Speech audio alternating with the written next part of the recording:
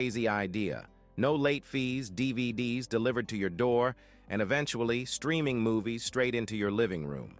That idea? It didn't just disrupt Blockbuster, it destroyed it.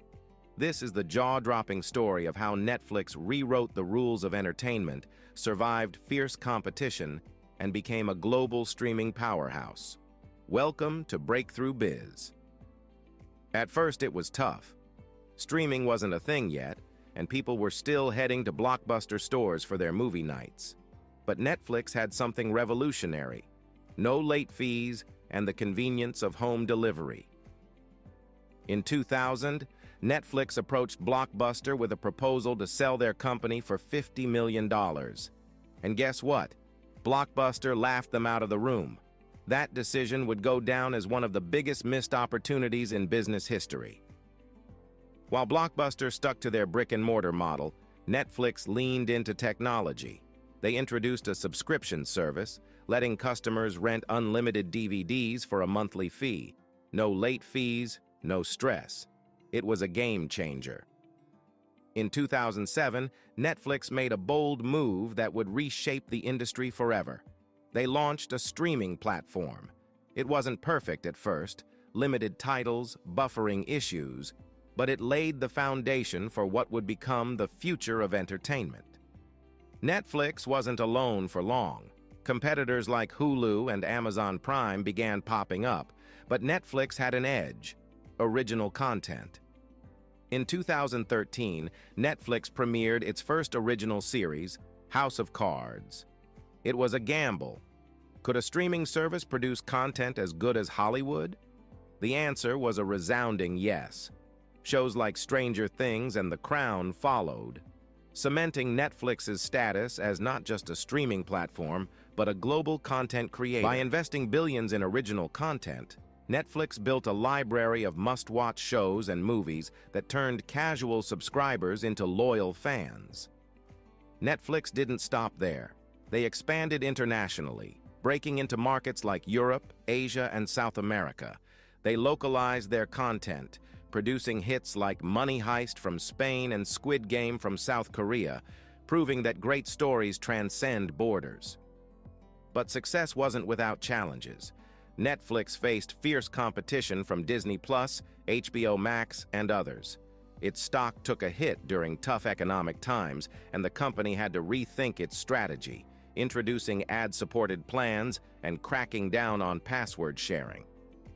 Despite the setbacks, Netflix remained resilient. So, what can we learn from Netflix? First, never stop innovating. Netflix transformed from a DVD rental service to a global streaming giant because they embraced change. Second, take risks. Whether it's original content or bold business moves, success requires stepping into the unknown. And finally, adapt. Netflix's story is a masterclass in evolving with the times. Netflix started with a simple idea and turned it into an empire by daring to do things differently. What's your favorite Netflix show? Let me know in the comments below. Don't forget to like, share, and subscribe to Breakthrough Biz for more inspiring business stories. See you in the next episode. Imagine walking into a store, any store, and everything you need is available at prices lower than anywhere else. Now, imagine that store is so big, so powerful, it's found in nearly every corner of the globe. Sounds impossible, right? But that's exactly what Sam Walton did in 1962. He didn't just build a store, he built an empire. This is the story of Walmart, and how one man's vision took him from a small-town shopkeeper to the CEO of the largest retailer in the world. 1962, Rogers, Arkansas.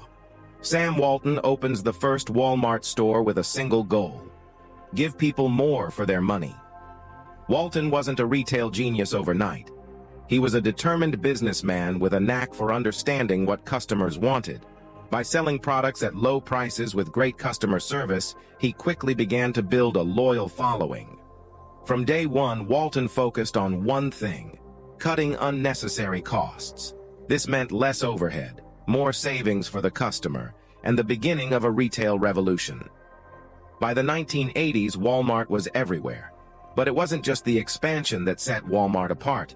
It was how they did it. While other retailers were sticking to traditional methods, Walton made a bold move. He embraced technology.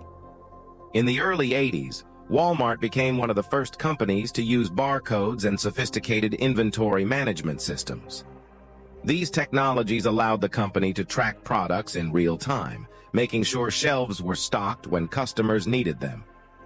This innovation allowed Walmart to lower costs even more, passing the savings directly to the customer. It wasn't just about having the cheapest products, it was about making shopping easier and more convenient. As the company grew, so did its vision. By the 1990s, Walmart had become a global phenomenon. It wasn't just about America anymore. Walmart expanded into countries like Canada, Mexico, and China, taking its everyday low prices message worldwide. The key to their success? Walton's ability to adapt the business model to local needs while maintaining the core principle: affordable prices for everyone. However, not everyone was a fan of Walmart's success. Critics pointed to its impact on small businesses, its labor practices, and its environmental footprint. But Walton's determination to do things his way never wavered. Even in the face of criticism, Walmart remained focused on its mission. The company implemented programs like Live Better U, offering affordable college tuition for employees. And it launched sustainability initiatives, committing to renewable energy and reducing waste. Fast forward to today, and Walmart isn't just a physical store. It's a tech-driven behemoth. With a booming e-commerce business and innovative delivery options, Walmart is fighting for dominance in the digital age. They've embraced automation, AI, and robotics to improve efficiency and keep up with competitors like Amazon. In fact, Walmart has used its massive supply chain to give customers a seamless shopping experience, whether in-store or online. Today, Walmart is more than just a store. It's an integral part of people's lives around the world. Sam Walton's legacy isn't just about building a business. It's about creating a company that's dedicated to serving customers.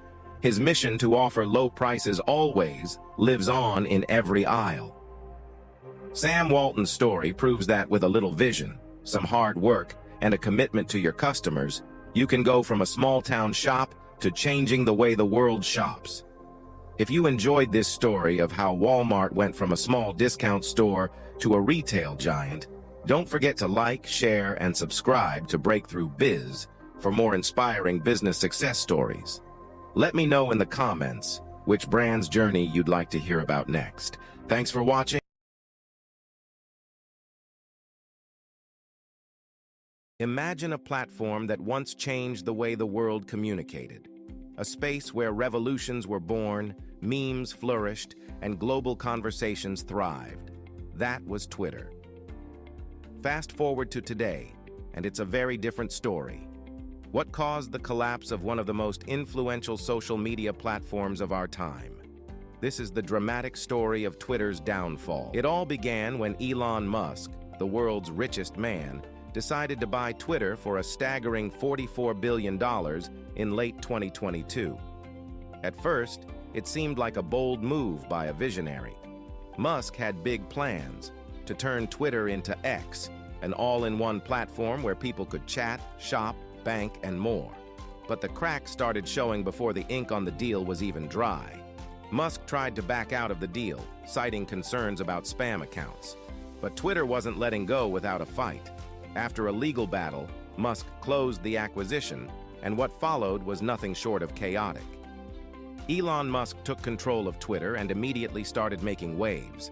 Within weeks, he fired nearly half the company's workforce, including teams dedicated to content moderation, engineering, and trust and safety. The result? A flood of hate speech and misinformation that left users uneasy and advertisers running for the hills. Advertisers, who made up nearly 90% of Twitter's revenue, pulled out in droves. Big names like Apple, General Motors, and Coca-Cola paused their campaigns, fearing the platform's declining standards. Then came one of Musk's most controversial moves, Twitter Blue. For just $8 a month, anyone could buy a verification badge. but what was meant to generate revenue instead caused chaos. Picture this: a verified Pepsi account tweeting that they now prefer Coke, or fake politicians announcing policies that never existed. It was pandemonium, and for a platform built on credibility, this was a massive blow. The fallout was swift. Users ridiculed the system, and advertisers lost trust. Twitter's reputation took another hit, and so did its bottom line. Then came the moment that shocked the world. Musk killed Twitter as we knew it. The iconic blue bird was replaced with a stark, minimalist X, signaling the birth of Musk's long-dreamed everything app. But for many loyal users, this was the final straw. Alternatives like Threads and Blue Sky capitalized on the chaos, welcoming millions of fleeing users. Suddenly, Twitter, or should I say X, was no longer the place to be. By mid-2023, Musk admitted that Twitter's ad revenue had dropped by more than 50%. Daily active users were also in freefall, with analysts warning that the platform's survival was at stake. Experts argue that Musk's erratic leadership, controversial decisions, and alienation of both users and advertisers are to blame. His vision for X as an everything app remains unrealized, and the platform's future hangs by a thread. Twitter's story is a cautionary tale about leadership, trust, and change. It shows us that even the most influential platforms can falter when they lose sight of what made them successful in the first place: their users. So will X rise from the ashes or disappear entirely? That's a story only time will tell.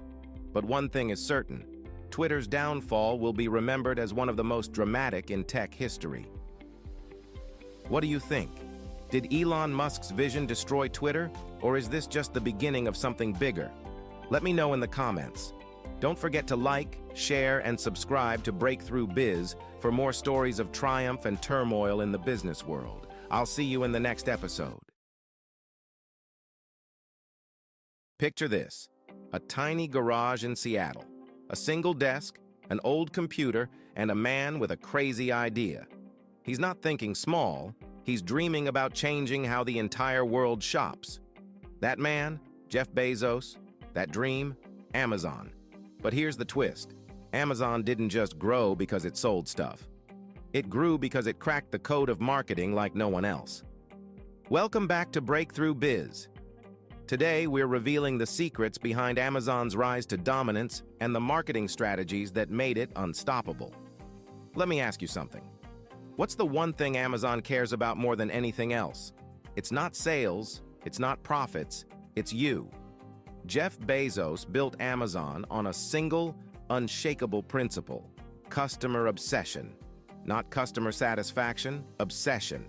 He knew that if he made customers happy, everything else would fall into place. This is why Amazon isn't just a store, it's an experience. From the moment you search for a product to the second it arrives at your door, everything is designed to make you say, "Wow." And that's the first marketing lesson. Happy customers are the best marketing. 2005. Amazon Prime was launched, and the world would never shop the same way again. For just $79 a year, customers got free 2-day shipping, streaming content, and more. Sounds simple, right? But Prime wasn't just a service. It was a hook. Here's the genius. Prime made you loyal. Studies show Prime members spend twice as much as non-members. Why? Because once you're in the club, you're all in. You're not just buying products, you're buying into a lifestyle. Now, here's where things get spooky. Ever feel like Amazon knows you better than you know yourself? That's because it does. Every click you make, every product you browse, every review you read, it's all feeding into Amazon's massive data brain. Amazon uses this data to create hyper-personalized experiences. Those "customers also bought" suggestions, that's data in action. Those emails telling you your favorite item is on sale? Yep, more data. Amazon doesn't just market to you, it markets for you. And let's talk about reviews. Amazon didn't invent them, but it made them essential. By encouraging honest feedback, Amazon created a goldmine of social proof. Think about it. When was the last time you bought something online without checking the reviews? Those stars aren't just ratings, they're trust signals. And trust, my friends, is marketing gold. Then there's Prime Day, Amazon's version of Black Friday. But here's the twist. It's not about clearing out inventory. It's about creating demand. Exclusive deals, limited time offers. It's the ultimate fear of missing out. Every year, Prime Day shatters records and brings millions of new customers into the Amazon ecosystem. It's not just a sale, it's a spectacle. And let's not forget Alexa and Echo. These aren't just gadgets, they're gateways. Every time you say, "Alexa, reorder coffee," Amazon tightens its grip on your shopping habits. It's not selling products, it's building ecosystems that keep you coming back. Amazon didn't just build a store, it built a system where marketing doesn't feel like marketing. It feels like convenience, trust, and value. From obsessing over customers to leveraging data and creating ecosystems, Amazon rewrote the rules of retail. The story of Amazon shows us that the best marketing doesn't scream, "Buy this." It whispers, "This was made just for you." So what do you think of Amazon's strategy? Let me know in the comments, and don't forget to like, share, and subscribe to Breakthrough Biz. I'll see you next time for another inspiring business story. At just 19, he dropped out of MIT. By 25, he was the youngest self-made billionaire. His vision? To revolutionize artificial intelligence through the power of data. This is the story of Alexander Wang, the mastermind behind Scale AI, a company redefining industries from self-driving cars to national defense. Born to physicist parents in New Mexico, Alexander was surrounded by innovation from an early age. Fascinated by math and programming, he began coding as a teenager, entering national math competitions and solidifying his reputation as a tech prodigy. But it wasn't just talent that set him apart, it was his ability to see the bigger picture. While studying at MIT, Alexander realized a massive gap in the AI industry: data labeling. AI systems were only as good as the data they were trained on, but labeling massive datasets was slow, costly, and inefficient. In 2016, Alexander co-founded Scale AI to solve this problem. His vision was to build a platform that could label data at scale using a combination of human intelligence and machine learning. Scale AI's innovation quickly caught the attention of tech giants like Tesla, Waymo, and OpenAI. By providing precisely labeled data, Scale became the backbone for autonomous vehicles, robotics, and even national defense systems. From labeling millions of images for self-driving cars to aiding the US government in analyzing satellite imagery, Scale AI's impact spans industries. Building a company at the forefront of AI innovation wasn't without its challenges. Alexander had to navigate ethical concerns, fierce competition, and the rapidly evolving demands of the tech world. But his unwavering focus on delivering quality and pushing the boundaries of technology allowed Scale AI to thrive. By 2024, Alexander Wang had transformed Scale AI into a billion-dollar company. But for him, it's not just about wealth, it's about enabling breakthroughs. His work is helping unlock the potential of AI to tackle real-world challenges, from climate change to medical research. Alexander Wang's story isn't just one of success, it's a testament to the power of innovation and determination. He took a complex problem, turned it into an opportunity, and built a company that's shaping the future. From a teenager passionate about coding to a pioneer driving the AI revolution, Alexander Wang proves that age is no barrier to impact. What do you think about the role of AI in transforming our world? Share your thoughts in the comments below. If stories of innovation inspire you, don't forget to like, share, and subscribe to Breakthrough Biz for more game-changing success stories. Thanks for watching, and we'll see you in the next episode. In a world where dating apps felt dominated by unsolicited messages and one-sided dynamics, one woman decided to flip the script. Meet Whitney Wolfe Herd, the trailblazer who dared to ask, what if women were in control? Her answer wasn't just a dating app, it was a movement. This is the story of Bumble, the female-first platform that redefined modern dating and catapulted Whitney Wolfe Herd into history as the youngest female CEO to take a company public.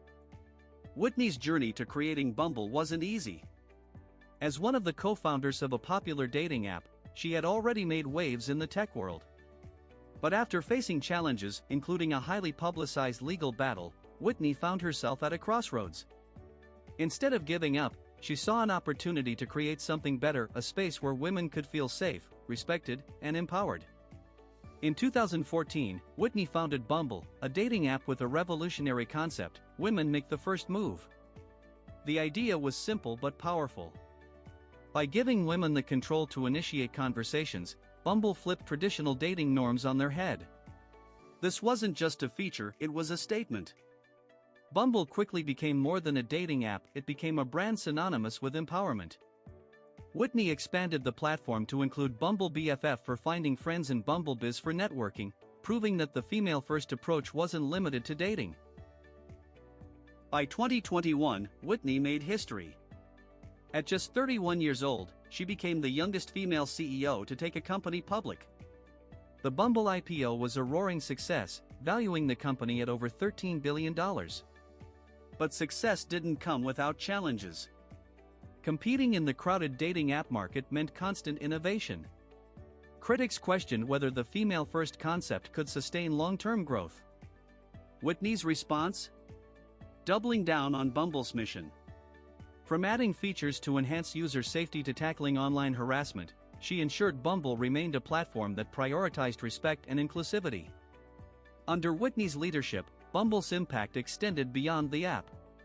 It became a champion for women's empowerment, investing in causes that aligned with its values. Whitney Wolfe Herd didn't just create a successful company, she sparked a cultural shift. Bumble became a symbol of empowerment, proving that tech innovation can go hand in hand with social change. Whitney Wolfe Herd's journey reminds us that true innovation comes from challenging the status quo. What's your take on Bumble's female-first approach? Let us know in the comments below. If stories of bold entrepreneurs inspire you, don't forget to like, share, and subscribe to Breakthrough Biz. Thanks for watching, and we'll see you in the next episode. A mother searching for safe, gentle products for her baby is faced with a shocking reality: most options are filled with harmful chemicals disguised behind complex names. This was the moment that changed Ghazal Ulug's life forever. She realized the very products meant to protect her child could pose a hidden danger. But instead of accepting it, she decided to fight back, creating a solution the world desperately needed. What began as a mother's concern quickly turned into a mission. Ghazal and her husband, Varun, delved deep into the world of skincare, researching natural alternatives and studying global safety standards. In 2016, they took a bold step forward, launching Mamaearth, India's first toxin-free skincare brand. It all began when Ghazal Ulug became a mother. Like every parent, she wanted the best for her baby. But a quick look at the labels on baby care products revealed a shocking reality: harmful chemicals disguised under fancy names. Instead of settling, Ghazal and her husband, Varun Ulug, decided to take matters into their own hands.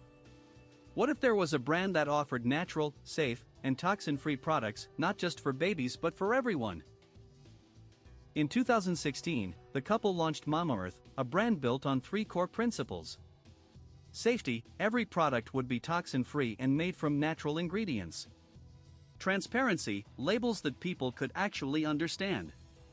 Sustainability: a commitment to give back to the planet. Mamaearth wasn't just a business, it was a promise to redefine skincare.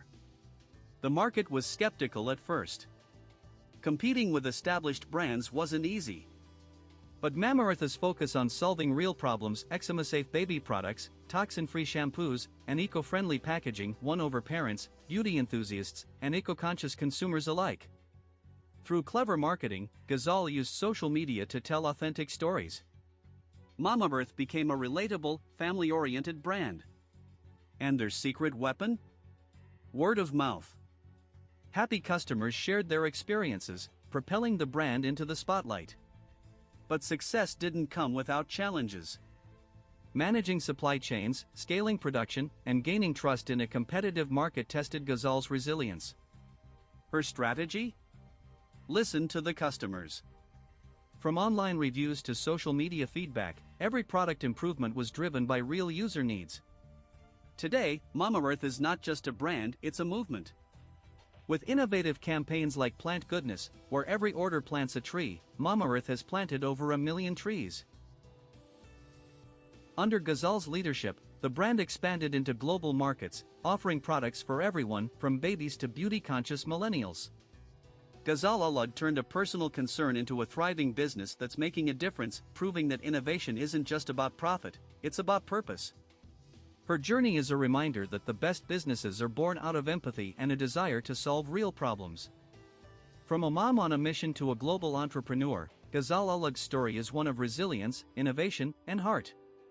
What do you think about Mama Earth's approach to skincare and sustainability? Let us know in the comments below. And if stories like this inspire you, don't forget to like, share, and subscribe to Breakthrough Biz for more tales of innovation and success. Thanks for watching, and we'll see you in the next episode. The banking system you've always known was broken. Hidden fees, endless paperwork, and rigid rules that made your money harder to manage. Then came Revolut, the digital banking app that dared to challenge the entire industry. In just a few years, Revolut has grown from a small London startup to a global financial powerhouse with over 30 million users. How did two entrepreneurs revolutionize how we manage money? This is the story of Revolut, the app that made traditional banks rethink everything. In 2014, Nikolai Storonsky, a former investment banker, and Vlad Yatsenko, a tech wizard, set out to solve a personal frustration: expensive foreign exchange fees.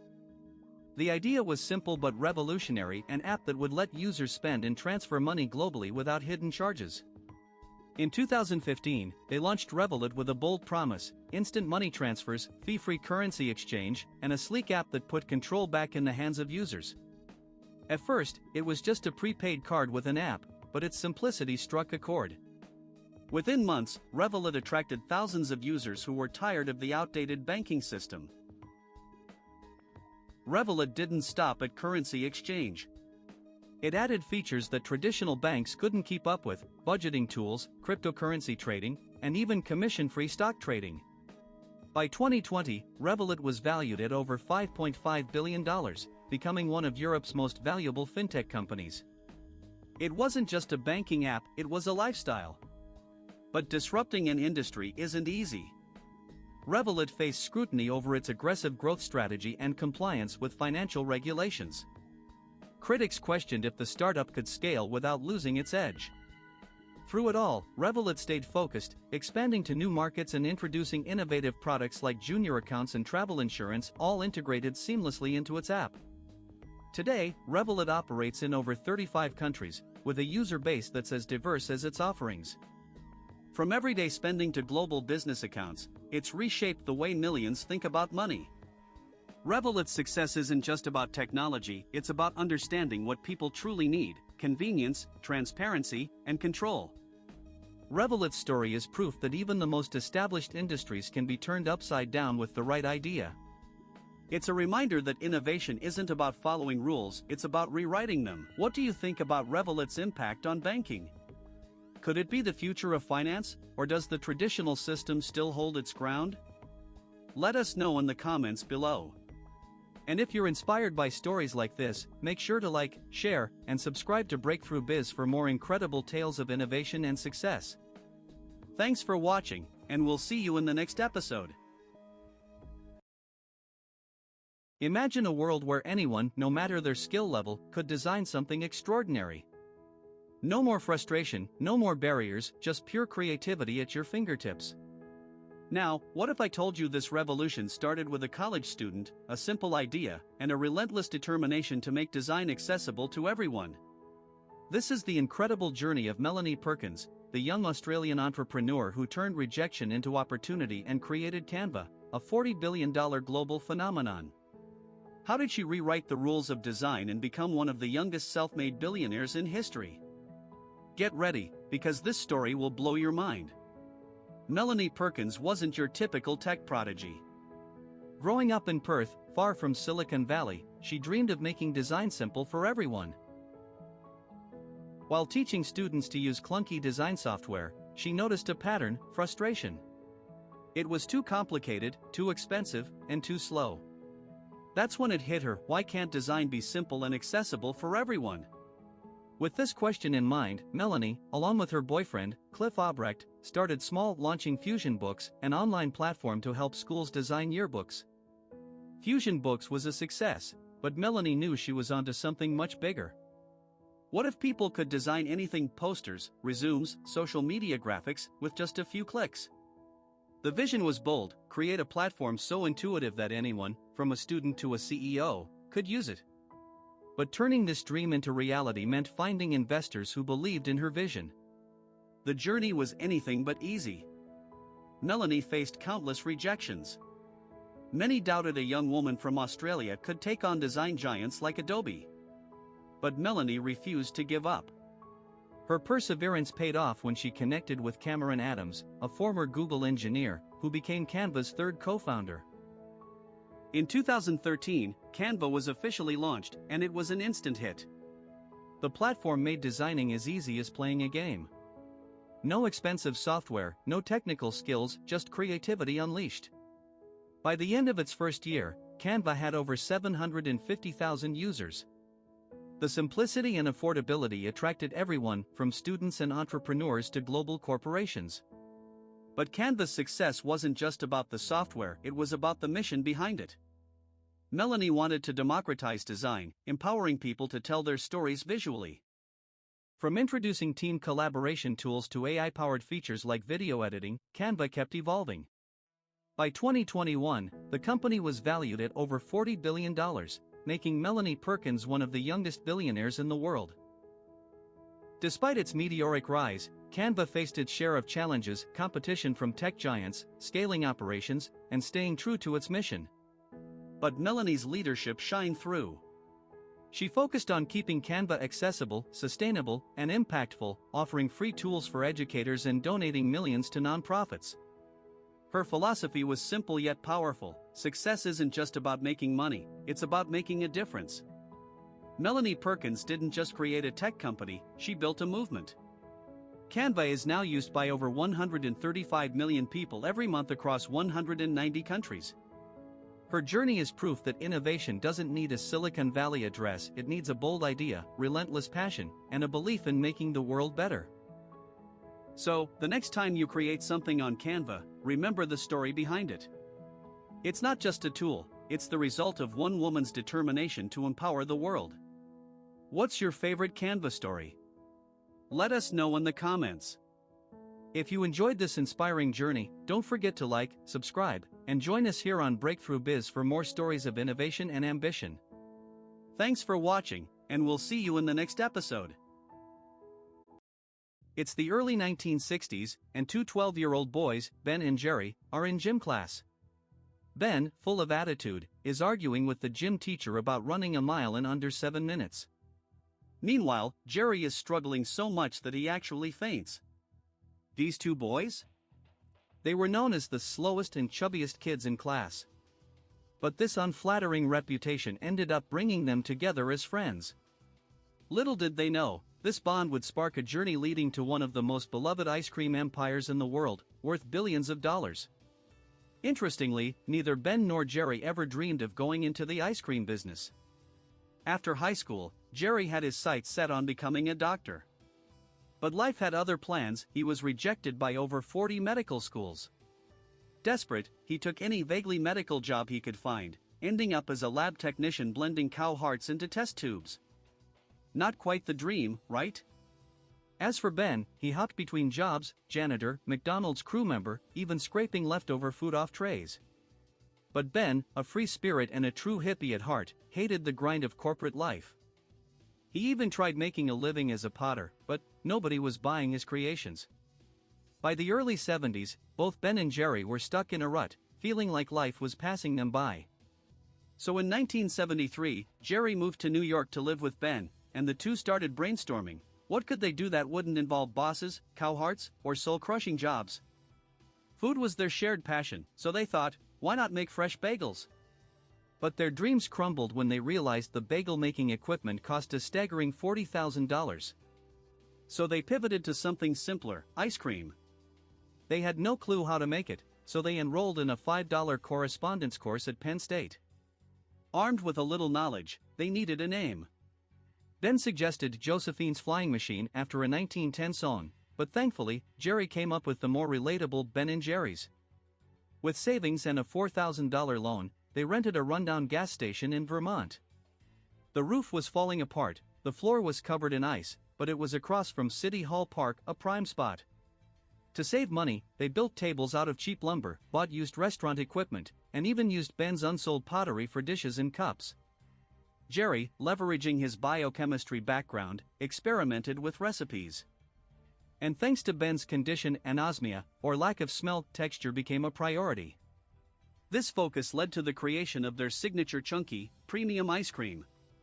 Finally, on May 5, 1978, Ben & Jerry's Scoop Shop opened its doors. Customers lined up for buy one get one free cones, and the duo was off to a sweet start. To boost sales, they hosted quirky events like the Fall Down Festival, featuring ice cream eating contests and stilt walking. Their wildest stunt? Ben lying on the ground while Jerry smashed a cinder block on his stomach with a sledgehammer. Despite the buzz, profits were slim. Oversized scoops were cutting into their margins. They pivoted to selling pints in local stores, delivering them by car until traffic jams caused the ice cream to melt. To scale up, they secured a bigger loan, rented an old factory, and started mass-producing their ice cream. By 1983, sales had doubled, but trouble was brewing. Pillsbury, owner of Häagen-Dazs, tried to crush them by pressuring distributors to drop Ben & Jerry's. Ben & Jerry fought back with a genius marketing campaign, "What's the Doughboy Afraid of?" The public rallied behind them, forcing Pillsbury to back down. Success brought stress. Ben & Jerry considered selling the company until they had an epiphany: if there's something you don't like about business, change it. They implemented a 5-to-1 pay ratio between the highest and lowest earners, launched the Ben & Jerry's Foundation, and funded community projects with 7.5% of pre-tax profits. In 1984, they went public, but only allowed Vermont residents to buy shares. It was a bold move that built loyalty and raised the money they needed. They also launched the Cow Mobile, touring the US and giving away free ice cream. This grassroots approach solidified their brand as one that cared about people. Ben & Jerry's went from a rundown gas station to a global powerhouse by staying true to their values: creativity, community, and incredible ice cream. What do you think of their story? Have you ever thought about turning your passion into a business? Let me know in the comments below. What if buying a car could be as easy as ordering a pizza? A few clicks, and your dream car is delivered to your doorstep. This isn't science fiction, it's Carvana, a company that dared to disrupt the decades-old car dealership industry. But Carvana's journey hasn't just been about innovation, it's been a roller coaster ride of soaring highs, crushing lows, and a comeback story that's nothing short of remarkable. It all started in 2012, when Ernest Garcia III had a bold vision: eliminate the most painful part of car buying, the dealership. The solution? Carvana, a completely online platform where customers could browse, finance, and purchase used cars without ever stepping into a showroom. But Garcia didn't stop there. He introduced something that grabbed headlines: car vending machines. These futuristic towers allowed customers to pick up their cars in a way that felt more like playing a game than completing a transaction. Carvana's concept struck a chord. By 2017, the company went public, and its stock price soared as customers flocked to the convenience of online car shopping. The COVID-19 pandemic in 2020 gave Carvana an unexpected boost. With traditional dealerships shuttered, online car sales exploded, making Carvana one of the fastest-growing auto retailers in the US. But as quickly as Carvana rose, it crashed. By 2022, the company faced mounting debt, supply chain issues, and a cooling used car market. Its ambitious growth plans began to backfire, leading to massive losses and skepticism from investors. Some even predicted Carvana's demise. Yet, Carvana refused to give up. In 2023, the company made strategic moves to slash costs, streamline operations, and focus on profitability. By 2024, those efforts began to pay off. Carvana saw a resurgence in revenue, proving that innovation paired with resilience could turn things around. Carvana didn't just change how cars are sold, it changed how we think about convenience, customer experience, and the future of retail. Its story is a testament to the power of big ideas and the grit to weather storms. Whether Carvana's journey continues to climb or faces more hurdles, one thing is certain: it has already left a lasting mark on the auto industry. What do you think about Carvana's revolutionary model? Could this be the future of car buying, or is it just another bubble waiting to burst? Let us know in the comments below, and if you love stories of innovation and resilience, don't forget to like, share, and subscribe to Breakthrough Biz. Thanks for watching, and we'll see you in the next episode. In the world of business, bold moves can make or break a company. But what happens when a tech company bets its entire future on something as volatile as Bitcoin? This is the story of MicroStrategy, a software giant turned cryptocurrency trailblazer. It's a tale of innovation, risk, and a vision that defied Wall Street skeptics. MicroStrategy's journey began in 1989 when Michael Saylor, a MIT graduate, co-founded the company with a focus on business intelligence software. Their mission? Help companies analyze data to make smarter decisions. For decades, MicroStrategy thrived, becoming a leader in enterprise analytics, serving Fortune 500 companies worldwide. But by 2020, Saylor saw the writing on the wall. The software market was crowded, and inflation threatened the company's cash reserves. He needed a game-changing strategy. That's when Saylor turned to Bitcoin, a digital currency he believed could act as a hedge against inflation and preserve the company's value. It was a radical idea. Instead of letting cash sit idle, MicroStrategy began investing heavily in Bitcoin, acquiring its first $250 million worth in August 2020.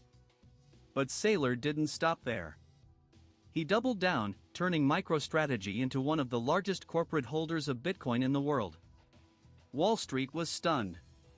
Critics called Saylor reckless, accusing him of gambling with shareholder money. Bitcoin's infamous volatility only fueled the controversy. When prices dipped, MicroStrategy's stock plummeted.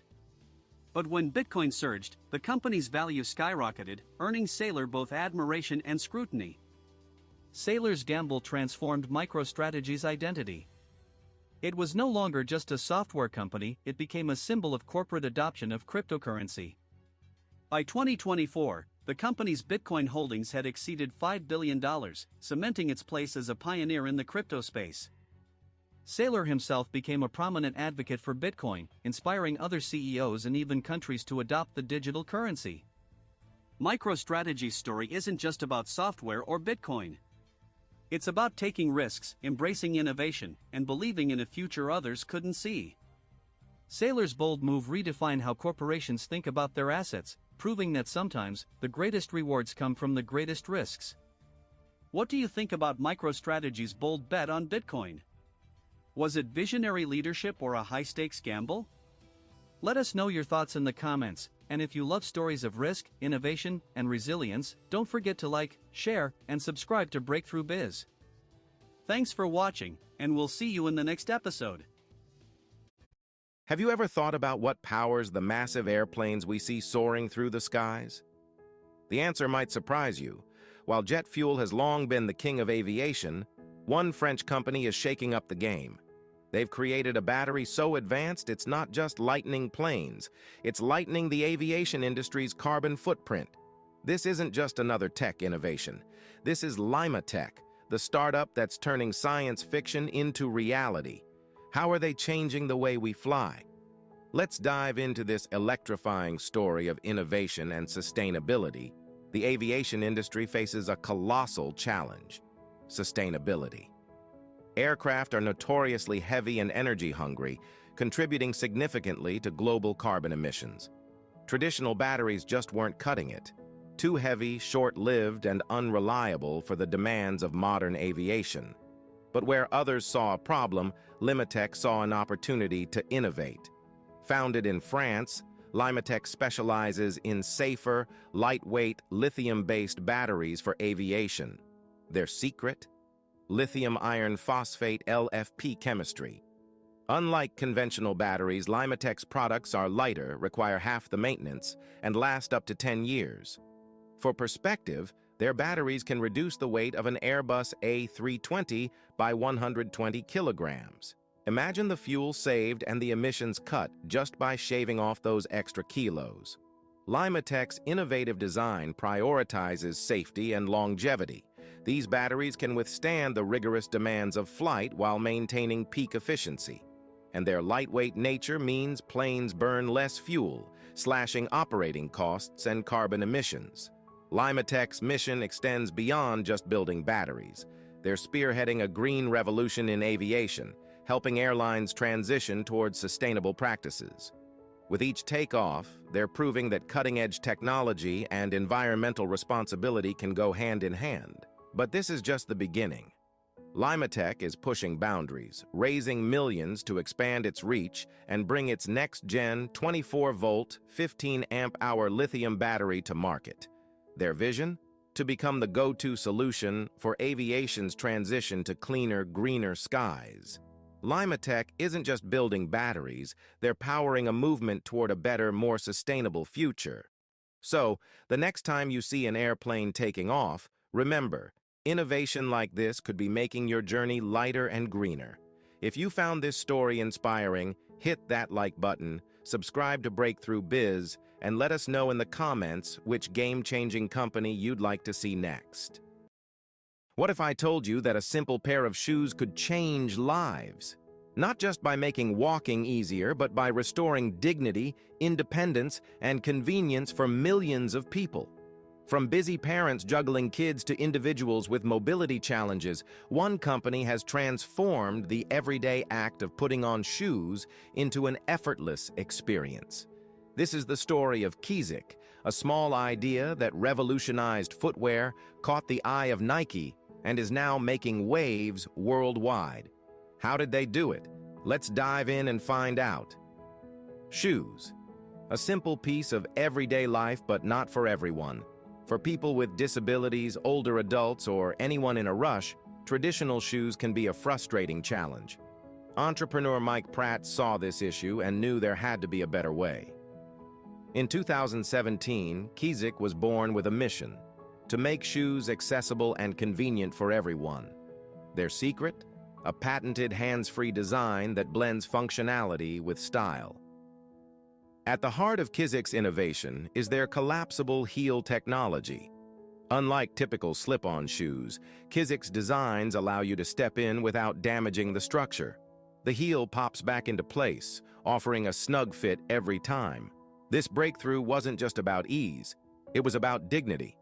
For those with mobility challenges, Kizik's shoes became a way to reclaim independence. But here's where it gets even more interesting. Kizik's innovation caught the attention of a giant, Nike. Recognizing the potential of their hands-free technology, Nike not only invested but also licensed Kizik's designs. With Nike's support, Kizik gained global visibility, transforming from a niche startup into a mainstream brand. Suddenly everyone, from parents to professionals, wanted a pair. Today, Kizik is more than just a shoe company. It's a movement. Their inclusive designs cater to all walks of life, proving that innovation isn't just about technology. It's about solving real problems. Their rise has been meteoric, with millions of shoes sold and glowing reviews from customers around the world. Kizik isn't slowing down. With plans to expand their product line and bring hands-free footwear to even more markets, they're setting the standard for functional, stylish, and inclusive design. From a small idea to a global impact, Kizik is a testament to how innovation can change lives, one step at a time. So, the next time you slip into your shoes, think about how something so simple can be so revolutionary.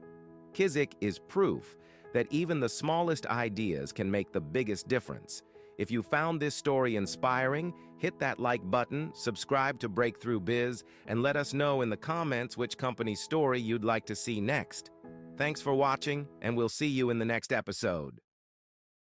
What can you do with just $3 in your pocket? For Gopal, a struggling entrepreneur in India, $3 was all he had when his father passed away, leaving the family in debt. With nothing but determination, Gopal turned that $3 into a global tea empire worth over $1 billion. This is the story of how a humble chaiwala tea seller created Chai Point, a business that redefined tea culture in India. Gopal grew up in a small village where tea wasn't just a drink, it was a way of life. But when his father passed, he was forced to drop out of school and work to support his family. His first job? Selling chai on the streets. Gopal worked tirelessly, balancing trays of steaming cups, weaving through crowded marketplaces. What others saw as a dead-end job, Gopal saw as an opportunity. He noticed something: tea was everywhere, but the experience of drinking it was outdated and unappealing. What if, he thought, tea could be served with quality, style, and a touch of modernity? In 2010, Gopal saved enough money to open his first tea shop. It was tiny, just a corner stall with a few stools. But he had a vision: to combine India's love for chai with the efficiency and ambience of a modern cafe. He introduced innovations that no one had seen before: hygienically brewed tea in eco-friendly packaging, served with freshly baked snacks. Customers loved it. Word spread quickly, and soon, Gopal's tiny stall had a line stretching down the street. But Gopal wasn't satisfied with one stall. He dreamed of bringing his modern chai experience to every corner of India. He reinvested his profits to open a second location, then a third. By 2015, Chai Point had expanded into major cities like Bangalore and Mumbai. What made it special? Gopal didn't just sell tea, he sold an experience. Cozy interiors, calming music, and free Wi-Fi turned Chai Point into the perfect hangout spot. And then came the game changer, Chai on Call. Customers could now order fresh, hot chai delivered to their doorstep in specially designed thermos flasks. This convenience was a hit, especially among office workers and busy professionals. Of course, it wasn't always smooth sailing. Competitors tried to copy his model, and rising costs threatened his margins. But Gopal stayed ahead by constantly innovating.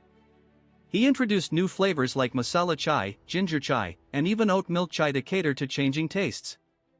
He also invested in technology, launching a mobile app that allowed customers to order and pay with a few taps.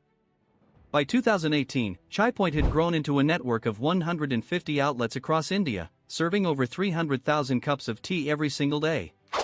Today, Gopal is celebrated as the man who revolutionized India's tea culture. Chai Point is more than just a business, it's a reminder that even the simplest ideas can create massive impact. Gopal's journey from a street chaiwala to the CEO of a billion-dollar company proves one thing: it doesn't matter where you start. What matters is where you're determined to go. So, what's your big idea? What's the chai in your life, the simple thing you can turn into a revolution? Let Gopal's story remind you, no dream is too small, and no obstacle is too big. Drop a comment and share your thoughts. Who knows? Your breakthrough moment might just be one cup of tea away. What do you think of when you hear BMW? Luxury? Power? Innovation? For over a century, this iconic brand has defined what it means to drive.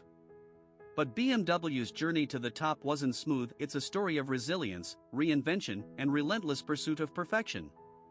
From crafting airplane engines in World War I to becoming one of the world's most recognized car brands, BMW's story is one of engineering brilliance and bold decisions. How did they get here? Buckle up, because this is a ride worth taking. The story begins in 1916 in Munich, Germany, when BMW, or Bayerische Motorenwerke, wasn't even building cars. The company started as an aircraft engine manufacturer, creating some of the most advanced engines of the time. But after World War I, a treaty banned Germany from producing aircraft. Overnight, BMW was forced to pivot. Instead of giving up, they adapted, creating motorcycle engines and later motorcycles themselves. In 1928, BMW took its first step into the automobile market. Their cars quickly gained a reputation for reliability and engineering excellence. But then came World War II. BMW shifted back to producing aircraft engines for the military. When the war ended, BMW's factories were in ruins, and the company was banned from producing motor vehicles. It seemed like the end of the road. But BMW refused to be grounded. They rebuilt, this time from scratch. The 1950s brought financial struggles, and BMW faced bankruptcy. The solution? A quirky, small car called the BMW Isetta. It wasn't a powerhouse, but it was affordable, efficient, and exactly what post-war Europe needed. The Isetta became a symbol of BMW's resilience, keeping the company alive during tough times. But BMW wasn't content to just survive, they wanted to lead. BMW's tagline, "The ultimate driving machine," wasn't just a slogan, it was a promise. Their cars weren't just about getting from A to B, they were about enjoying every moment in between. BMW didn't just stick to what worked. They led the charge in innovation. From groundbreaking safety features to high-performance engines, the brand pushed the boundaries of what cars could do. Today, BMW is embracing the future with electric and autonomous vehicles like the BMW i Series, proving that sustainability and performance can go hand in hand. BMW's journey is a testament to resilience and reinvention. From aircraft engines to motorcycles, from quirky microcars to luxury sedans, BMW has stayed true to its mission, delivering the ultimate driving experience. Their story isn't just about cars, it's about vision, adaptability, and the pursuit of excellence. BMW's legacy teaches us that success isn't a straight road, it's filled with twists, turns, and bumps along the way. But with innovation and determination, anything is possible. If this story inspired you, hit that like button, subscribe to Breakthrough Biz, and let us know in the comments which company's story you'd like us to cover next. Thanks for watching, and we'll see you on the next drive. Coca-Cola spends billions on advertising every year, yet they never directly sell you their product. Instead, they market an idea: happiness, harmony, and togetherness. But some argue that this is all a distraction from a darker truth. The company has faced serious accusations over the years, including causing disease, droughts, exploitation, and worse. So, buckle up as we dive into the incredible history of Coca-Cola, spanning 3 centuries, to uncover how it became one of the most recognizable brands in the world and at what cost. One thing's for sure, you don't build an empire selling sugary water by simply telling people the truth.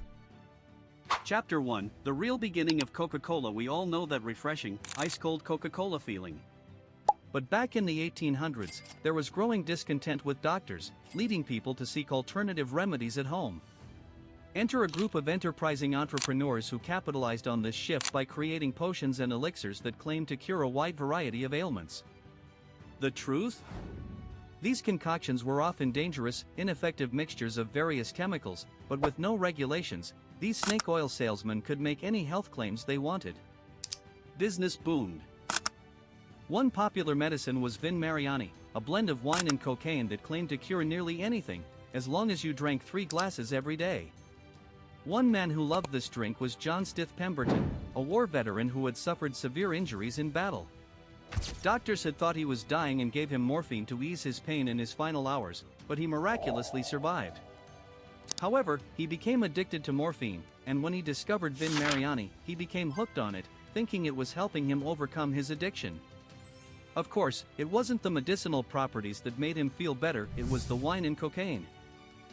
As a chemist, Pemberton decided to make his own version of the drink, which he called French wine coca, a near-identical replica of Vin Mariani with a few extra ingredients. This drink would eventually evolve into Coca-Cola. To be fair to Pemberton, he wasn't just a snake oil salesman, he truly believed in the benefits of his product. However, his timing was unfortunate. Just a year after he launched his drink, Prohibition swept the US, and many states banned alcohol. Pemberton had to remove the wine and replace it with carbonated water, but this made the drink taste bitter. So, he added a lot of sugar to mask the bitterness. With the wine removed, the drink needed a new name. Luckily, Pemberton's bookkeeper, Frank Robinson, suggested the catchy name Coca-Cola. While the company later claimed the name was just an alliterative choice, the truth is that it was a reference to the drink's 2 main ingredients, coca leaf, which contained cocaine, and cola nuts, which contained caffeine. Despite extensive documentation showing that Coca-Cola did indeed contain coca leaf, the company still denies that their formula ever contained cocaine. Eventually, by the 1920s, Coca-Cola found a way to remove the active cocaine from the leaves. In the early days, Coca-Cola's sales were sluggish, as people weren't yet buying into its medicinal claims. Early advertisements described the drink as a harmless and wonderful brain tonic that relieved headaches and upset stomachs, but it was just one of many patent medicines making similar claims. Coca-Cola struggled to stand out. Meanwhile, Pemberton's health continued to deteriorate as his addiction worsened. By 1888, John Pemberton passed away, never knowing that his creation would one day become one of the most iconic drinks in the world. Chapter 2: The spectacular rise of Coca-Cola. Just before John Pemberton passed away, he sold his company for a substantial sum to an ambitious and hard-working man named Asa Candler. Candler wasted no time in securing full control of the company, buying out any remaining shares from other investors. However, investigations later revealed that Candler might not have legitimately acquired all those shares, with some documents showing forged signatures.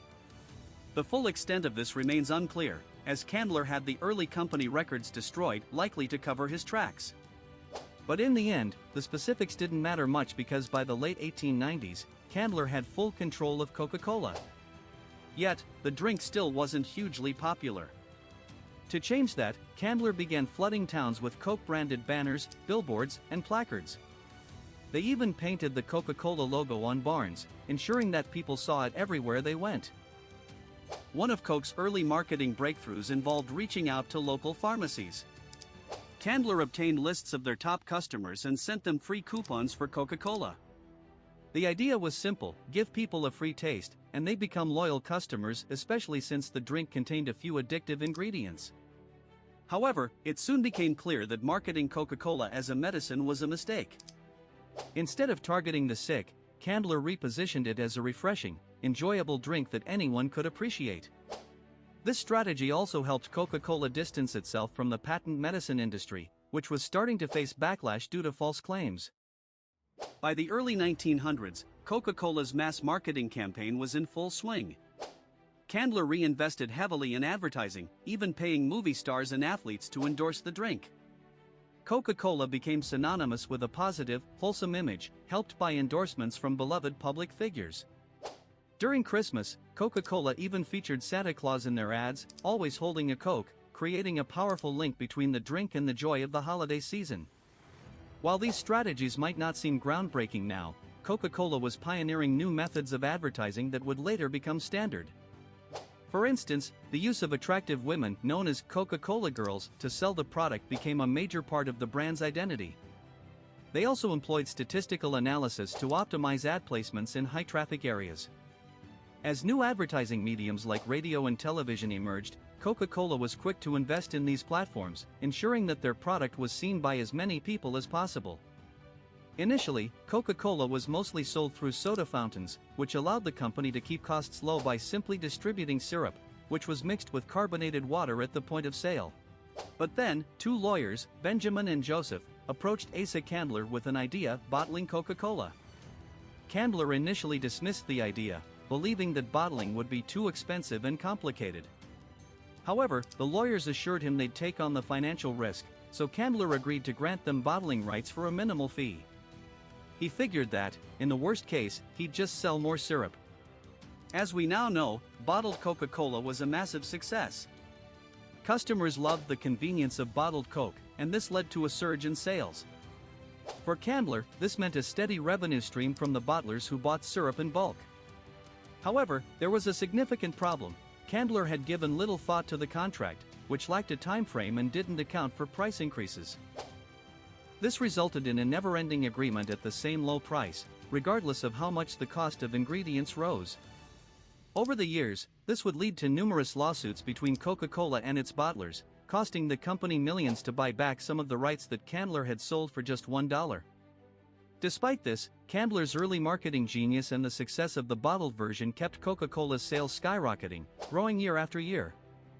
While the product itself wasn't necessarily unique, Coca-Cola was actually a knockoff of another drink. It was the relentless and innovative marketing that fueled its rise. Ultimately, Coca-Cola's success can be attributed to a combination of savvy marketing, strategic branding, and a bit of luck, and that's what made the company an icon. Chapter 3: The lucrative business of war. When World War II broke out, sugar was rationed to conserve resources. However, Coca-Cola made the audacious claim that it should be exempt from the sugar restrictions because the drink was an essential wartime product. Even more remarkably, the government agreed. This exemption was largely the result of Coca-Cola's massive lobbying efforts. The company funded numerous studies that highlighted Coke's benefits, arguing that it would boost morale and provide energy to soldiers. Eventually, the U.S. government appointed a Coca-Cola executive to the rationing board, who, unsurprisingly, granted Coca-Cola its exemption. While every other company had to reduce sugar in their products, Coca-Cola faced no such limitations. But that wasn't all. Coca-Cola's president at the time, Robert Woodruff, made a public promise that every soldier in uniform would get a bottle of Coca-Cola for just 5 cents, no matter where they were or what it cost the company. This move, while costing Coca-Cola money on each bottle sold, turned out to be a brilliant marketing decision. First, it created a deep connection between Coca-Cola and the war effort, earning huge public support and goodwill. In the eyes of millions of Americans, Coca-Cola became synonymous with patriotism. The company capitalized on this sentiment by running wartime ads featuring soldiers holding bottles of Coke. Behind the scenes, Coca-Cola made a deal with the U.S. government to fund the establishment of Coca-Cola bottling plants overseas, arguing that it would spread American influence and boost soldier morale. What it really did was help Coca-Cola expand internationally, with the government covering a significant portion of the costs. Coca-Cola's wartime expansion efforts were nothing short of massive. The company set up bottling plants in several countries, funded largely by the government. In fact, technicians who helped establish these plants were considered just as vital as those repairing tanks and planes.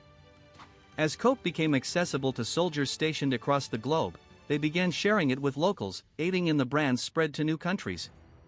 Soldiers, grateful for the taste of home during the horrors of war, became Coca-Cola's most passionate advocates, introducing the drink to people in every corner of the world. As a result, Coca-Cola's global expansion during the war was unparalleled. Today, only 2 countries, Cuba and North Korea, do not sell Coca-Cola. The deals and strategies forged during the war played a significant role in making Coca-Cola a global giant. However, there's a darker side to Coca-Cola's patriotic image. While the company was promoting support for U.S. troops in America, it was also supplying Coca-Cola to Nazi Germany. Coca-Cola was eager to avoid being associated with anything American in Germany and even featured the Coke logo at Hitler Youth rallies and on Nazi propaganda pamphlets. The company essentially played both sides, as Germany was an important market for their products. As the war intensified, trade restrictions were imposed that cut off many goods, including Coca-Cola syrup, to Germany. In response, Max Keith, the head of Coca-Cola's bottling operations in Germany, came up with a solution. He worked with local chemists to create a new drink similar to Coca-Cola, but made from leftover scraps, like apple fiber, since the syrup could no longer be imported. This new beverage was called Fanta, and it quickly became a hit in Nazi Germany. Some sources suggest that forced labor from concentration camps was used in the production of Fanta, although this remains unconfirmed. What is certain is that at the end of the war, the profits from Fanta went directly back to Coca-Cola's headquarters in the U.S. Keith was rewarded with a promotion within the company, and by the 1950s, Coca-Cola was selling Fanta in many countries around the world. As with many chapters in Coca-Cola's history, the company later tried to distance itself from the full story of its wartime dealings, particularly regarding Fanta. Yet, these events played a crucial role in the brand's expansion and its global reach. Lingota Special Deal Coca-Cola's rapid global expansion wouldn't have been possible without a team of polyglots, experts in speaking multiple languages. This brings us to our video sponsor, Lingota, Europe's largest online language school, offering courses in English, French, German, and Spanish. Whether you want to travel the world and converse with locals or conduct business in another country, learning a language is both a useful and exciting skill. With Lingota, you won't waste time commuting to class. They offer online lessons that fit your schedule, allowing you to learn from certified, native-level teachers at your convenience. One standout feature of Lingota is their Sprint Challenge, a 2-month intensive language course. If you attend all your lessons, you can earn up to 100% cashback. It's the perfect way to stay motivated and committed to mastering a language. Sign up through the link in the description below and enjoy a €20 or $20 discount on your deposit. Now, let's get back to the story. Chapter 4, Coca-Cola's Secrets. Coca-Cola may claim that its biggest secret is the drink's formula, locked away in a high-security vault, but that's not really the case. In fact, the formula is widely known, even available on Wikipedia. The real secret to Coca-Cola's success is far more than the formula, it's their masterful marketing and business strategies. One teacher once suggested to her school's headmaster that they add healthier options, like fruit juices, to the vending machines. She was shocked when the headmaster informed her that it wasn't possible due to the school's exclusive contract with Coca-Cola. The company was paying the school $10,000 a year, or about $1 per student, to ensure that only Coca-Cola products were sold. This was just one example of Coke's cradle-to-grave strategy, aiming to turn consumers into loyal Coke drinkers from a young age. One Coca-Cola marketing executive even noted that it's far easier to get children hooked on Coke at a young age than to try to convince them as adults. In some contracts, schools could even earn extra money by selling more Coca-Cola to students, leading many underfunded schools to push Coke's sugary drinks to their children. Coca-Cola's advertising tactics extended beyond schools. The company has created numerous collectible items like Barbie dolls, toy cars, and board games, products they claim are intended for adults. They also cleverly connected Coca-Cola to Christmas with ads featuring Santa Claus, ingraining the brand in the minds of impressionable children. In the 1980s, Coca-Cola even purchased Columbia Pictures to easily integrate product placements into films. Eventually, they sold the studio and opted to pay other production companies for Coke's product placement in their movies.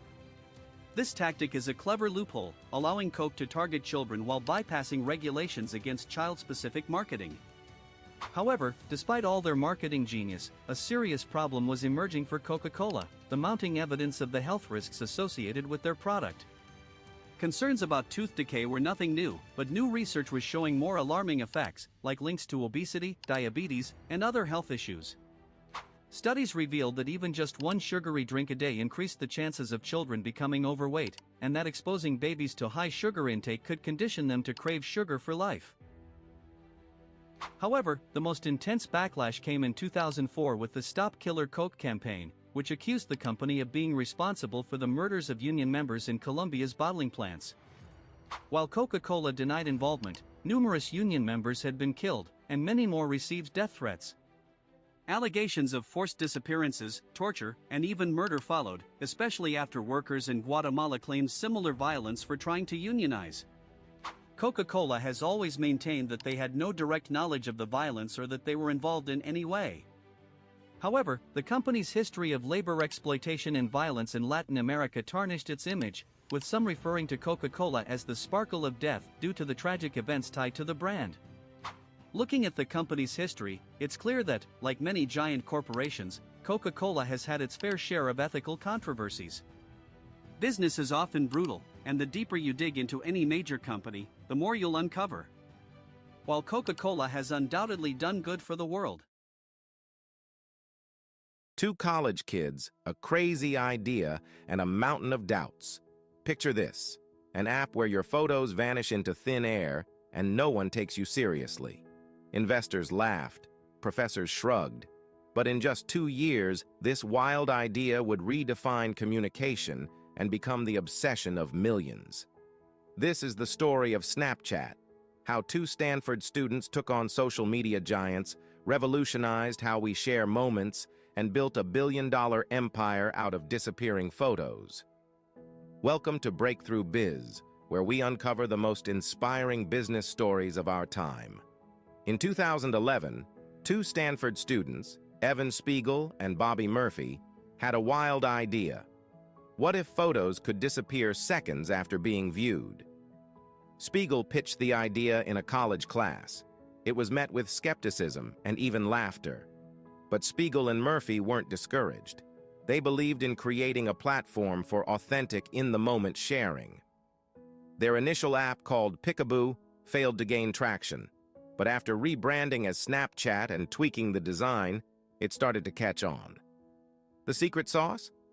It appealed to younger users who wanted a fun, casual, and pressure-free way to communicate. Snapchat wasn't just an app, it was a cultural shift.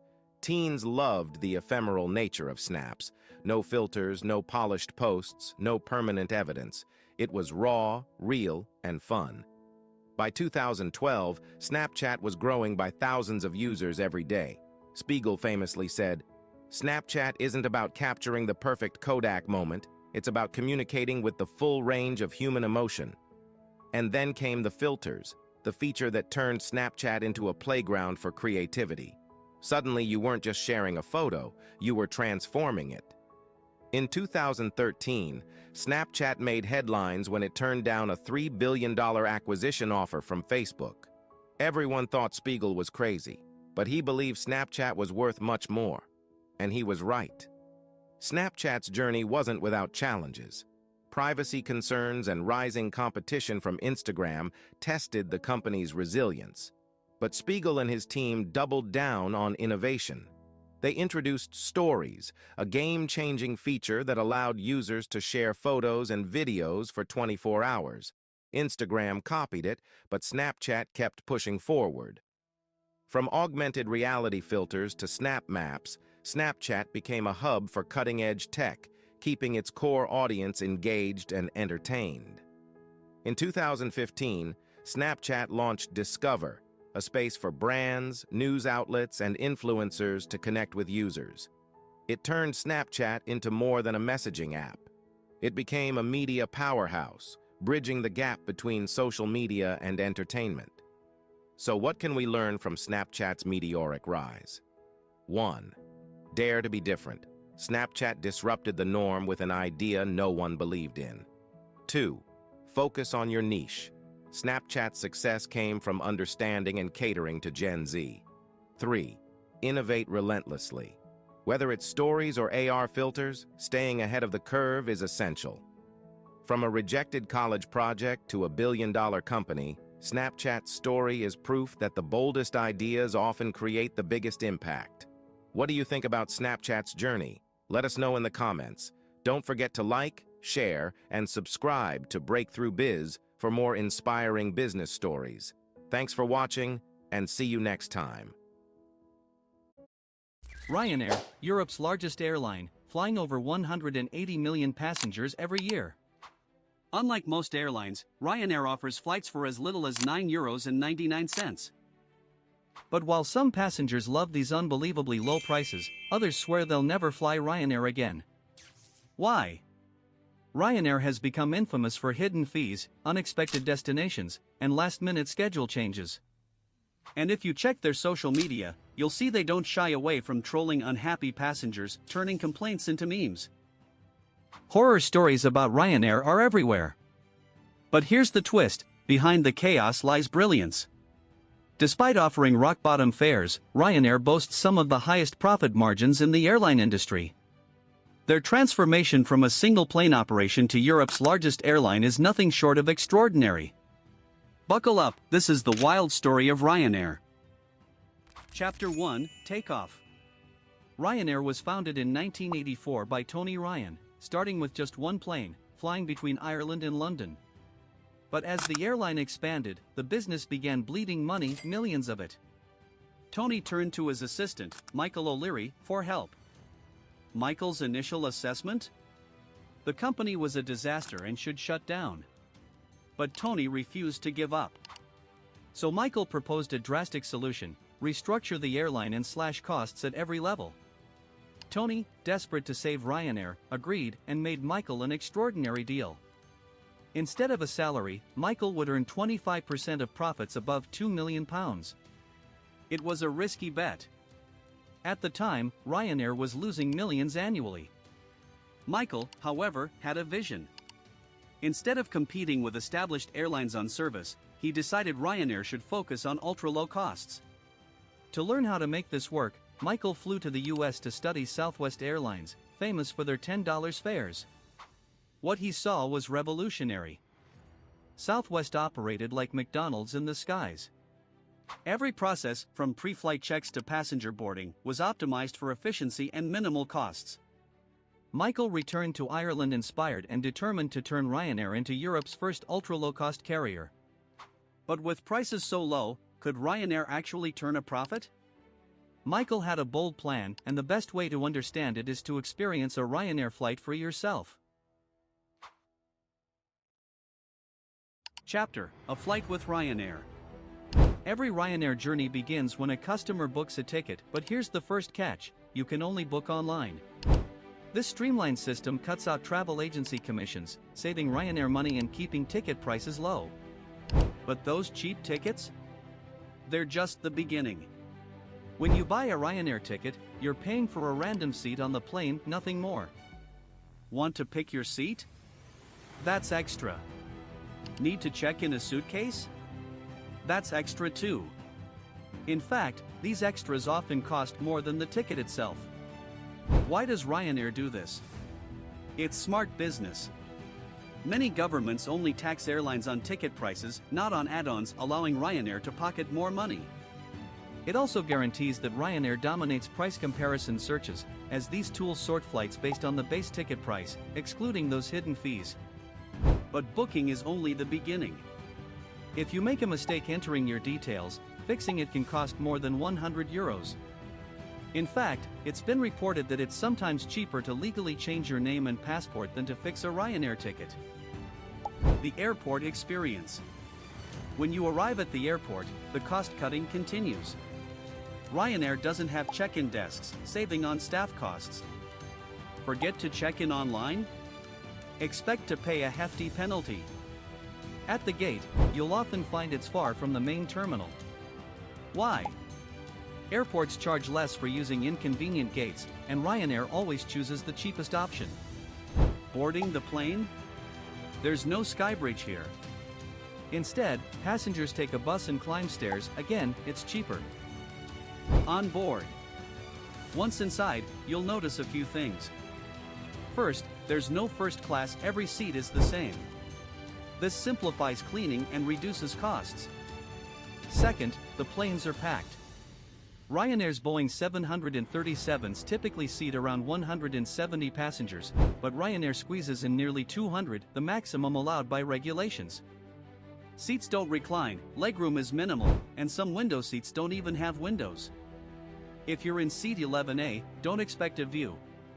Instead of safety brochures and seat back pockets, the information is printed on the headrests.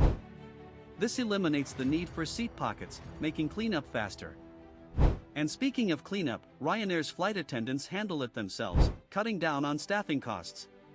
The flight. When it's time to fly, you'll hear from the pilot, but they're probably not a Ryanair employee. Instead, Ryanair contracts pilots as independent businesses, avoiding costs like health insurance and severance. There's no in-flight entertainment, Wi-Fi, or free snacks. Even water costs extra. While other airlines see these as necessary expenses, Ryanair turns them into revenue streams. Flights are short, just over 2 hours on average. This is deliberate, as shorter flights are more fuel efficient and allow each plane to complete up to 6 trips a day. Landing. When the plane lands, passengers often find they're not at the main city airport. Ryanair favors secondary airports far outside major cities, as these charge lower landing fees. For instance, a London flight may land in Luton, and a Barcelona flight might land 50 miles away, requiring a 90-minute bus ride. These smaller airports often depend on Ryanair for business, giving them incredible discounts.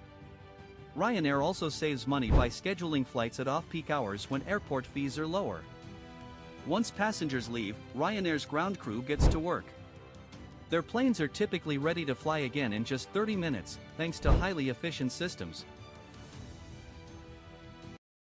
What if the next great disruptor of our time isn't building rockets or electric cars, but shaping the very intelligence that will drive humanity forward? Meet Mustafa Suleyman, the visionary behind DeepMind and Inflection AI. Some call him the next Elon Musk, but what he's building could be even bigger. Stay tuned as we dive into the incredible story of this AI pioneer right here on Breakthrough Biz. Born in 1984 in London to a Syrian father and British mother, Mustafa Suleyman was always a deep thinker. He grew up in a diverse environment, shaped by the intersections of technology, philosophy, and activism. Unlike many tech leaders, he didn't start in Silicon Valley, his journey began in social activism. Before diving into AI, Mustafa co-founded the Muslim Youth Helpline, a pioneering initiative for mental health support. But his thirst for solving big problems led him to the world of artificial intelligence, a field that would make him one of the most influential minds of our generation. In 2010, Suleiman co-founded DeepMind alongside Demis Hassabis in Chainleg. Their mission? To build artificial intelligence capable of mimicking human learning, an AI that could think, reason, and solve problems autonomously. The tech world took notice when Google acquired DeepMind for $500 million. But what truly shocked the world was what DeepMind did next. March 2016, the world watched as DeepMind's AlphaGo defeated Lee Sedol, one of the greatest Go players in history. It was a defining moment in AI history, proving that machines could outthink human intuition in ways we never imagined. This was more than just a game. It was the moment AI showed its true potential to reshape industries, from healthcare to finance and beyond. And at the center of it all was Mustafa Suleyman. Unlike many tech pioneers, Mustafa wasn't just focused on what AI could do, he was deeply concerned about what it should do. He became one of the most vocal advocates for AI ethics, pushing for responsible development and ensuring AI wouldn't be used recklessly. But when you challenge the system, there's always resistance. In 2019, Mustafa left DeepMind amidst growing debates over AI's role in society. But he wasn't done yet. Most people would have stopped after transforming AI once, but not Mustafa. In 2022, he co-founded Inflection AI, a company dedicated to building AI that interacts more naturally with humans. Their flagship project? Pi, an AI personal assistant designed to be empathetic, conversational, and deeply integrated into everyday life. Unlike traditional AI chatbots, Pi isn't just about answering questions, it's about understanding human emotions and building meaningful relationships. Think of it as the AI you want to talk to, not just the one you have to. Elon Musk changed the way we think about cars, space, and renewable energy. Mustafa Suleyman is changing the way we think about intelligence itself. Here's why he could be the next great disruptor of our era. 1. Visionary thinking. Like Musk, Suleyman isn't afraid to take bold risks and tackle massive global challenges. 2. Ethical AI leadership. While Musk warns about AI dangers, Suleyman is actively shaping policies to ensure AI benefits humanity. 3. Multiple industries impacted. From DeepMind's breakthroughs to Inflection AI's conversational agents, he's pushing AI beyond traditional boundaries. So, what's next for Mustafa Suleyman? With AI evolving faster than ever, the possibilities are limitless. Will he lead the charge toward AGI, artificial general intelligence? Will Inflection AI become the next trillion-dollar company? One thing is certain, he's just getting started. Imagine a world where AI is no longer just a tool but a fully autonomous thinker, artificial general intelligence, AGI. Suleyman has hinted at his long-term vision, one where AI could collaborate with humans at an unprecedented level. But with great power comes great responsibility. The ethical questions remain: who controls AGI? How do we ensure it benefits everyone, not just a select few?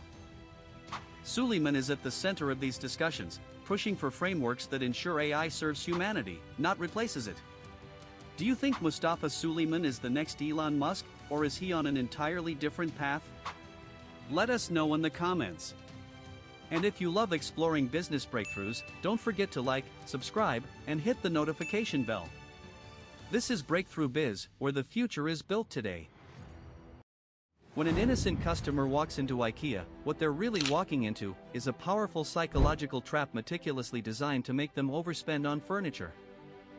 IKEA is one of the world's strangest, but also most innovative companies. And every year, they sell more than $50 billion worth of everything from chairs, to bookcases, to Swedish meatballs. Today, IKEA is the largest furniture retailer in the world, and oddly also among the world's 50 largest restaurant chains. But it all started with a dyslexic farm boy who started selling matches for pennies. IKEA has a remarkably uplifting story, and there's tons of genius business strategies along the way. But there is also a darker side to IKEA and the man who started it. IKEA's beloved founder has ties to the Nazi Party, and the company has been accused of avoiding billions in taxes, and even using forced labor. And quite suspiciously, IKEA is essentially the fourth largest charity in the world. This is the crazy true story of IKEA. And it begins with a horrible tragedy. Chapter 1: A Tragic Beginning. In the 1890s, Achim Kamprad, a German from an aristocratic family, fell in love with a lower-class woman named Franziska. Franziska moved to a tiny village in Sweden to begin a completely new life. With his last penny, Achim bought a 450-acre farm where he, Franziska, and their children could make a living by selling their harvests. But apart from the land, a modest house, and a few dogs, they had nothing else. And so after a year in Sweden, Achim was in desperate need of a loan. Unfortunately, the local bank refused to give it to him, and that's when his dark side overpowered him. No one was there to witness this, but the story goes that when Achim returned home, he took his gun, shot his dogs, and then himself.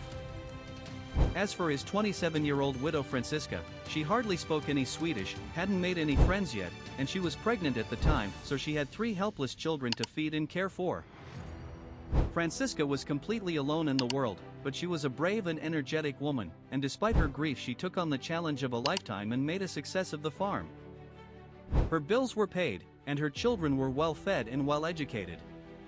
After decades of unrelenting perseverance, Franziska became a respected member of her community. Her 3 children were starting their own families, and in 1926, her favorite grandson was born, Ingvar Kamprad, the boy who would later go on to found IKEA and become one of the richest men in the world.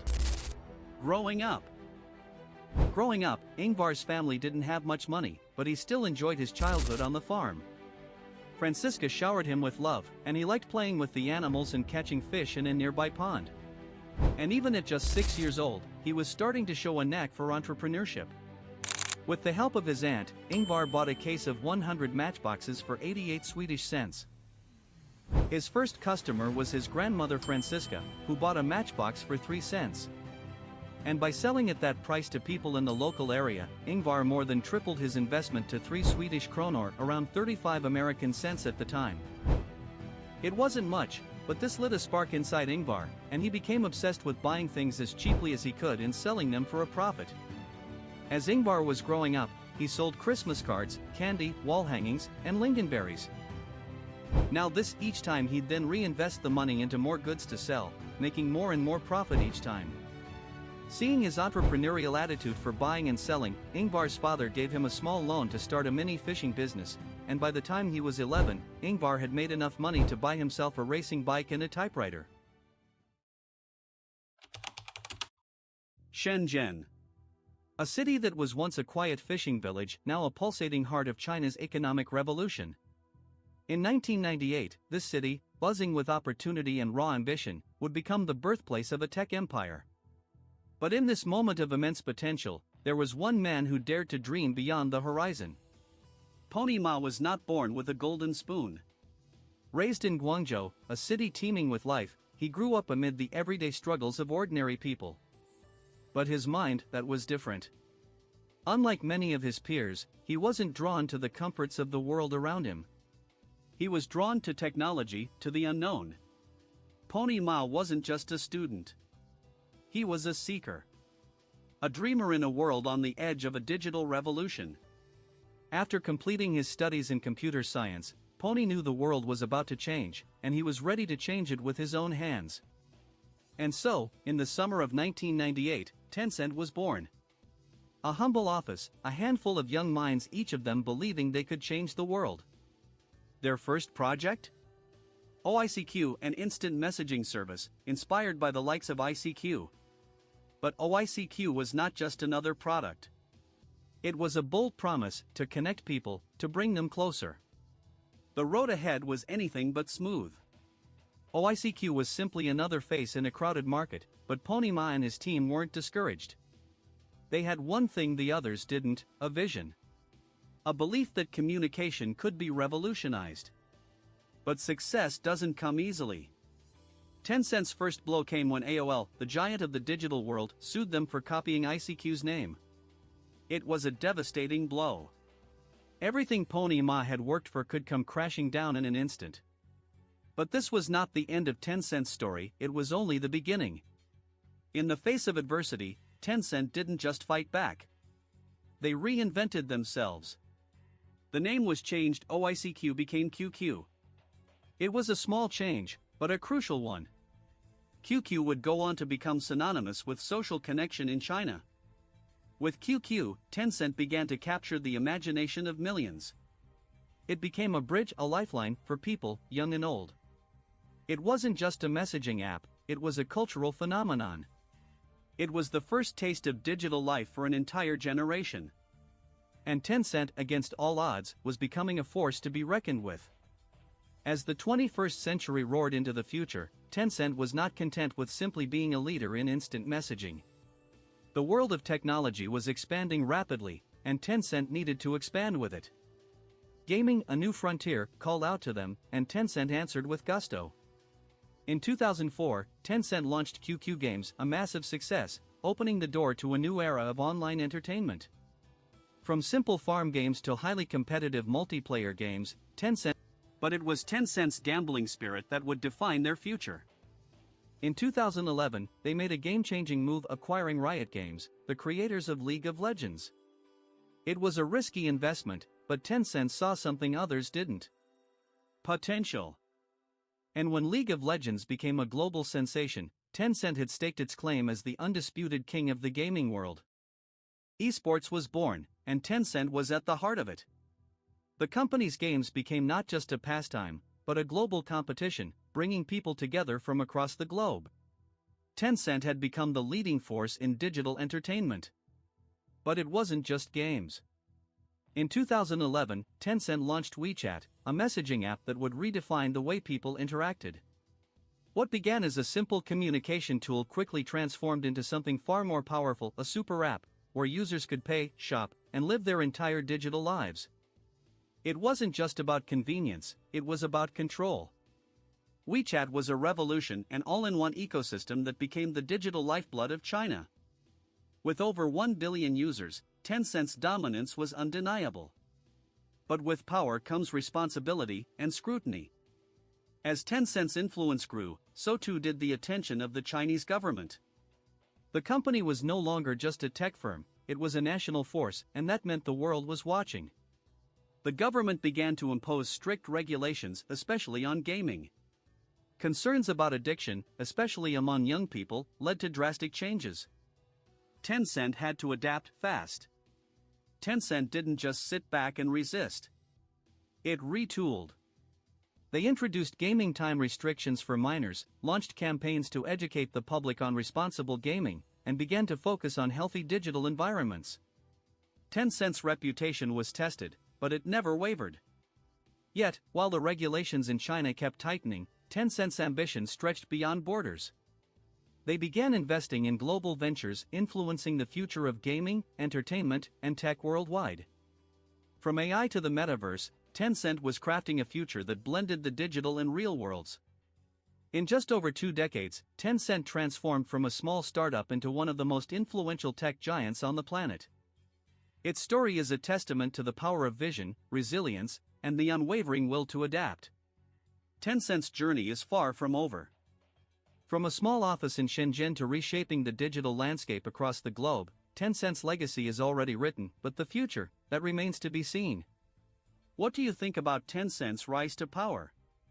Let me know in the comments below. And don't forget to like, share, and subscribe for more inspiring business stories from Breakthrough Biz.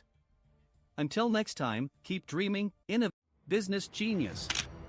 Ryanair's strategy might seem ruthless, but it's undeniably effective. Unlike what you might expect, Ryanair doesn't buy older planes to save money. Instead, they order brand new Boeing 737s in bulk. New planes are more fuel efficient, reducing long-term costs. By sticking to a single aircraft model, Ryanair streamlines training, maintenance, and operations. This level of efficiency allows Ryanair to offer flights for under €30 while maintaining profit margins as high as 35%, far above the global airline average of 2.7%. The downside. Ryanair's methods have inspired some competitors, but few airlines take cost-cutting as far.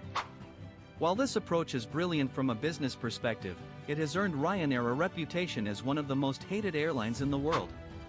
And Ryanair's response? They lean into it, often with unapologetic humor and trolling on social media. But love it or hate it, Ryanair's model has reshaped the airline industry. Chapter: Ryanair. Ryanair CEO, Michael O'Leary, is infamous for his bold and outrageous cost-cutting ideas, many of which have made headlines. From charging passengers to use the bathroom, to removing toilets altogether to add more seats, introducing a fat tax, or even selling standing tickets, his suggestions have often left people stunned. But O'Leary insists these measures would enable Ryanair to offer even cheaper flights, which, as he claims, is what customers ultimately want. He once explained, charging for toilet access makes perfect sense. It would discourage people from unnecessary trips and reduce queues around the lavatories. Of course, none of these ideas were ever implemented. In fact, Michael later admitted many of his statements were never serious. Instead, they were a brilliant strategy to generate free publicity. We had no budget for advertising or PR, so we needed someone loud to say outrageous things like charging for toilets or removing seats. None of it was ever planned, but it generated acres of free publicity. Free marketing. Ryanair saves millions on advertising by simply having O'Leary do interviews and make headline-grabbing comments. For instance, when asked why passengers were charged €50 to print their boarding passes at the airport, Michael bluntly replied, "Well, I think they should pay €100 for being so stupid." Another time, he joked, "If drink sales are slowing, we just ask the pilots to throw in a bit of turbulence." That always spikes sales. Ryanair also ran outrageous promotions, like offering tickets for just €1 on Valentine's Day, designed purely to grab attention. Controversy and complaints. While O'Leary's antics earned Ryanair plenty of free publicity, it hasn't been without backlash. The airline has faced countless complaints, horror stories, and even entire newspaper columns dedicated to their missteps. One infamous example was when a passenger was charged €50 to print out a boarding pass. Another time, hundreds of passengers stranded overnight after a cancelled flight asked if Ryanair would provide accommodation. O'Leary's response? Absolutely not. You booked a flight, not a hotel. One of the most criticized policies was charging disabled passengers up to €40 for wheelchair assistance. One woman recounted, "Despite booking assistance, I had to ask another passenger to push me to the gate. On my return, I waited an hour for help, sitting on the plane, getting colder and colder." The social media troll. Instead of addressing complaints with apologies, Ryanair has turned customer frustrations into viral content. For example, when a passenger complained about paying for a seat but not getting a window, Ryanair replied, "Read that again, but slowly. You paid for a seat." Another customer asked, "Where's my window?" Ryanair shot back, "Pay for the baggage you've stuffed under your jumper, then we'll talk." When someone mocked Ryanair's narrow boarding stairs by saying, "I'll bring my own stairs next time," the airline responded, "Bring your own plane next time." This trolling approach, while unconventional, has proven to be a genius marketing strategy. Ryanair's witty comebacks often go viral, drawing more attention to the brand and reinforcing their image as the ultimate low-cost airline. The bigger picture. Despite the controversies, Ryanair's no-frills approach has made it Europe's largest airline by passenger numbers. With fares averaging under €30 and flights sometimes sold for as little as €5, Ryanair has made air travel affordable for millions of people. As O'Leary himself puts it, "We don't treat you like royalty, but we're honest about what we are." Whether you love or hate them, Ryanair has revolutionized budget air travel, offering people the opportunity to explore Europe at prices that often rival train tickets. And in the end, that's what keeps customers coming back. So, there you have it, the story of Ryanair, a company that thrives on efficiency, bold strategies, and unapologetic honesty. While their cost-cutting measures and unconventional tactics might ruffle some feathers, they've undeniably reshaped the airline industry and made travel accessible to millions. Love them or hate them, Ryanair isn't just an airline, it's a symbol of how thinking differently can turn even the most unglamorous ideas into a global success story. What do you think of Ryanair's approach? Genius or just too ruthless? Let me know in the comments. And if you enjoyed this video, don't forget to like, share, and subscribe to Breakthrough Biz for more inspiring stories of businesses that broke the mold and redefined success. Thanks for watching, and I'll see you in the next one on Breakthrough Biz.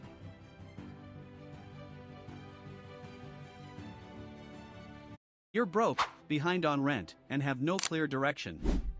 That's exactly where Sara Blakely, a struggling salesperson in her late 20s, found herself in 1998.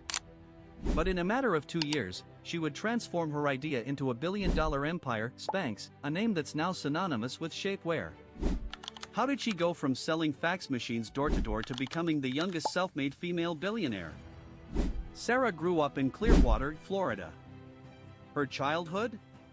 Pretty ordinary. Her father, a lawyer, taught her one important lesson: failure isn't the end. Every week, he'd ask at dinner, "What did you fail at this week?" This mindset planted a seed. Failure was just a step towards growth. After college, she dreamed of becoming a lawyer, but her LSAT scores were too low. Instead, she took a job at Disney World as a character in a Goofy costume. After leaving Disney, she landed a job selling fax machines. Imagine cold calling 8 hours a day, getting doors slammed in your face. But Sara had grit, and those rejections built her resilience. One day, preparing for a party, Sara realized she hated how her outfit fit. Her white pants showed every line of her underwear. Desperate for a fix, she cut the feet off a pair of control-top pantyhose and wore them underneath. It wasn't perfect, but it worked, and more importantly, it sparked an idea. What if there was a product that smoothed out problem areas but wasn't as bulky or uncomfortable as traditional shapewear? Sara didn't have experience in fashion or manufacturing, but she started researching. She called hosiery mills across the US pitching her idea. She was rejected over and over again. Most of them laughed, saying, "This isn't how things are done." After months of no's, one mill owner decided to take a chance. Why? His daughters thought the idea was genius. Sara used her life savings of $5,000 to create her first prototypes. But she didn't stop there, she also needed a name. She wanted something catchy, so she chose Spanx, a cheeky name that would stick in people's minds. With her prototype ready, Sara approached department stores, but no one was biting. Finally, she met a buyer at Neiman Marcus. Sara didn't just talk about her product, she showed its value. In the middle of the meeting, she excused herself, went to the bathroom, and put on her Spanx. When she returned, she showed the buyer the difference. That bold move? It worked. Neiman Marcus agreed to stock Spanx in 7 stores. Next, she needed buzz. Without a marketing budget, Sara sent samples to Oprah Winfrey's stylist. Oprah loved Spanx and featured them on her show as one of her favorite things. That endorsement changed everything. Overnight, Spanx became a household name. As Spanx grew, Sara stayed involved in every detail. She designed the packaging herself, choosing bright red to stand out on shelves. Her innovation didn't stop at shapewear. She kept launching new products, from leggings to bras, all with comfort and confidence in mind. By 2012, Sara was on the cover of Forbes as the youngest self-made female billionaire. But she didn't let success go to her head. Sara pledged to donate half her wealth to charity and launched programs to support female entrepreneurs. Sara Blakely turned $5,000 and a wild idea into an iconic brand. Her story proves that you don't need connections, experience, or even a business degree to succeed. You just need resilience, creativity, and the courage to take that first step. What's your wild idea waiting to happen? Let me know in the comments below. The world of social media thrives on illusion, carefully crafted perfection designed to impress, not connect. But amid the noise, a revolution quietly began. An app that doesn't celebrate followers or filters but demands authenticity. This is BeReal, the app that dared to defy the rules and brought reality back into a digital world obsessed with appearances. From a tiny French startup to a global phenomenon, this is the story of how 2 visionaries sparked a movement that's forcing us all to face the truth unedited and undeniable. BeReal started in 2020, founded by 2 French entrepreneurs, Alexis Barriot and Kevin Perrault. Their mission? To combat the performative, often fake nature of social media by creating an app that encourages authenticity.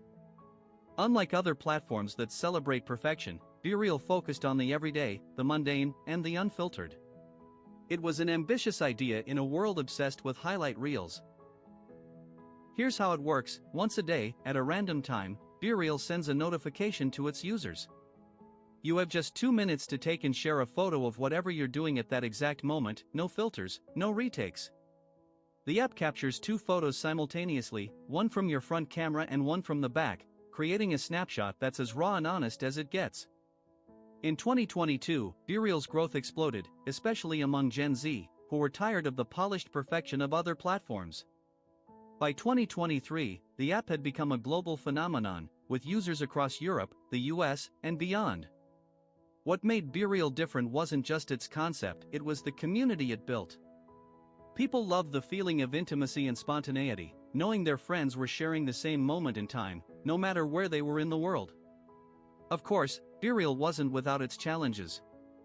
Critics dismissed it as a fleeting trend, questioning whether people would stick with an app that only lets you post once a day.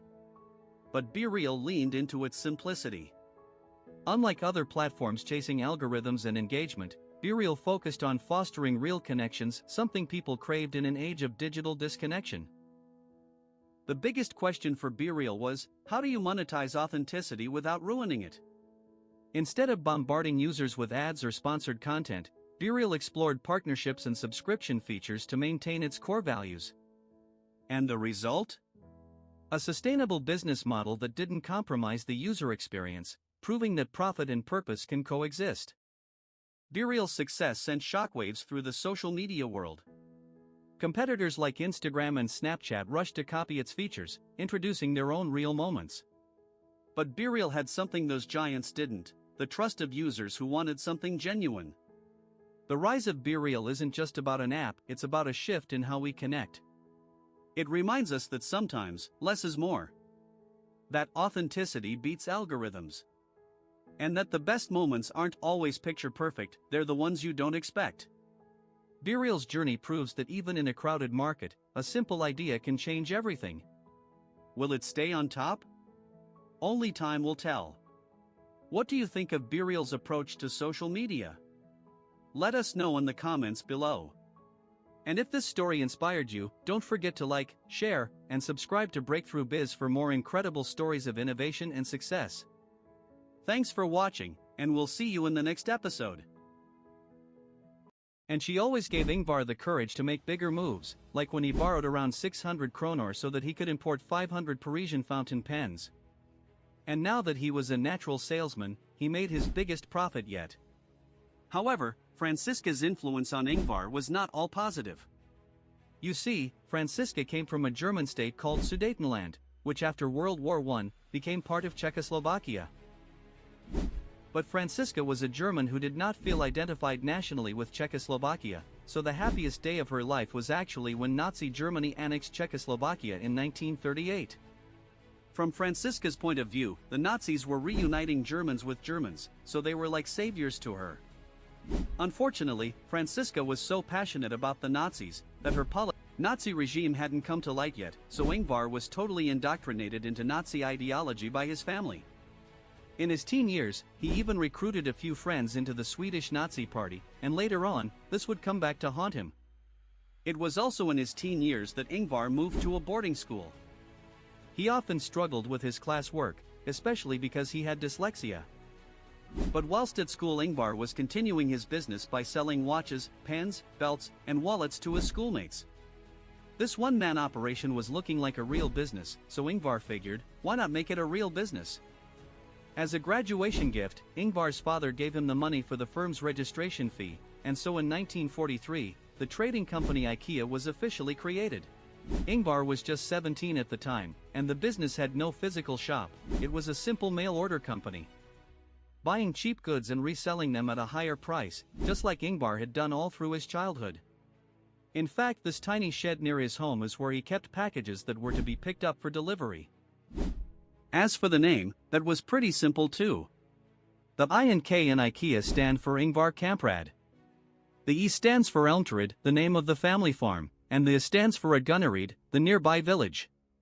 So, how exactly did IKEA go from this shed to a billion-dollar business empire? Chapter 2, Changing the Game.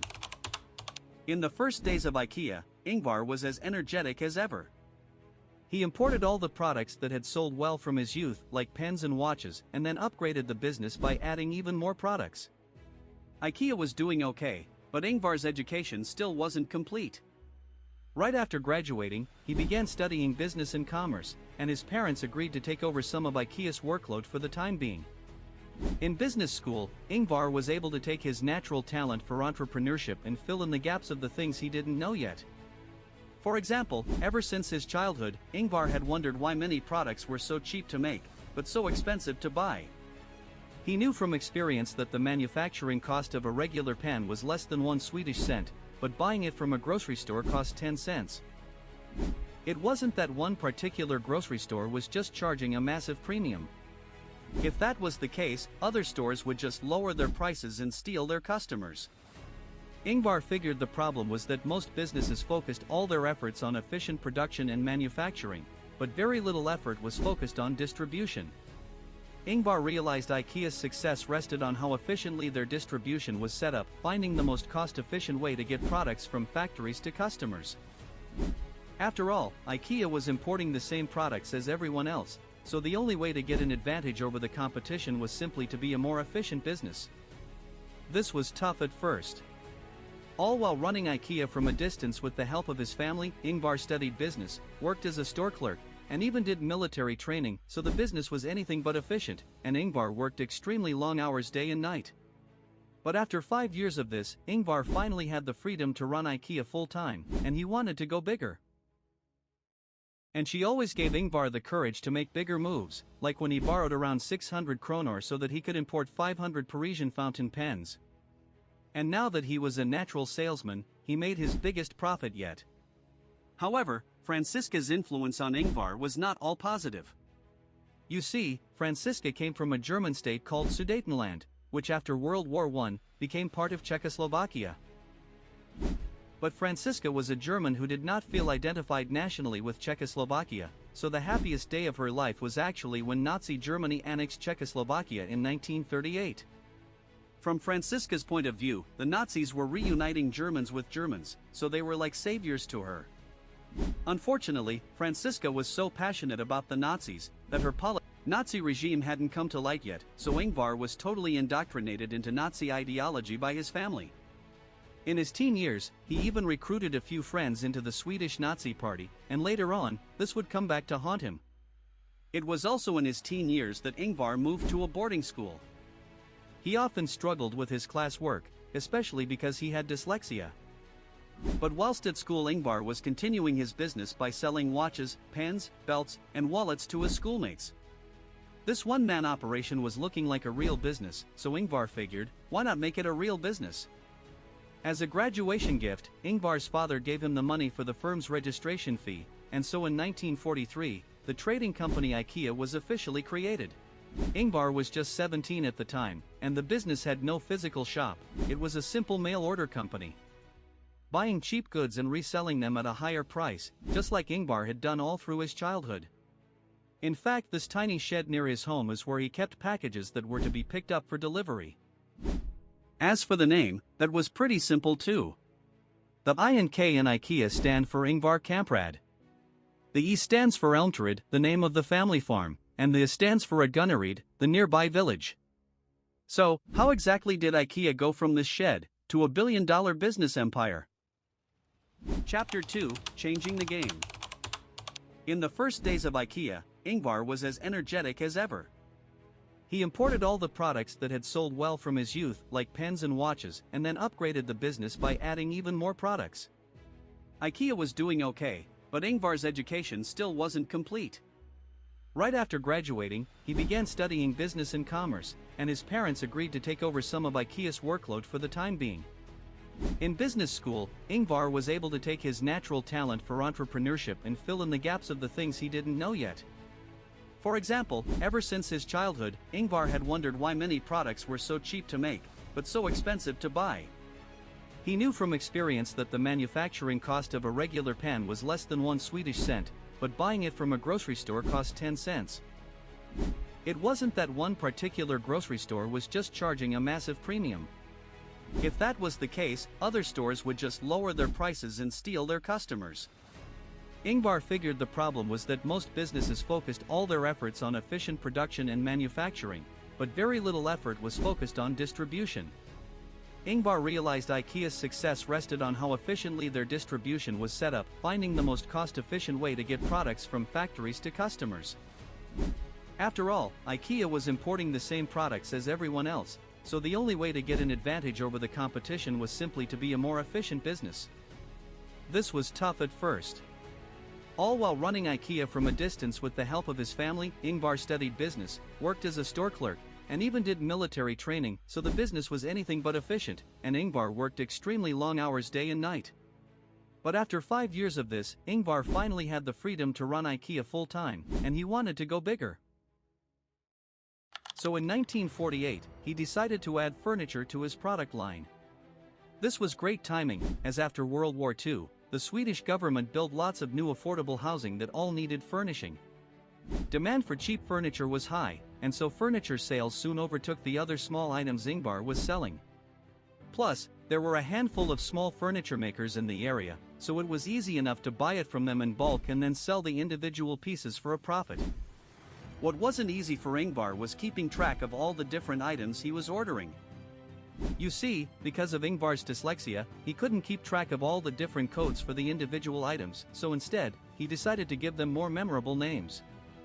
For example, bathroom items were named after Swedish bodies of water. Desks and chairs were given male Scandinavian names. And children's products were given the names of Scandinavian mammals and birds. When Ingvar sent out a brochure advertising IKEA's new furniture offerings with these eye-catching names, a lot of mail orders came in. As IKEA expanded, the family farm was cleared out in order to manage the workload, and every member of the Kamprad family helped out however they could. The family was a business, and the business was a family. Before long, Ingvar had hired a staff of 8 people, and he greeted everyone with a hug and considered them his family as well. IKEA's foray into furniture was a massive success, and it was growing steadily, but there was a massive problem on the horizon. You see, IKEA was a mail-order business. They would mail out brochures advertising their products, and then customers could mail them back with an order. The problem was that IKEA was just one out of hundreds of mail-order retailers that also sold furniture, and they all bought it from the same suppliers. With so many sellers in a single market, IKEA and other businesses had virtually no way to stand out other than lowering their prices, but this meant IKEA's profit margins were getting dangerously thin. The only way to mitigate this was to cut costs, but that meant the quality of the furniture suffered, and mail-order furniture was getting a terrible reputation. Ingvar knew that if IKEA didn't evolve soon, its days were numbered. But that's when he remembered what he learned back in business school. If Ingvar could design a more cost-effective distribution pipeline than its competitors, IKEA could cut costs without sacrificing quality. This way they could lower their prices and still make a big profit. To do this, Ingvar reimagined IKEA's entire business model. First, he bought a large rundown department store for around $1,600. It was a steal, and after paying $75,000 for renovations, Ingvar beautifully designed the store with IKEA's main furniture offerings. Then, Ingvar cancelled most of IKEA's product lines and sent out an advertising brochure announcing that they were now exclusively a furniture and domestic products business. This would simplify the supply chain massively. Ingvar's new distribution strategy was now in motion. IKEA would mail out catalogs just like they used to, but customers would actually come to the store to buy a piece of furniture. Because of this, IKEA no longer had to worry about shipping, which reduced their distribution costs massively, and thus let Ingvar achieve his initial goal: maintain quality, lower prices, and still make a big profit. No other furniture business had combined mail order with a retail location, so IKEA was pioneering a new and risky strategy. But on opening day in 1953, Ingvar saw a line of more than 1,000 customers lined up outside IKEA. He was actually worried that the Swedish buns he was giving out for free wouldn't be nearly enough for everyone, or worse, that the rundown building he had bought would collapse under the weight of so many people. Thankfully though, the building held, and more buns were cooked just in time. Ingvar described that day as one long rush of constant and joyous work, and since IKEA's consistent quality and lower prices were irresistible to customers, the following days didn't disappoint either. The IKEA store became something of a local tourist attraction, with people coming in from all over Sweden. Ingvar even built a hotel with a pool right next to it. It also helped that people had been skeptical of ordering low-priced furniture from mail-order catalogs, so allowing people to come and see it themselves in store was hugely popular. But by still sending out the mail-order catalogs, IKEA could still reach customers in a very wide area. And thus, Ingvar's gamble was a big success. But on a larger scale, IKEA was still just one player in a massive industry, and the biggest furniture retailers saw IKEA's new methods as a threat. Ingvar didn't know it yet, but IKEA had just made some powerful enemies. In the mid-1950s, IKEA was growing at record pace, and to a large group of Swedish furniture dealers, this was alarming. All of IKEA's competitors still used the standard mail-order model, which meant they couldn't match IKEA's prices without becoming unprofitable. Because of this, the National Association of Furniture Dealers tried everything they could to destroy IKEA before it outgrew them. Now at the time, trade fairs were a crucial part of how IKEA and other furniture dealers got customers. Most of them just showed off brochures of their furniture, but Ingvar actually brought it with him, and since his prices were unbeatable, customers always flocked to IKEA's stands. Because of this, the other furniture dealers tried to use their influence to disrupt IKEA in any way they could. Firstly, they complained that trade fairs were just for showing items, not selling them like IKEA did. And so they managed to get IKEA banned from selling anything at the trade fairs. But Ingvar responded by creating subsidiary companies and selling furniture through them instead. The furniture dealers' countermove was to ban all selling at trade fairs, but Ingvar answered by showing off how much lower IKEA's prices were compared to theirs. The furniture dealers then banned every exhibit from showing prices, to which Ingvar responded by setting up his own trade fairs in Sweden's largest cities. It got to the point where the furniture dealers got IKEA, and even Ingvar personally, banned from attending or hosting any trade fairs. But even then, Ingvar still had them beat.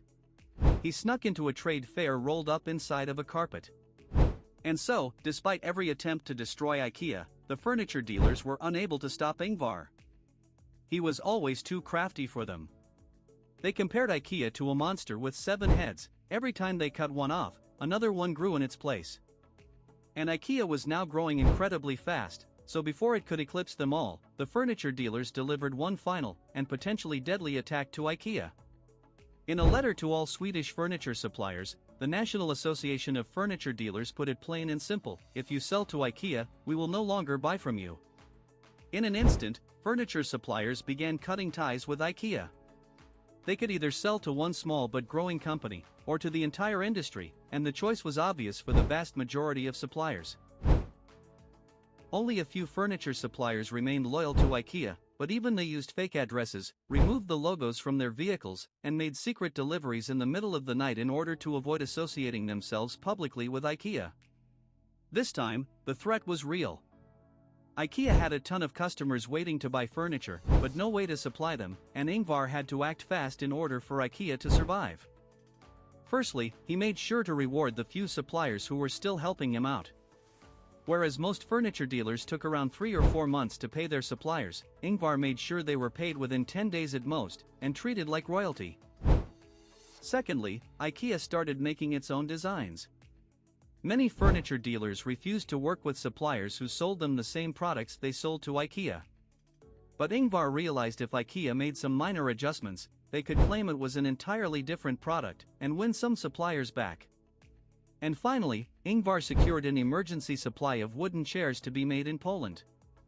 Just a few years later, Poland became one of IKEA's key suppliers, because it was completely out of reach from IKEA's Swedish enemies back home. Thanks to all this, IKEA was able to dodge a potentially devastating attack from its competition. In Ingvar's words, the boycott only made IKEA stronger. And now, they had a stable foundation of suppliers to rely on, and unique designs unlike anything else in the market. Chapter 6: Tax Troubles. Ingvar's dream was for his children to inherit the business, but Sweden's inheritance taxes were extremely high. So instead, Ingvar hired an army of lawyers from all over the world. Their mission was to make IKEA independent of any single country, and protect it from any harmful outsiders trying to take it over.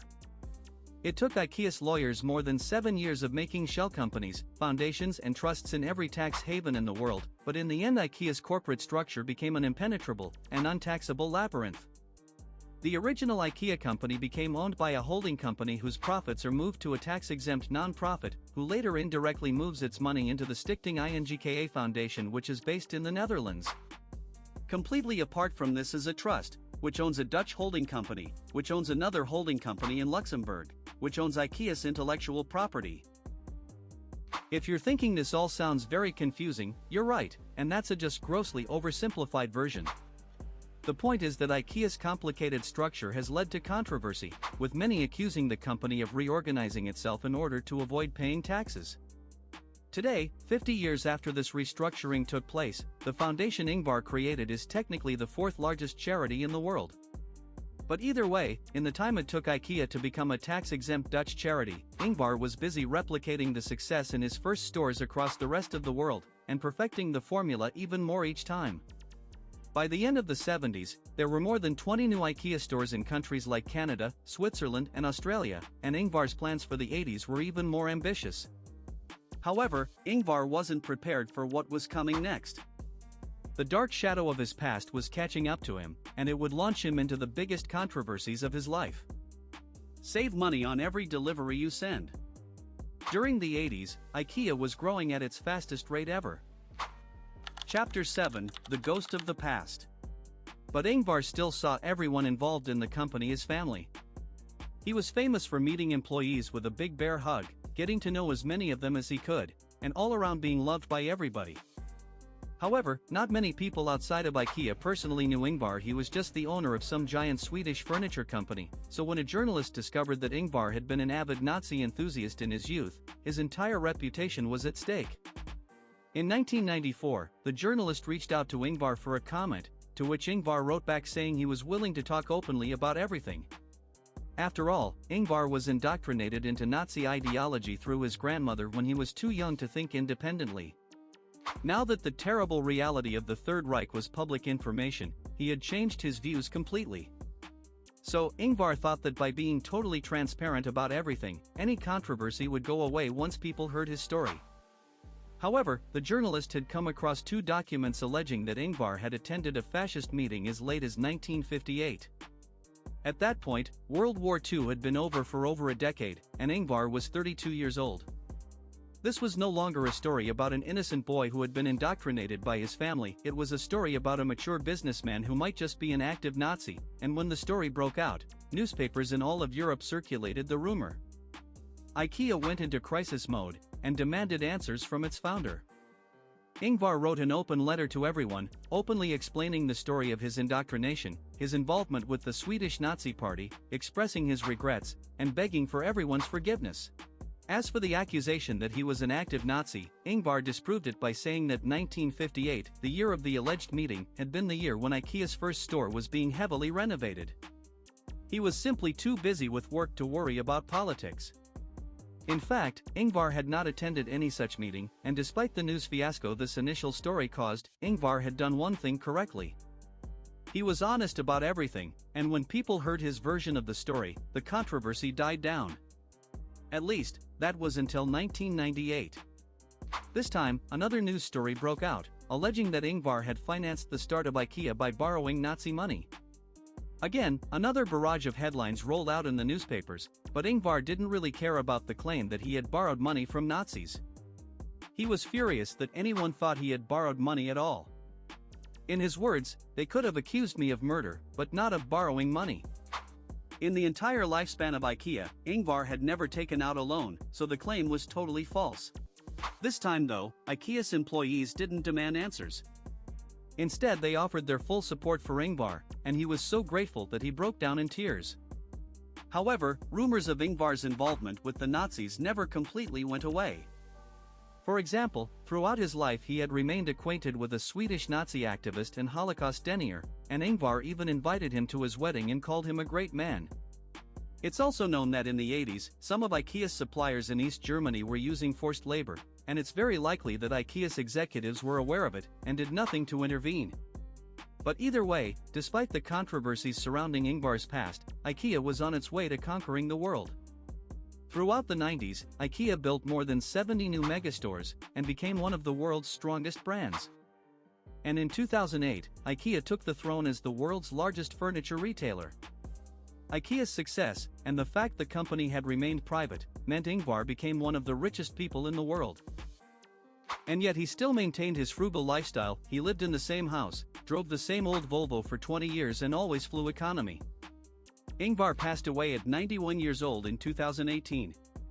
Today IKEA has well over 450 locations, and so it's not surprising that some crazy stories have happened at IKEA stores. There's a few troubling ones, like when a 12-year-old boy ran away from home and got lost in an IKEA for 6 days. But there's also some heartwarming stories too. Like a couple who met for the first time at their local IKEA and decided to have their wedding there as well.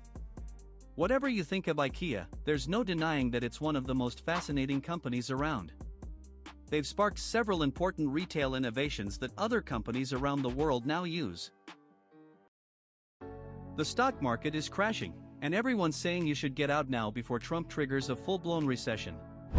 That's exactly what the mainstream media wants you to believe. Headlines scream disaster, social media is in a frenzy, and everyone's asking the same question. Should I sell now before it gets worse? But there's more to this story than meets the eye. If you've followed me for a while, you know I'm a serious investor obsessed with the stock market.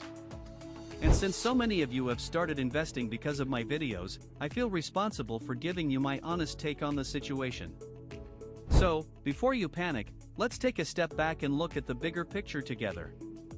Every market crash has a cause, and this one is no different. It's not random.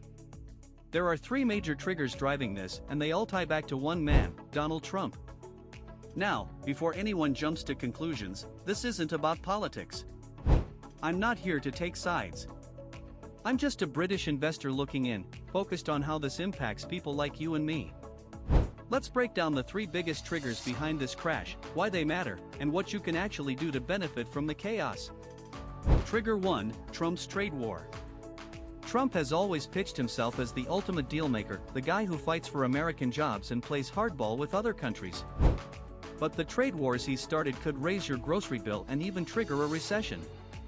The last time the US tried this, it helped spark the Great Depression, wiping out jobs and wrecking the economy. Now, it feels like history might be repeating itself. Stocks are crashing, prices are rising, and if this spirals, it won't just hurt Wall Street, it'll hit you where it matters most, your bank account. Let's go back to 1930, when the US government introduced massive tariffs, taxes on imported goods, to protect American businesses from foreign competition. It was called the Smoot-Hawley Tariff Act, and it became one of the worst economic mistakes in history. At first, it seemed like a good idea. American companies wouldn't have to compete with cheap imports, and more products would be made in the USA. But the problem? Other countries retaliated. Nations that once traded with the US raised their own tariffs, making it harder for American businesses to sell products overseas. Trade slowed to a crawl. Businesses collapsed. Millions lost their jobs. Instead of fixing the economy, it turned a regular recession into the Great Depression, one of the worst financial crises ever. Fast forward nearly a century, and Trump has brought tariffs back in a big way. In February 2025, he announced a 10% tariff on Canadian energy imports and a 25% tariff on other Canadian goods. Canada fired back with a 25% tariff on American imports. Then, Ontario added a 25% surcharge on electricity exports to US states like New York, Michigan, and Minnesota.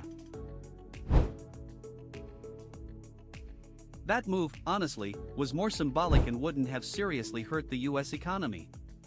But Trump didn't hold back. Instead of brushing it off, he escalated things, increasing tariffs on Canadian steel and aluminum to 50%. That wasn't just for show. It hit Canada's manufacturing industry hard, and it also drove up steel prices for American businesses that rely on imports. So why am I telling you all this? Because this is where the real problem starts. Tariffs sound good on paper. They're supposed to punish foreign businesses and encourage more American-made products.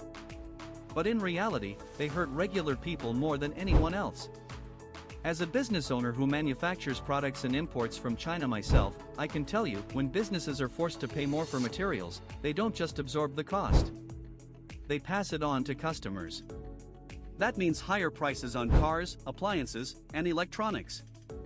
Food gets more expensive because supply chains are disrupted. Essentials cost more, and household budgets get stretched even thinner. Meanwhile, other countries aren't just sitting around while Trump raises tariffs. They're forming new alliances to trade without the US leading the charge is China, along with the BRICS alliance, Brazil, Russia, India, South Africa, all working together to reduce dependence on American trade. The more the US isolates itself, the more other countries look elsewhere for business.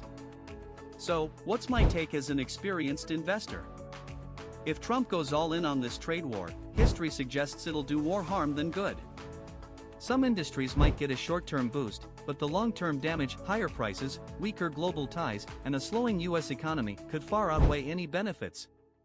But if I'm being completely honest, I don't think Trump actually wants high tariffs. Sounds crazy, right? But hear me out. At his core, Trump is a businessman and a deal-maker, just like me.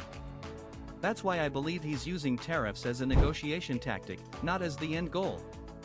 So what does he really want? In my opinion, he's after free global trade, but on terms that favor the US. And if he pulls that off, it could pay off big time. The problem is, his approach is creating massive uncertainty. The constant backtracking, new tariffs, and mixed signals are spooking the stock market. And here's what every investor knows: markets hate unpredictability. If this drags on too long, it could shake investor confidence so badly that it triggers a recession. And even Trump's own administration admits that's a risk they're willing to take. Right now, the market isn't just reacting to the tariffs, it's reacting to the uncertainty about what comes next. And in investing, uncertainty is one of the biggest killers Trump's of NATO confidence. views. The second trigger is Trump's position on NATO. He's repeatedly questioned the alliance's purpose, arguing the US shouldn't continue defending allies unless they pay more for their protection. While that might sound reasonable, pulling back US support could create a power vacuum that countries like Russia and China could exploit. And markets hate uncertainty. The moment investors sense global instability, panic sets in. A weakened NATO might embolden Russia to push further into Europe or spark new conflicts as countries adjust to a world without America as the global police force. More conflicts mean higher military spending, disrupted trade, and soaring energy prices, all of which could send markets tumbling. 3. Trump's alleged plan to crash the market. The third trigger is a bold theory that Trump might be deliberately crashing the stock market. Sounds crazy, right? But there's logic behind it. Trump has always hated high interest rates, calling them ridiculous, and he's frequently criticized the Federal Reserve for keeping them high. Now, while the Fed operates independently, its decisions depend on economic conditions. If the market crashes and a recession looms, the Fed must act, slashing rates to avoid a meltdown. But why would Trump want that? Because high rates slow the economy, businesses borrow less, stocks drop, and consumer spending shrinks. For Trump, who thrives on growth, that's unacceptable. More importantly, high rates make the government's $36.5 trillion debt insanely expensive, like maxing out a credit card with 10% interest. Imagine paying $3,650 annually just in interest on a $36,500 debt. But if rates drop to 3%, that interest falls to $1,095, saving over $2,500 yearly. Now scale that to trillions. Lower rates could save the government billions, even trillions, in interest. If Trump triggers this scenario, it could be one of the boldest financial plays in history. If this theory holds, we're not facing a long-term collapse, just a temporary shakeup before a rebound.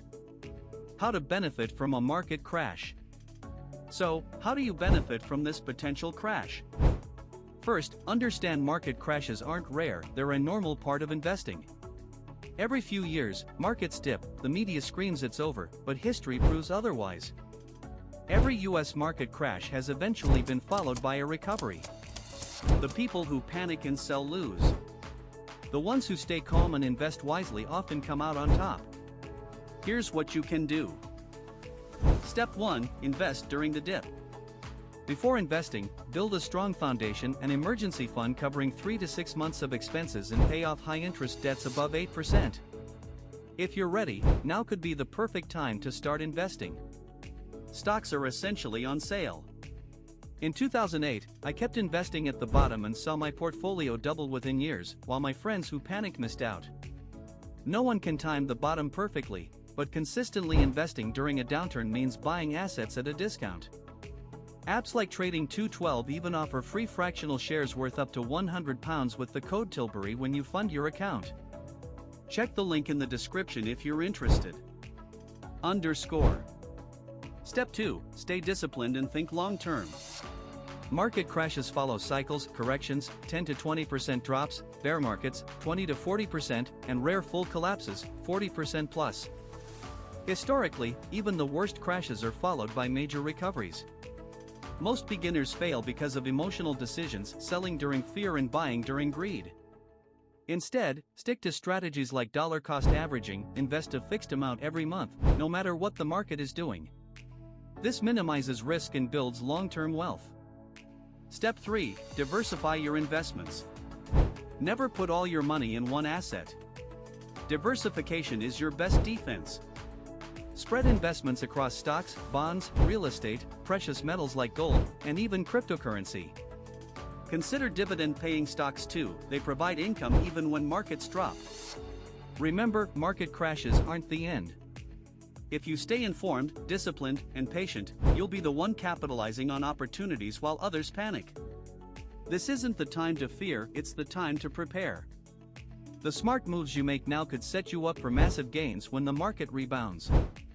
If you got value from this video, do me a favor, hit that like button, subscribe, and turn on the notification bell so you don't miss the next one. BeReal was once one of the fastest growing apps in the world. In just a year, it skyrocketed to the #1 spot on the App Store, amassing over 80 million downloads. It was hailed as the anti-Instagram, and competitors were seriously worried. It seemed like every Gen Z user was on BeReal daily, and there was nothing quite like it. Yet, somehow, BeReal disappeared almost overnight. Search interest plummeted by 94%, and in mid-2024, the app was quietly sold to Voodoo for just €500 million, despite making no revenue. How does an app build such a massive, loyal following only to collapse so suddenly? What really happened to BeReal? The rise of BeReal. In 2020, at the height of the pandemic, two French developers were working on something big. Alexis had just left his job at GoPro, and Kevin had just graduated from 42, a prestigious software academy. Their vision? To create something different, an app that countered Instagram's curated perfection. BeReal was simple. Once a day, at a random time, users received a notification prompting them to be real. They had 2 minutes to take a photo using both their front and back cameras, capturing an unfiltered moment of their daily life. Users could ignore the notification and post later, but with a catch: any delayed post would be labeled as late. Filters were restricted, and BeReal even showed how many times a photo was res hot. It was designed to be the exact opposite of Instagram: raw, unedited, and spontaneous. At first, BeReal struggled to gain traction. But by 2022, things exploded. Downloads skyrocketed from just 1 million in early 2022 to 53 million by October, with 20 million daily active users. By mid-2022, it hit #1 on the App Store and reached 83 million downloads by the end of the year.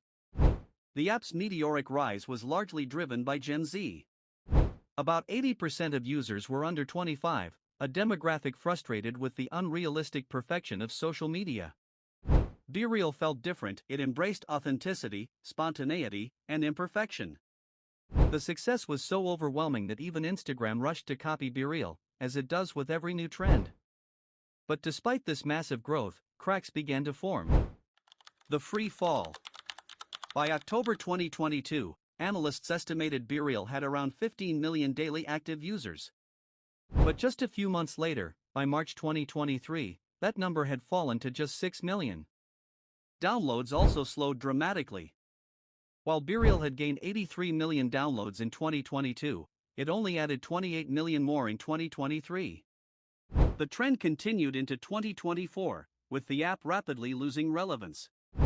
So, what went wrong? The Vine parallel. BeReal's downfall mirrored another once dominant platform, Vine. Back in 2012, Vine was essentially TikTok before TikTok. It was a vertical video platform that quickly became the fastest growing app in the world. But it had a major restriction: videos could only be 6 seconds long. While this led to some creative content, it also became its biggest limitation. By 2013, Vine had hundreds of millions of users and was acquired by Twitter. But the app had no monetization, no ads, no sponsorships, and no way for creators to make money. Maintaining it became too expensive, and by 2017, Twitter shut Vine down. BeReal made the same mistakes. BeReal's fatal flaws. Like Vine, BeReal had no monetization strategy. The platform was entirely free, with no ads and no paid features. This stance was intentional. The app was supposed to be an escape from Instagram's ad-heavy experience. But in the long run, this meant there was no sustainable business model. Initially, BeReal followed the common startup strategy of surviving on venture capital. They raised $30 million in 2021, then another $90 million in 2022. But once user numbers started to decline, the lack of revenue became a serious problem. Beyond monetization, BeReal's core mechanic, the random daily photo, also became its biggest weakness. At first, the unpredictability of the notifications was fun. But over time, it became frustrating. If the notification arrived while users were busy driving, working, or just not in the mood, they felt pressured to post anyway. Eventually, the novelty wore off.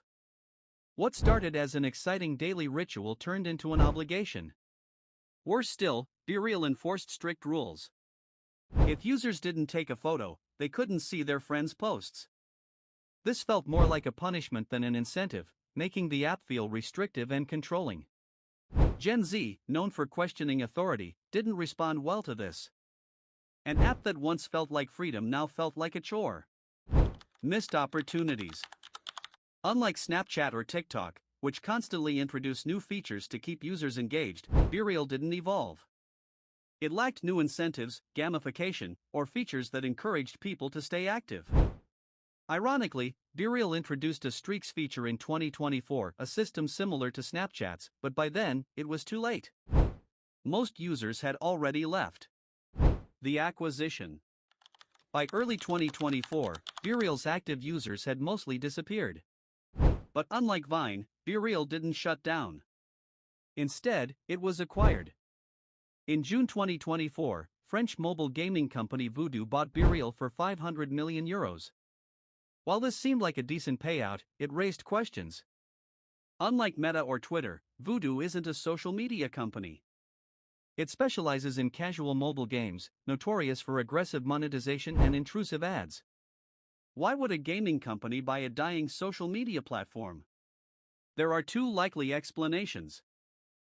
1. Voodoo wants to break into the social media space. They may be planning to revamp BeReal's monetization with ad-heavy strategies. 2. They wanted the user data. BeReal's daily engagement model provided valuable behavioral insights on Gen Z. Shortly after the acquisition, Voodoo laid off portions of BeReal's staff, further fueling speculation that the app's future is uncertain.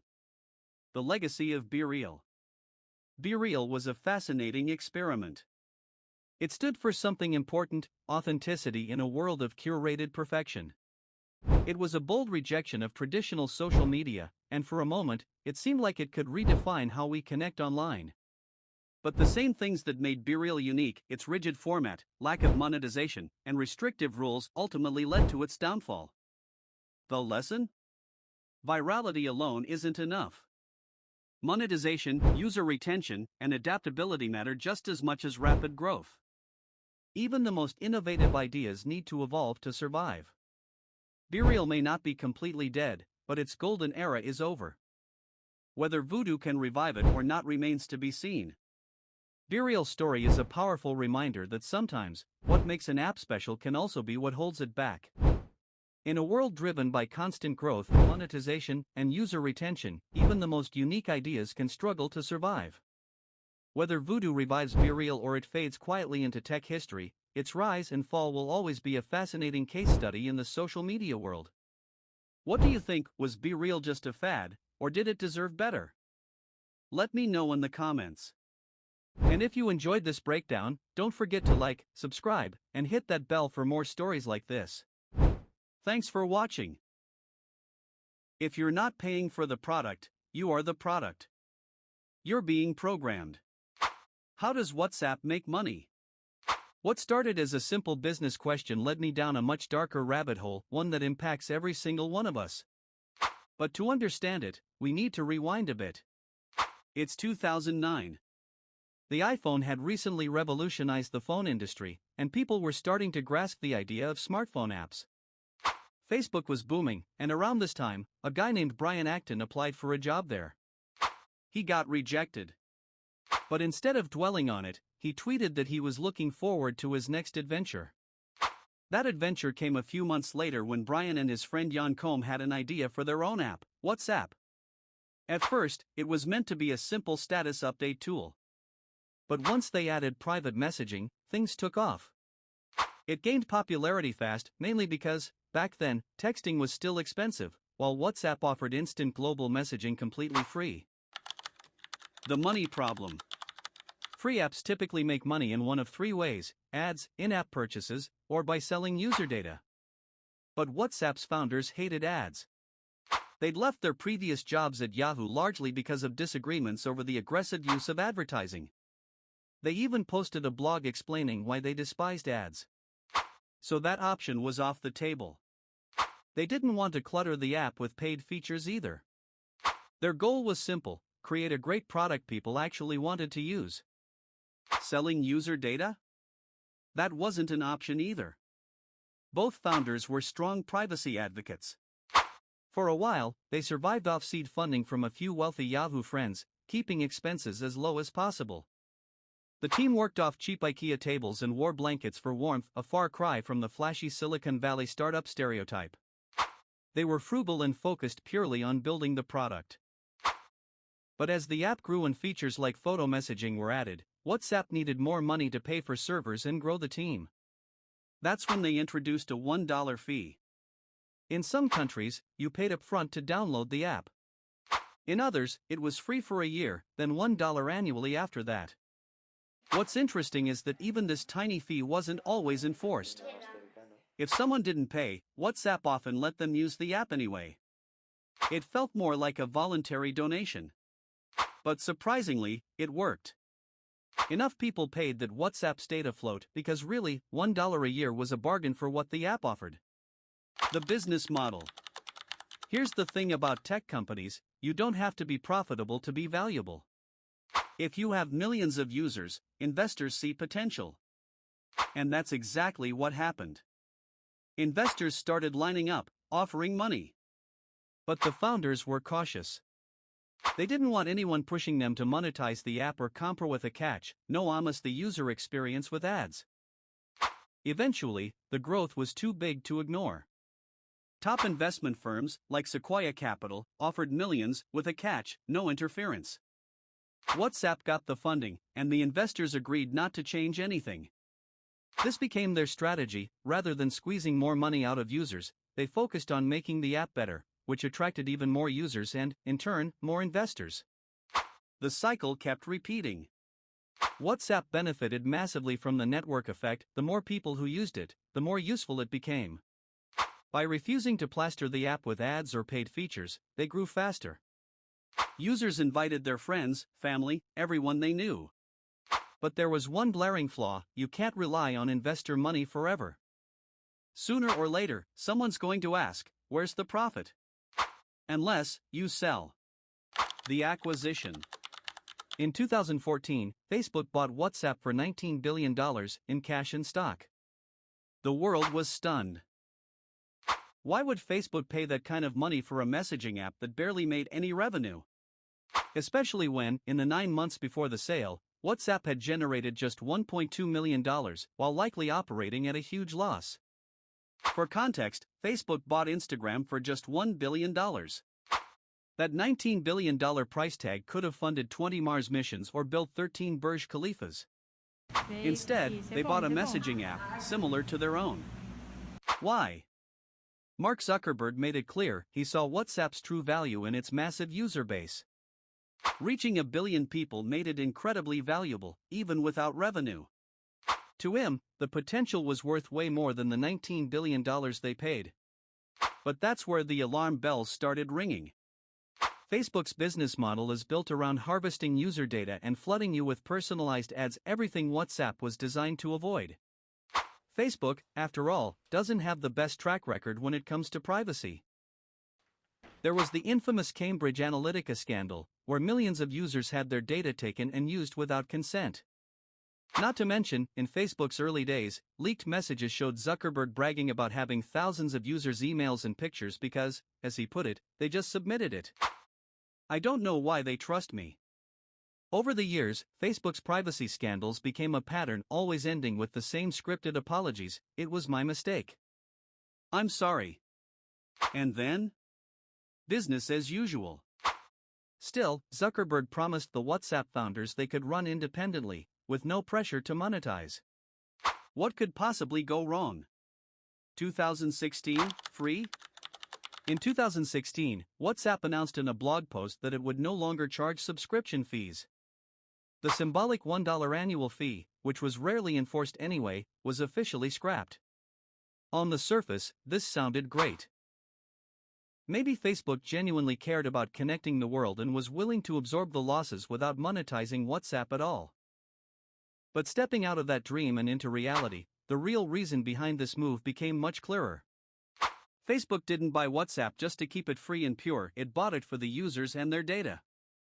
As one source put it, Facebook is in the surveillance business, arguably the biggest surveillance enterprise in human history. The more data Facebook collects, the more powerful it becomes.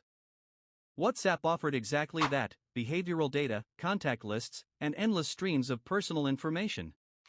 Many argue that WhatsApp was the missing link. Facebook needed access to phone numbers that bridged users' offline and online worlds. At that point, WhatsApp had already surpassed 1 billion users and still had enormous growth potential, especially in developing nations where Facebook Messenger wasn't as dominant. Scrapping the subscription fee wasn't just generosity, it was a calculated move. Getting people into Facebook's ecosystem was worth far more than $1 per year. Your data, your behavior, your connections, all of that was much more valuable to Facebook. With every new data point collected, Facebook could refine user profiles, making targeted advertising even more precise. Removing any barrier to WhatsApp's growth was crucial. The easier it was for people to join, the faster Facebook's influence could expand. And with billions of users, Facebook knew it could find ways to cash in eventually. Another major reason behind the acquisition was eliminating competition. At the time, Mark Zuckerberg learned that WhatsApp's founders were in talks with Google. Not wanting to risk losing such a powerful asset to a competitor, Zuckerberg rushed to make an irresistible offer. Facebook has a history of this, acquiring or crushing rivals to maintain control. As one critic put it, Facebook is a case study in monopoly power. The company harvests data, uses it to spy on competitors, copies or acquires them, and then ensures it stays on top. This model stifles new companies and, arguably, harms democracy itself. While we don't have access to WhatsApp's internal revenue data, it's likely the app wasn't profitable and maybe never has been. But that didn't matter. For Facebook, ownership of WhatsApp's users and their data was the real prize. As one source described it, Facebook's tentacles were getting closer to wrapping around billions of people. And with a market that size, monetization would eventually come. Now, you might be thinking, wait, didn't Zuckerberg promise WhatsApp would operate independently and not share data with Facebook? Isn't that enough to ease concerns? Well, not quite. 2017, #delete Facebook. By 2017, the cracks were showing. WhatsApp co-founder Brian Acton quit after clashing with Zuckerberg over Facebook's plans to monetize WhatsApp and start sharing user data. By leaving, Acton walked away from an estimated $850 million in unvested stock, a huge sacrifice that made it clear how strongly he felt about the direction things were heading. A year later, Acton became even more vocal, famously tweeting, "It's time. #delete Facebook." He went on to invest $50 million of his own money into starting Signal, a non-profit, privacy-focused messaging app designed as the pure version of what WhatsApp was supposed to be. Zooming out, Brian Acton's story arc is incredible. He was rejected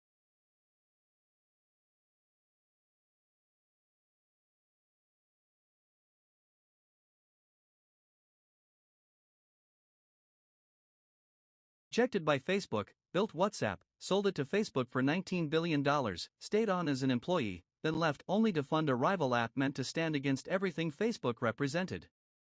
He once described it as being David going up against the Goliath I helped create. His mission was simple: to build a product that truly protected people's privacy. So, what drove him to that point? In 2017, the European Commission fined Facebook €110 million for misleading them during the WhatsApp acquisition. Facebook had claimed it was technically impossible to combine WhatsApp user data with Facebook's systems. But it turned out not only was it possible, Facebook had already been doing it. WhatsApp had quietly shared phone numbers and other data, allowing Facebook to target those users with ads. Acton later admitted that from the very beginning, Facebook's plan was always to link WhatsApp data with Facebook accounts to supercharge their ad targeting machine. Soon after, WhatsApp's other founder, Jan Koum, also quit. The final straw was Facebook executives pushing to weaken WhatsApp's end-to-end encryption to make monetization easier, something Koum, a staunch privacy advocate, couldn't support. More disturbing still, some believe WhatsApp's encryption might already be less secure than advertised. Reports suggest Facebook may be developing AI algorithms that scan content before encryption. If true, messages are analyzed and moderated before being sent, meaning that end-to-end encryption might just be an illusion.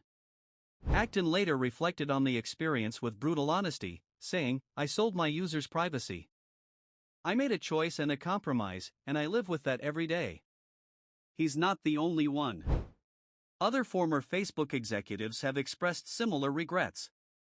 One of them, Chamath Palihapitiya, said bluntly, "We created tools that are ripping apart the social fabric of how society works." Looking back, Facebook buying WhatsApp was always going to lead to this clash. Facebook is one of the world's biggest advertising platforms, driven by data. The WhatsApp founders, on the other hand, were privacy activists who despised ads. Maybe deep down, they knew how it would end the moment they sold to Facebook. But when someone offers you $19 billion for an unprofitable app, would you really turn it down? Present day and the future. Let's revisit the main question: how does WhatsApp make money today? In the beginning, their revenue came from a simple $1 annual fee. Later, they relied on investor funding before eventually getting that massive payday from Facebook. But now that Facebook owns WhatsApp, how exactly are they monetizing it? Is it just about collecting our data, sharing it across Facebook's ecosystem, and targeting us with ads? Not entirely. One of WhatsApp's new revenue streams is WhatsApp Business, a service that allows businesses to connect with customers for support and updates. Companies like Netflix and Uber have already started using it. Interestingly, WhatsApp earns money if a business doesn't reply to a customer within 24 hours, essentially charging them for late replies. While this shows potential, let's be honest, most of us haven't even used this feature. It's unlikely this alone will make WhatsApp profitable anytime soon. With the $1 fee gone, WhatsApp is now exploring what it once promised to avoid: ads. In fact, a spokesperson confirmed plans to introduce ads in the status section, ironic, considering WhatsApp's old blog post proudly claimed, "We don't sell ads." Still, the real value of WhatsApp to Facebook isn't ads, it's data. It's about deeper integration with Facebook, Instagram, and other platforms. In 2021, this sparked huge privacy concerns when Apple's new rules forced WhatsApp to disclose the kind of data they collect and share. The list was extensive: your phone number, profile photo, name, status, login activity, contact list, purchase history, device info, IP address, location, and more. Initially, users had to accept this by February 8 or lose access to WhatsApp. Later, after backlash, they pushed the deadline to May 15. But the policy didn't change, just the deadline. Here's the kicker: this wasn't even a new privacy policy. WhatsApp was already doing it, the new rules just forced them to be transparent. So, why do people still trust WhatsApp? The truth is, they don't. But most people simply don't care enough about privacy to switch. Reddit threads confirm it. Top comments are full of "No, I don't trust them, but leaving isn't easy because of the network effect. One user put it best. By the time Facebook bought WhatsApp, everyone I knew was already using it even for work. It's so embedded into our lives that you're forced to pick between privacy or staying connected. And just when you think that's the end, there's a plot twist. A quick tip. Before we wrap this up, a quick intermission. If privacy matters to you, consider using a VPN. It keeps your internet activity private from your ISP and advertisers. Now, back to WhatsApp. In defense of WhatsApp and Facebook. It might sound like this is a hit piece on WhatsApp and Facebook, but it's not. Data collection isn't some evil plot, it's standard practice for most tech companies. Sure, Facebook gets a bad rep, but let's not forget this video is funded by ads too. Data-driven ads keep platforms like YouTube and social media free. Without data collection, there's no free content, no free services. WhatsApp, for all its flaws, is still a fantastic tool connecting millions around the globe. Yes, if privacy concerns you, the tone of this video probably feels justified. But many might think this is overly dramatic. After all, every store loyalty card, every website cookie tracks you too. Compared to that, WhatsApp's data collection might not even be the worst out there. The bigger takeaway?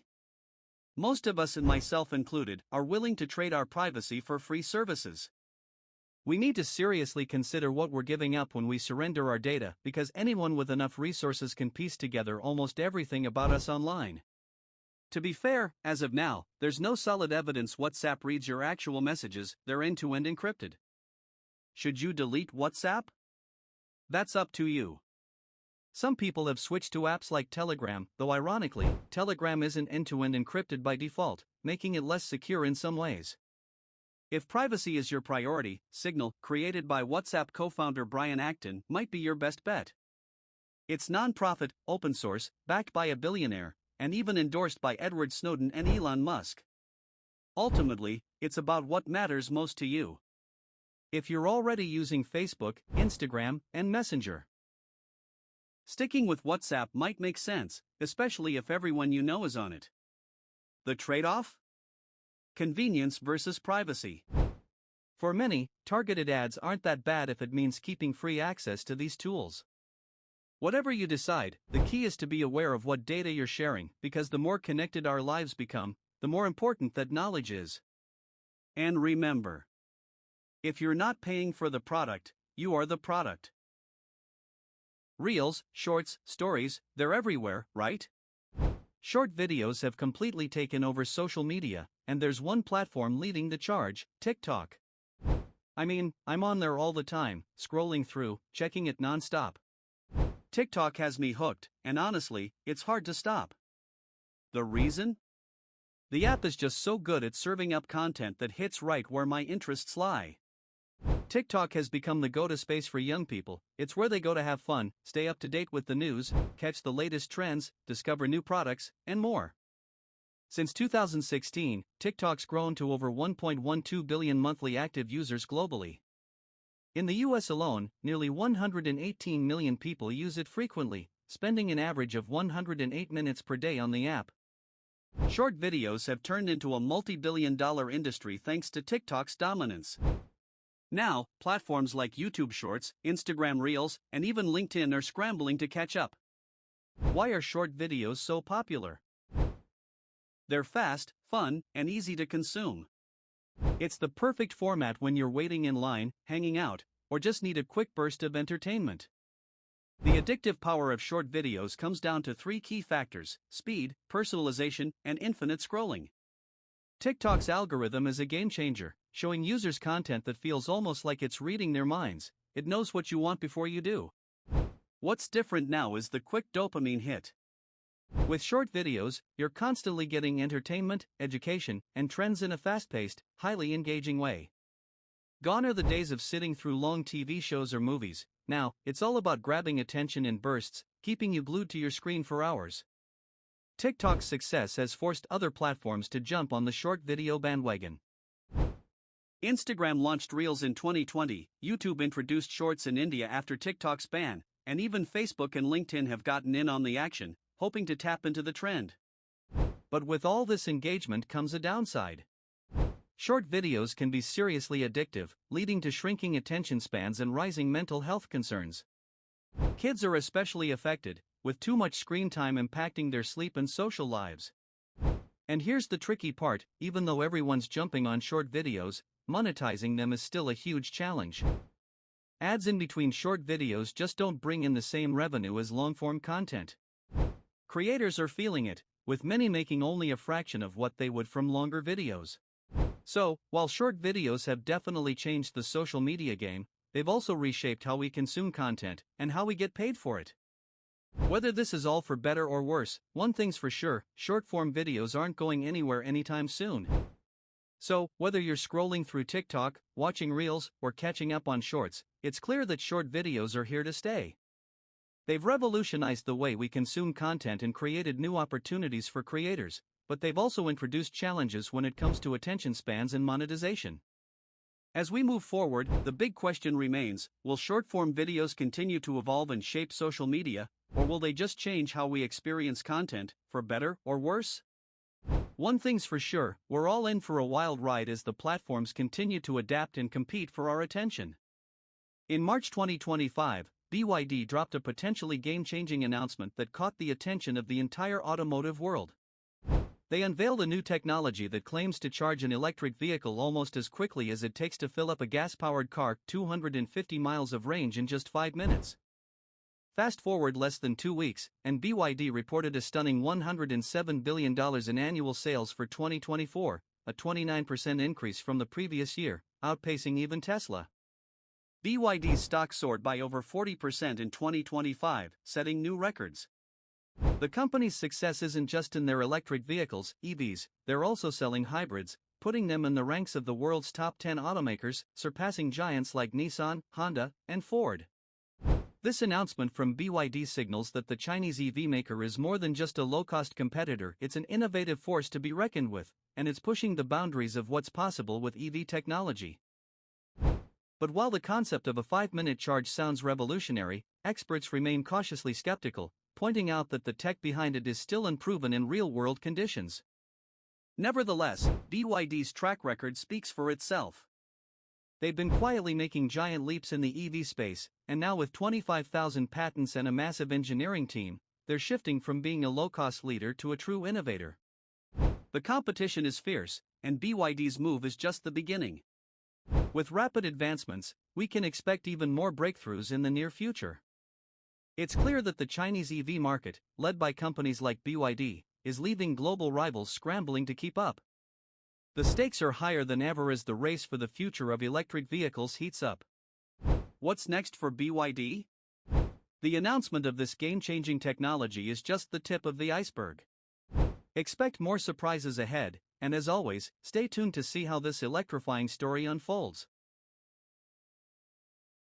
ThredUp, an online resale platform, is home to one of the largest collections of used clothing in the world. Founded more than 15 years ago, ThredUp pays people to clean out their closets and sends their unwanted garments to be processed and resold. Last year alone, ThredUp sold nearly 17 million items. However, this represents just a small fraction of the global second-hand clothing market. In the United States, the typical lifespan of a garment in someone's closet has dropped to just 2.5 years. An old pair of jeans, for instance, may travel thousands of miles, changing hands multiple times before being discarded. Every second, a truckload of clothing is either dumped or burned, contributing to the growing demand for sustainable solutions in the fashion industry. To address this issue, ThredUp is leveraging technology to keep as many garments as possible in circulation and out of landfills. The company's vast warehouse is a hub of innovation, utilizing AI, automation, and smart algorithms to process and resell clothes efficiently. Once people send their unwanted clothing to ThredUp in specially designed clean-out kits, the items are sorted, inspected, and tagged. AI helps determine everything from the category to the price of each item, while advanced systems move the clothes around the warehouse quickly and efficiently. Items are photographed in 360-degree views, ensuring a comprehensive listing for online buyers. Once sold, the items are packed and shipped, with the original owners receiving a cut of the sale price ranging from a few dollars to several hundred, depending on the brand. While ThredUp focuses mainly on women's and children's clothing, they also offer a range of high-end brands, with a team of authenticators verifying luxury products such as Gucci and Hermes. Additionally, ThredUp has introduced AI shopping tools, including a virtual stylist and image search features, to enhance the online shopping experience and make it easier for customers to find the perfect item. Despite these efforts, not all items make it onto the resale market. ThredUp has partnerships with aftermarket resellers, like Stephen Bethel of Bank & Vogue, who help distribute unsellable clothing to international buyers. Resellers around the world, especially in regions like Pakistan and Ghana, handle massive quantities of used clothing. These garments often make their way to large second-hand markets, where they are sorted, repackaged, and resold. However, a significant portion of this clothing ends up in landfills or oceans, contributing to the environmental challenges posed by the fashion industry. Countries like France are taking legislative action to address the issue. France's Extended Producer Responsibility (EPR) laws force clothing brands to take responsibility for the waste they create, resulting in a significant increase in textile recycling. In the United States, while some states like California have introduced similar laws, much work remains to be done to reduce the environmental impact of the fashion industry. ThredUp, alongside other innovators in the field, is trying to make a dent in this problem. By creating a system that resells second-hand clothing, ThredUp not only extends the life of garments but also creates an economic incentive for consumers to participate in the circular fashion economy. However, for a truly sustainable solution, industry-wide changes are necessary, including regulations that encourage recycling and the reduction of fast fashion waste. As we've seen today, businesses like ThredUp are not just finding success. They're pioneering a shift in how we think about fashion and sustainability. By leveraging technology and innovation, ThredUp has transformed the process of reselling used clothing into a streamlined, profitable model. Their approach is a perfect example of how a business can thrive by addressing a pressing global issue, turning waste into value. This story, along with countless others, shows that success in today's world isn't just about making a profit, it's about making a positive impact. Whether it's through sustainability, efficiency, or innovation, businesses are proving that the most successful ventures are those that solve problems while adapting to changing consumer demands. As you look to build your own business or take on new challenges, remember that the key to long-term success often lies in finding creative ways to meet the needs of both people and the planet. Stay inspired, stay driven, and keep pushing the boundaries of what's possible. Because the next big business breakthrough could be just around the corner. A few weeks ago, Intel reported something pretty shocking. They lost $16.6 billion in just one quarter. That's not just bad, it's by far the biggest loss in the company's history. To put it in perspective, it's about 22 times bigger than the profits AMD made during the same period. Some of that loss came from one-time charges, but it gets worse. Intel was kicked out of the Dow Jones Index that same week after being a part of it for 25 years. They got replaced by none other than Nvidia. So yeah, Intel is going through an insanely rough time, and that's happening while the rest of the chip industry is having one of its biggest booms ever. But here's the weird part: if you check Intel's stock chart, you'd notice something strange. On the very day they announced this disaster, their stock price jumped 15%. Sounds crazy, right? But it actually makes sense if you understand the bigger picture. There's a concept called the Valley of Death, usually used to describe what startups go through. A company pours a ton of money into building their product, but they often run out of cash before they can start making real revenue. Most don't survive that valley. Intel, of course, is no startup. Not long ago, they were still the world's biggest chip maker. But when Pat Gelsinger became CEO in 2021, he launched a massive turnaround plan, one so ambitious that it threw Intel into chaos. The company basically created its own valley of death. So far, it's been mostly downhill, and it's been painful to watch. But maybe, just maybe, they've hit rock bottom. The big question now: can they climb their way back up? Before it all went south. To understand where Intel is today, you have to understand where they came from. TSMC, the world's largest chip manufacturer, has about 76,000 employees. Nvidia, the leading chip designer, has around 30,000. And ARM, who makes the world's most popular CPU designs, has about 6,000. Even combined, they don't match Intel's headcount, which is wild, right? But historically, Intel was a totally different beast.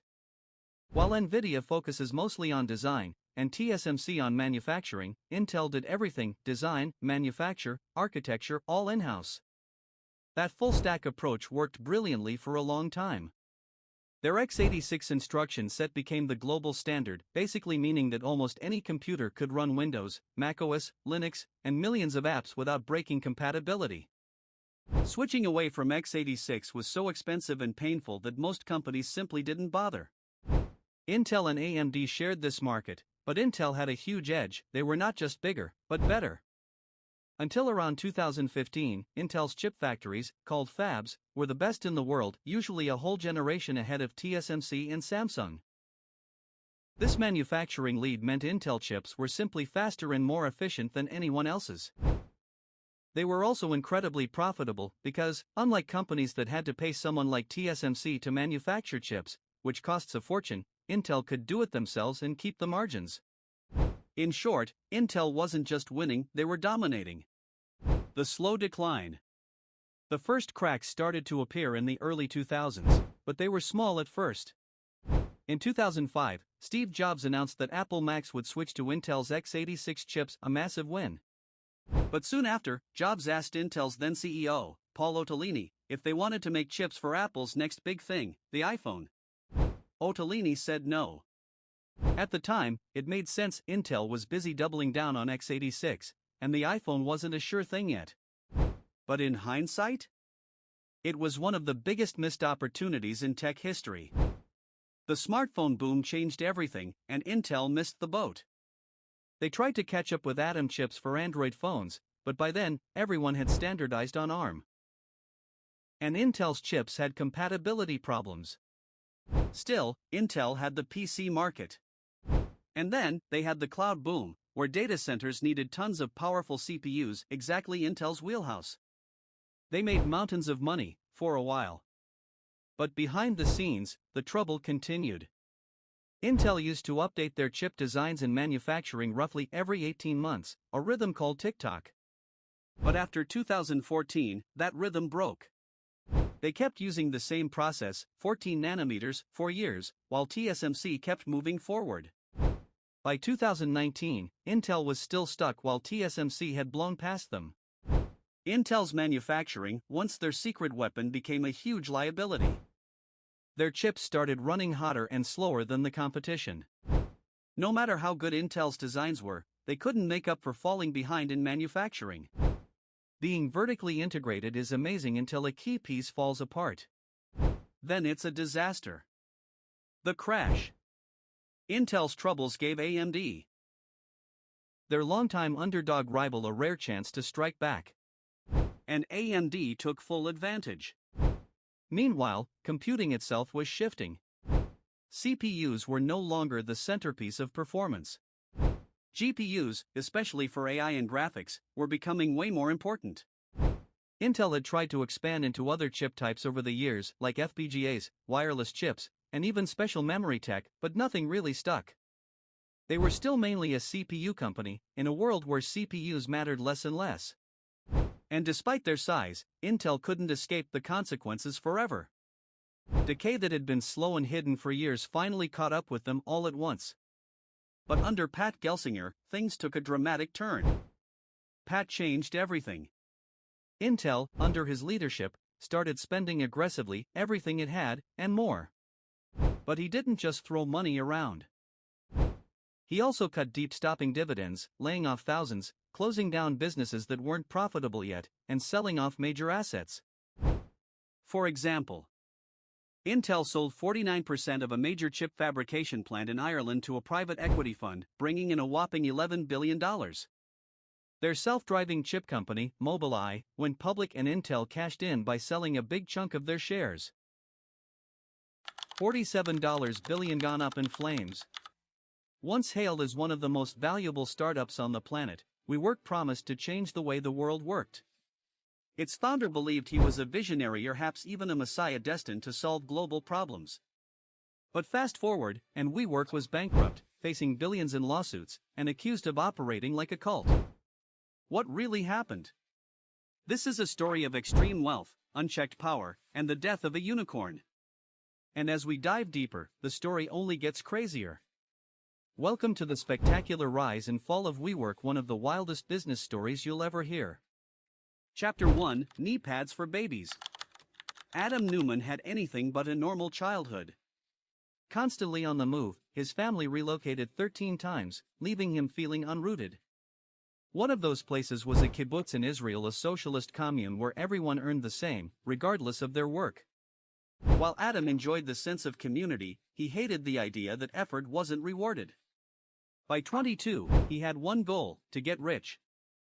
So in 2001, he moved to New York, convinced it was the land of opportunity. His first business idea? A women's shoe with a collapsible high heel. High fashion turned into flats. He quickly found a Chinese manufacturer, but the product was a disaster. The first person to test the prototype nearly sliced their finger off. Ugly, dangerous, and destined to fail, the idea went nowhere. Frustrated, Adam drowned his sorrows with friends. Over beers, someone joked, "Why don't baby clothes have knee pads? Babies crawl on hard floors all day." It was said in jest, but Adam took it seriously. By the next morning, he'd trademarked Crawlers, a baby clothing line featuring built-in knee pads. The slogan, "Just because they don't tell you, doesn't mean they don't hurt." With seed funding from his grandmother and a few connections, Adam threw himself into the business. His charisma made him a standout at trade shows, towering at 6 feet 5 inches among crowds of mothers, passionately preaching that no baby could be happy without knee protection. But reality soon set in. Babies had survived just fine without knee pads for all of human history. Plus, they outgrew crawling and Crawlers within months. The business struggled, profits were elusive, and Adam's stress levels skyrocketed. It became clear, Crawlers wasn't the big break. If Adam wanted real wealth, he had to think bigger. Chapter 2: Green Desk. One day, Adam, barefoot and shirtless, stepped into an elevator and struck up a conversation with a stranger, Miguel McKelvey. The two clicked instantly. Miguel, introverted and soft-spoken, was the opposite of Adam. Yet they shared a bond, both raised in unconventional, communal environments. Miguel even recalled dumpster diving as a child, surviving on food stamps. Soon, their conversations turned to business. Adam had heard of someone making money renting out office space to small companies. It sounded simple, and they figured they could do the same. Adam approached his landlord, Joshua Gutman, who had empty floors in one of his buildings. The pitch was bold: "Let us take the space. We'll handle everything, and we split the profits." Gutman was skeptical. "You sell baby clothes. What do you know about real estate?" Adam fired back, "Your building is empty. What do you know about real estate?" Intrigued, Gutman challenged them to return with a business plan, except they didn't have one. Miguel stayed up all night writing it from scratch. But somehow, Gutman was impressed. He offered them several floors and even paid for renovations. They named the business Green Desk, branding it as environmentally friendly, a clever marketing spin with little substance. The model was simple but smart. Small businesses rented desks in a shared office with everything provided: Wi-Fi, printers, coffee, and even a receptionist. Contracts were short-term, offering flexibility traditional office spaces lacked. Instead of cubicles, glass dividers created an open, light-filled space, fostering community and collaboration. Rent was higher per desk than in a typical office, but people paid for the convenience and vibe. It was perfect timing. The 2008 financial crisis had left many unemployed, eager to start their own ventures. Green Desk gave freelancers and startups the ideal place to begin: no long leases, no hassle. The concept took off. Tenants loved the atmosphere, and Adam and Miguel made it even more appealing by hosting lively networking events that doubled as parties. The building filled fast, 350 tenants in total. But Adam was already dreaming bigger. He pitched Gutman a grand vision: expansion, growth, and empire. Gutman hesitated. Expansion meant risk, long leases, unpredictable tenants, and exposure if the economy crashed again. Adam wasn't interested in playing it safe. He convinced Miguel they could go solo, lease buildings themselves, and scale as fast as they wanted. Ironically, if Adam had stayed with GreenDesk, he likely would have made millions. The model worked. It was safe and sustainable. But Adam didn't want millions, he wanted billions. So in 2009, just 18 months after launching GreenDesk, Adam and Miguel sold their stake to Gutman for about $500,000 each. Adam even asked Miguel to hold his share of the money, fearing he'd blow it all. Instead, they agreed to invest everything into their next venture. The madness of WeWork was about to begin. Chapter 3: The Launch of WeWork. Before they even started, Adam had massive ambitions for their new business. He told friends he was going to become a billionaire. In his mind, office spaces were just the starting point. He imagined expanding into hotels, restaurants, and countless other industries. Miguel pointed out they didn't even have a name yet. So they began brainstorming and eventually landed on WeWork, a name that captured the community-driven spirit they wanted to build. It also left room for future expansion, with possibilities like We Live, We Eat, We Sleep, or We Anything. Their first step was office spaces, similar to what they had done with GreenDesk. However, unlike GreenDesk's eco-friendly focus, WeWork aimed to build community and foster connections. Instead of partnering with one landlord and splitting profits, they planned to lease entire buildings from various landlords. They would divide the space and rent it to small companies, taking on more risk but opening the door for greater profits. Adam wasted no time setting up meetings with building owners. But most landlords were skeptical. After all, WeWork was an unproven company planning to rent space to other unproven companies. Still, Adam was relentless, pitching again and again. Eventually, Adam met Joel Schreiber, a young real estate developer. Joel surprised them by offering to invest and asked what Adam valued the company at. Though they weren't looking for another partner, Adam boldly claimed WeWork was worth $45 million, despite not having a single office yet. Shockingly, Schreiber agreed and invested $15 million for a third of the company. This deal was critical. Schreiber was well connected in New York real estate, which gave WeWork instant credibility. He personally guaranteed leases and introduced Adam and Miguel to other landlords. With that, WeWork finally secured its first location, 154 Grand Street in Soho. The building was a mess, just one tiny, slow elevator serving 6 floors. Adam pushed for low rent and renovation funds from the landlord. Meanwhile, he hustled to sign tenants even while renovations were ongoing. Some of the first customers came from a nearby Starbucks. Adam and Miguel approached people working on laptops, pitching them a better alternative. Wouldn't you rather have a proper desk, an office, and be part of a community? Surprisingly, some agreed and joined. As things came together, Adam naturally took the CEO role, handling the vision, making deals, and courting investors.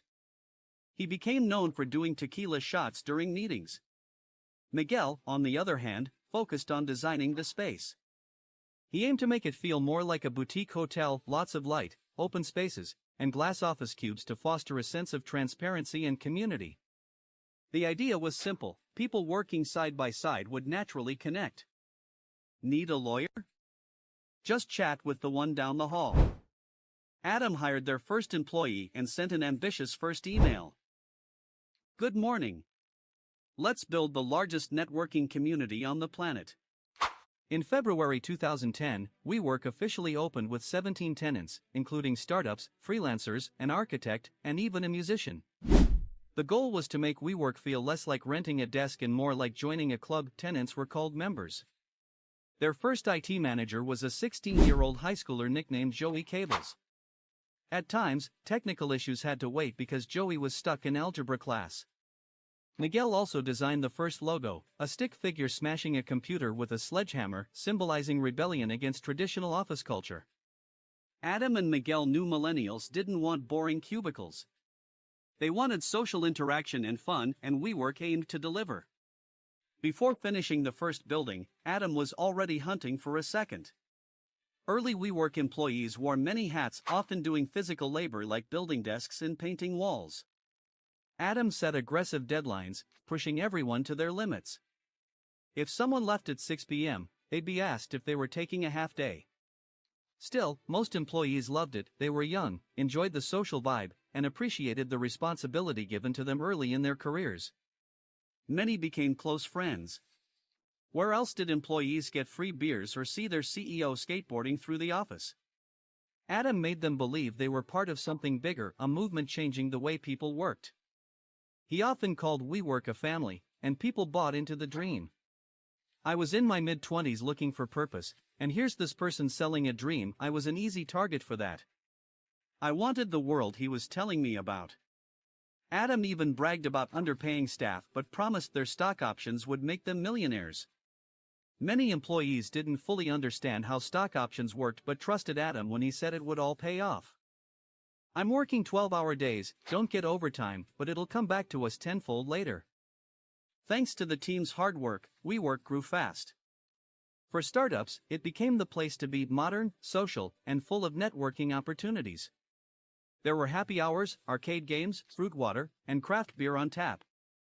By 2011, WeWork generated $7.4 million in revenue, losing just $50,000, impressive for a rapidly expanding company. But continued growth depended on securing more investor money. Luckily, Adam was a master salesman. His confidence and grand vision won investors over. He promised not just profits, but billions. Investors were hooked.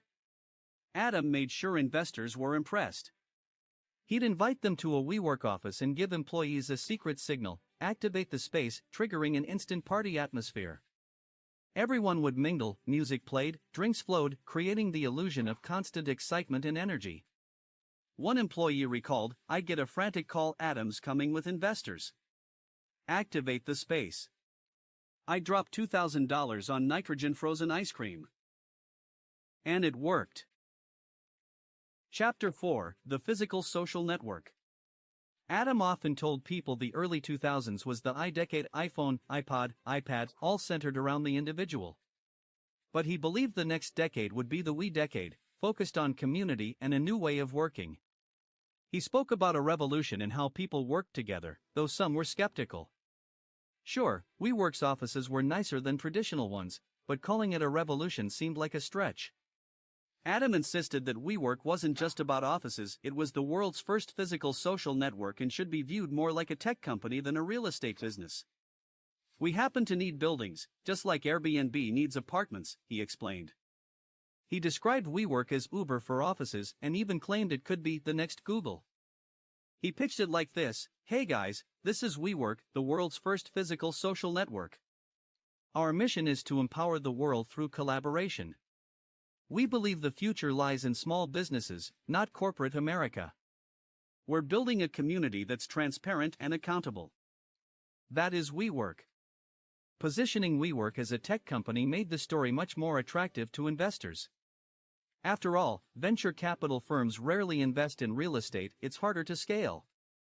A software company might spend heavily upfront developing a product, but once built, it can be sold repeatedly with almost no added cost. This leads to exponential profits. Real estate, on the other hand, comes with constant expansion costs, new buildings, new tenants, maintenance, and dealing with landlords, all of which limit profit margins. Real estate companies are usually valued at 2 to 5 times their annual revenue. But fast-growing tech companies can fetch valuations more than 20 times their revenue, offering investors the explosive growth they crave. Adam knew this, which is why he was determined to make sure no one thought of WeWork as a real estate company. Whenever reporters described WeWork as a real estate company, the PR team was tasked with getting those stories corrected. In interviews, Adam pushed back hard: "Definitely not a real estate company. We are a community of creators. We create environments for entrepreneurs and freelancers. We leverage technology to connect people. Just like Uber is the sharing economy for cars, we are the sharing economy for space." Of course, the comparison wasn't entirely fair. Unlike Uber or Airbnb platforms that operate globally without owning physical assets, WeWork was deeply tied to expensive, long-term leases. Every new location required massive upfront investments and ongoing maintenance. If something broke, WeWork paid for it, not the landlord. Adam himself wasn't a typical tech entrepreneur. He rarely used a computer, couldn't code, and struggled with his MacBook. And building community, his favorite buzzword, didn't scale easily. Creating a real, connected community took time and a personal touch. But Adam didn't care. He was a master storyteller and convinced people WeWork was a groundbreaking innovation. He kept investors focused on one thing: revenue growth. And it was growing rapidly. Profitability? That could come later. Adam pointed out that many of the biggest tech companies were unprofitable at first because they prioritized growth and market share. Once they dominated, profits would follow.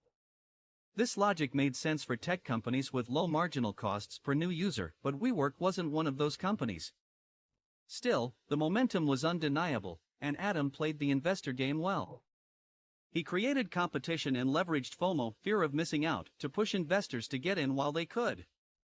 Unlike public companies, private startups aren't required to share detailed financials, allowing founders to sell an exciting story. Adam took full advantage, always telling his team to double projections before showing them to investors even if the numbers were unrealistic. And, to be fair, WeWork's revenue was doubling every year. The problem was, so were the costs. The business lacked the network effects of real tech companies. There were no economies of scale, no true competitive advantage. It became increasingly unclear if the model worked at all or if it was simply being propped up by endless investor money. Still, venture capitalists often bet on the founder more than the company. And many came away from meetings with Adam impressed. "Let's give him some money. He'll figure it out," they said. One of those firms was Benchmark, known for backing Instagram, Uber, and eBay. They invested $16.5 million at a $100 million valuation, a huge stamp of approval that attracted even more investors. It created a domino effect, each big name drawing others, pushing the company's valuation even higher. With the money flowing, Adam moved fast. He outbid competitors for new office leases, sometimes drastically overpaying. But he wasn't worried about profits. "I'm not looking to make money right now. I'm just looking to add people," he said. Growth was the only thing that mattered. Before long, Goldman Sachs came in, offering to invest at a $220 million valuation, double in just a year. But Adam turned them down, calling it too low. Most employees thought he was crazy. They were burning cash fast. But the gamble paid off. Soon after, WeWork raised $40 million at a $440 million valuation, double what Goldman had offered. Private valuations are often arbitrary, they're simply what investors believe a company is worth. But Adam loved seeing the number rise. It created the illusion of unstoppable momentum. Still, raising more money usually means giving up control. Adam solved this by changing the company's voting structure. His shares now counted 10 times more than anyone else's. That way, he could sell shares but maintain total control. Some early investors warned him about the dangers of too much power. Adam shrugged. "I am WeWork," he said. To reinforce the tech narrative, WeWork launched WeConnect, an internal version of LinkedIn to help members connect. In theory, you could hire a graphic designer or find collaborators through the app. In reality, it was buggy and slow. Hardly anyone used it. But this became a pattern. Instead of using proven software, WeWork built clunky internal systems just to look more like a tech company. They even considered launching their own cryptocurrency. For actual tech companies, millions of dollars can last years. But WeWork's costs were massive: leases, renovations, new employees. By 2013, they had over 200 staff members. Adam soon had to raise more money as they were burning through cash rapidly. Luckily, the investor money kept coming. Adam secured another $150 million from JP Morgan and other big names at a $1.5 billion valuation, officially making WeWork a unicorn. Despite all the funding, the company was a mess behind the scenes. They forgot to renew employee healthcare, leaving staff without insurance for a month. Meanwhile, Adam frequently sold his shares during these rounds, something most founders avoid until their company goes public. But for Adam, the rules were different. WeWork was just 4 years old, and Adam was already boasting that it was experiencing the fastest physical growth in the history of the world. Outsiders were baffled. Why was this company valued so highly? After all, a company called IWG had been running a nearly identical business model for years: more members, more locations, and actual profits. Yet WeWork's valuation soared above theirs. What set WeWork apart wasn't the business model, it was Adam's story. The energy, the charisma, the vision of building a movement. Investors got caught up in it. That's why Adam always gave potential investors an in-person tour. The numbers alone wouldn't sell the dream, but the show? That did. Investors who missed out on Facebook and other big tech winners didn't want to miss this one. They didn't dig deep enough. And even those with doubts figured they could always sell once the company went public. This was the classic greater fool theory, buying an overvalued asset, assuming someone else would pay even more for it later. Chapter 5: Summer Camp. Every summer, WeWork hosted its annual summer camp, a company-wide festival complete with live music, activities like rock climbing, canoeing, yoga, and ziplining, and bars everywhere serving unlimited free alcohol. For many young employees, it felt like the perfect weekend getaway, especially for those who couldn't afford a real vacation. This was their chance to let loose, party, and have fun. Executives were often seen stumbling around, some carrying water guns filled with vodka. At one point, the head of HR got so drunk she ended up being rushed to the hospital. By 2015, however, summer camp was costing millions. Big-name artists were performing: Lorde, Bastille, and the Chainsmokers, who were actually paid in WeWork stock. The weekend even arrived by helicopter for a surprise set.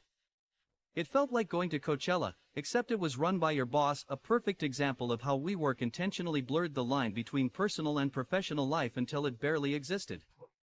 Many employees loved it because it was essentially a massive party. But older employees resented being forced to attend.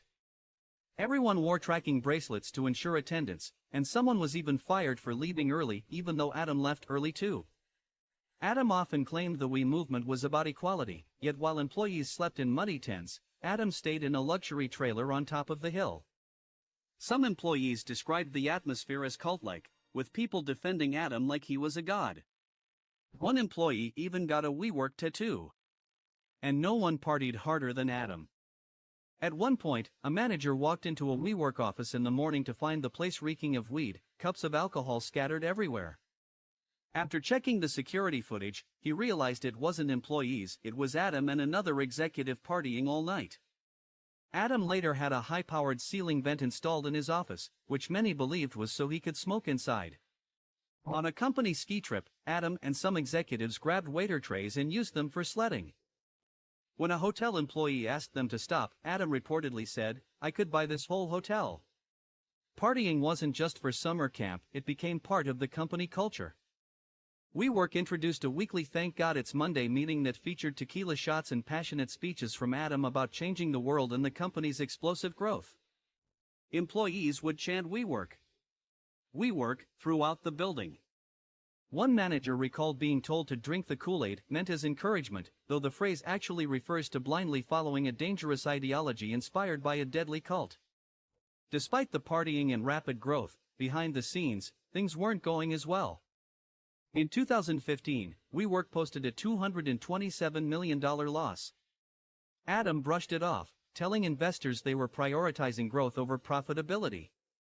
He claimed they could be profitable anytime, they'd just have to stop expanding.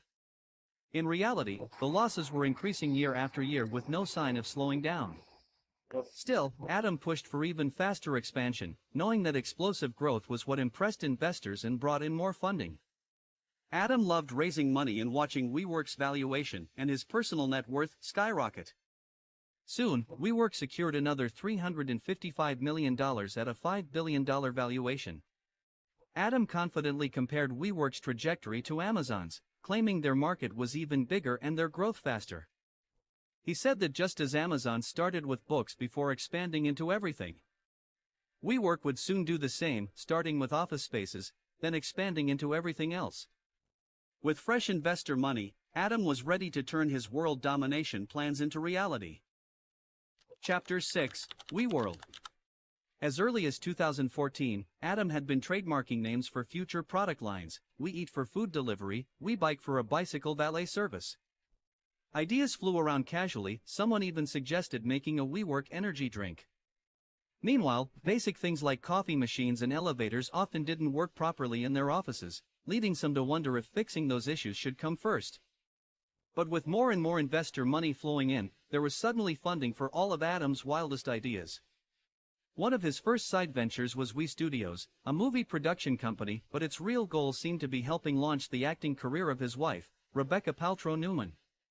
Rebecca, cousin to Gwyneth Paltrow, often told people that when she met Adam, she just knew he was destined to save the world. She hadn't found much acting success herself, so We Studios was supposed to change that. However, their first movie flopped at the box office, and they quietly shelved the project. As WeWork grew, Rebecca became more involved in the company. Deeply spiritual, she heavily influenced Adam, and soon that spiritualism seeped into WeWork itself. Adam began talking about energy and even brought in Rebecca's spiritual advisor to lecture employees on hard work. They opened a boutique gym offering yoga classes infused with an entrepreneurial spirit and even hired a scent artist to create a signature WeWork fragrance. Many of these new projects felt more like personal hobbies than sound business ventures. It seemed like Adam and Rebecca believed they could make anything work, so why not try everything? But with each new venture, it became harder to see how WeWork could develop expertise in such unrelated areas, especially when their core business of leasing office spaces still wasn't profitable.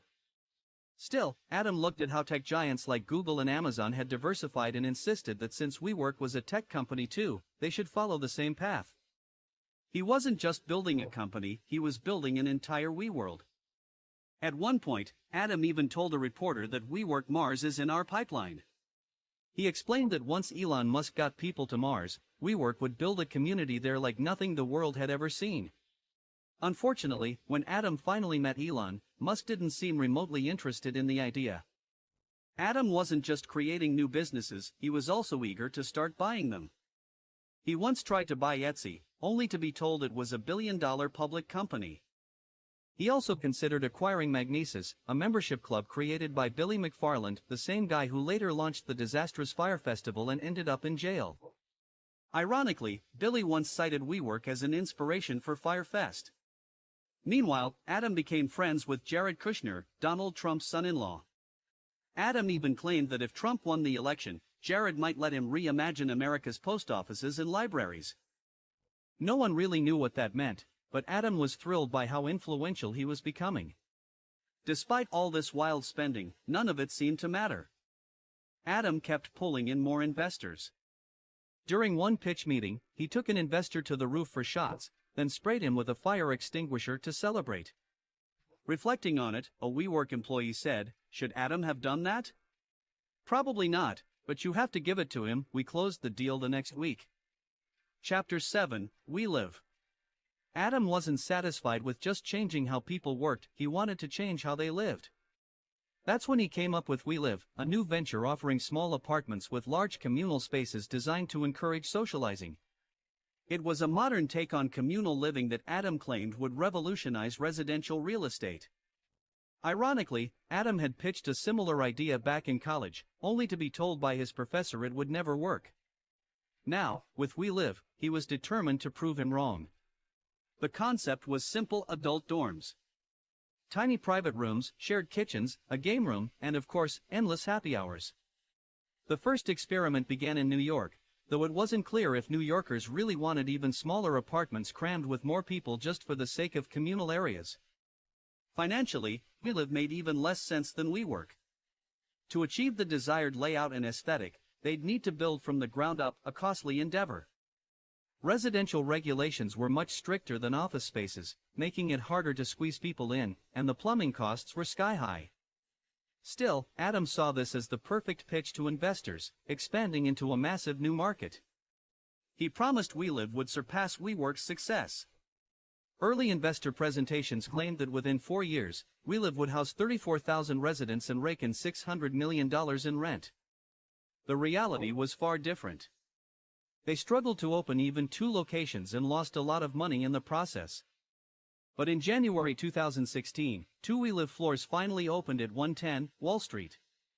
To create some momentum, WeWork employees and members were offered rooms in WeLive for just $500 a month, but this meant sharing a tiny studio with a coworker. Many employees accepted since they were underpaid, and this allowed them to live close to their WeWork office. However, it wasn't long before people started to feel the impact. Employees were spending all day at WeWork and coming home to WeLive, both owned by the same company. Slowly, they realized their entire life revolved around WeWork. Their job, their home, their social circle all intertwined. Some began calling it a cult.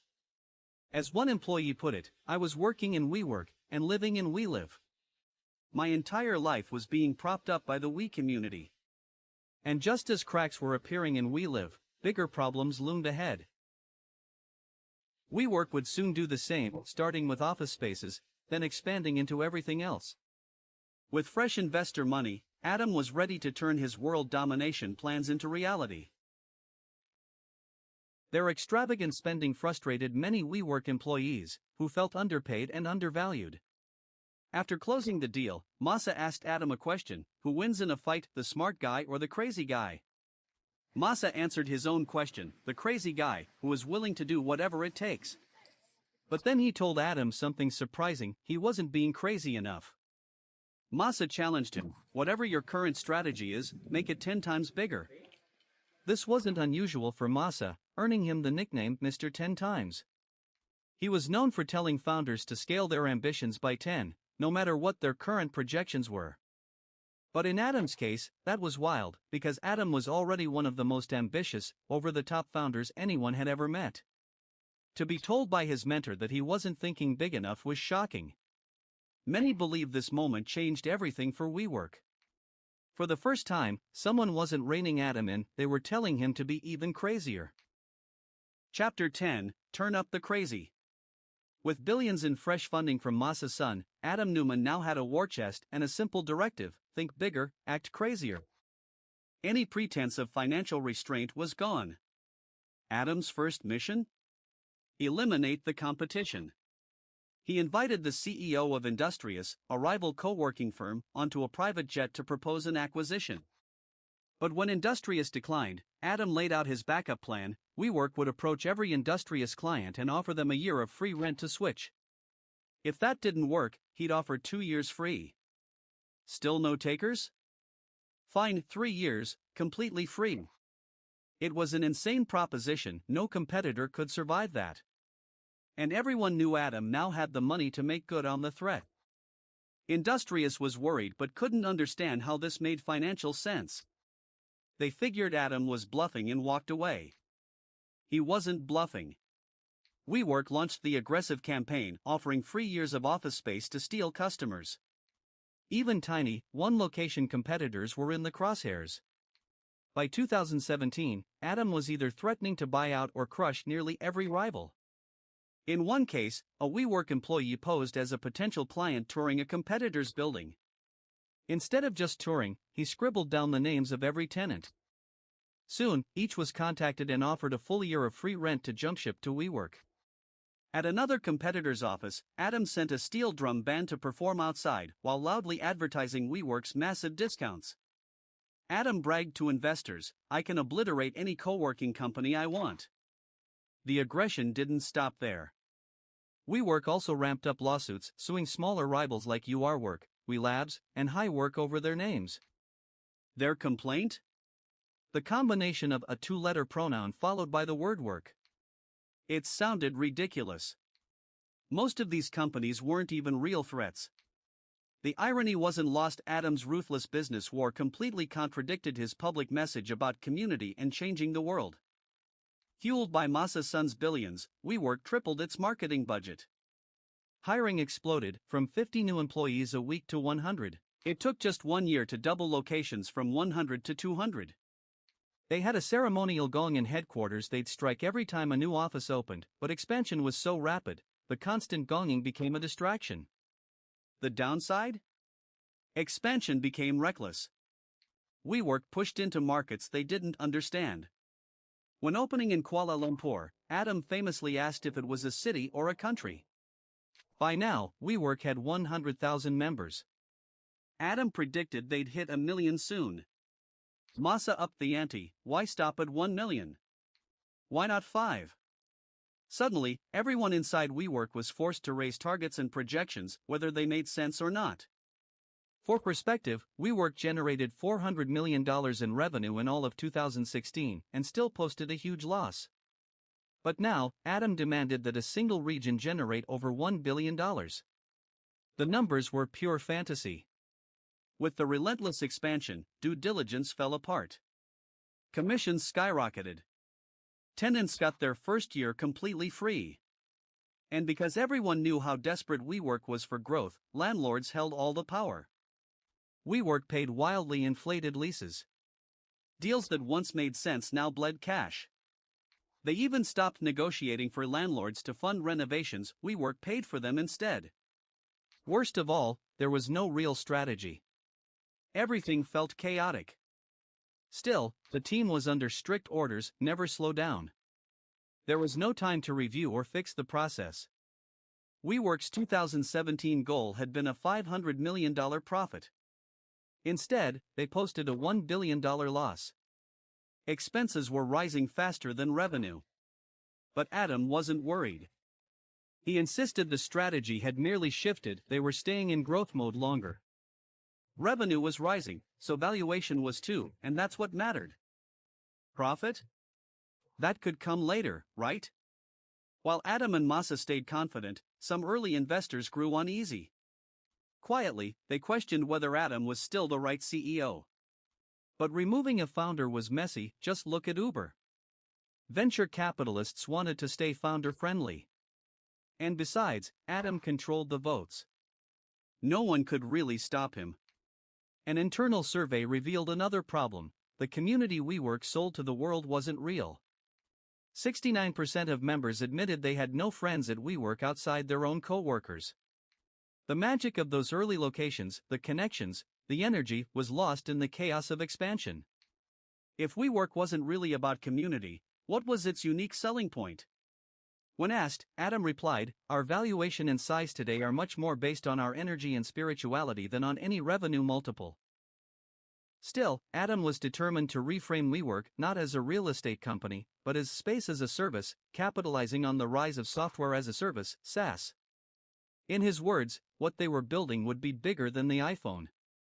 WeWork funneled millions into developing tech projects, including an internal system dubbed Google Analytics for space. It pulled data from sensors and interviews to generate insights like people prefer desks by windows, and friends tend to live near each other. Groundbreaking stuff. When building tech proved harder than expected, Adam went on a buying spree. He acquired companies left and right, most unrelated to co-working. One bizarre purchase? WaveGarden, a Spanish company that made wave pools, for $13.8 million. No one knew how it fit into WeWork, but Adam loved it. He also bought Meetup.com for $156 million, even though Meetup had struggled financially for years. It got so bad that WeWork employees started trying to stop Adam from meeting other founders, because he'd inevitably want to buy their companies too. But with billions from Masa, Adam figured, what could possibly go wrong? Chapter 11, Ego. Adam Neumann once announced that WeWork was expanding into Africa not because it made strategic sense, but because he believed WeWork could positively impact the continent. Increasingly, Adam spoke about WeWork's influence surpassing that of governments. At one point, he even mused that he might run for president of the United States. When someone pointed out he was ineligible since he wasn't born in America, they jokingly suggested he run for president of Israel instead. Adam dismissed the idea, claiming the role wasn't big enough. "Maybe I should be president of the world," he said. No one at WeWork knew what to take seriously anymore. But one thing was obvious: Adam's ego was inflating alongside WeWork's soaring valuation. "I want the highest valuation possible," Adam declared. "Because when countries start shooting at each other, I want them to come to me." He claimed WeWork could help solve the Syrian refugee crisis and even bring peace to the Middle East. "We're here to change the world," he declared. Anything less doesn't interest me. Flush with money from SoftBank's Vision Fund, Adam launched his own investment fund. He created a competition called the Creator Awards, hosted by Ashton Kutcher, where startups pitched him their ideas. Adam's investments were bizarrely diverse, from a medical marijuana company to an app described as Shazam for TV. Nearly 20% of the fund went into various coffee creamer businesses.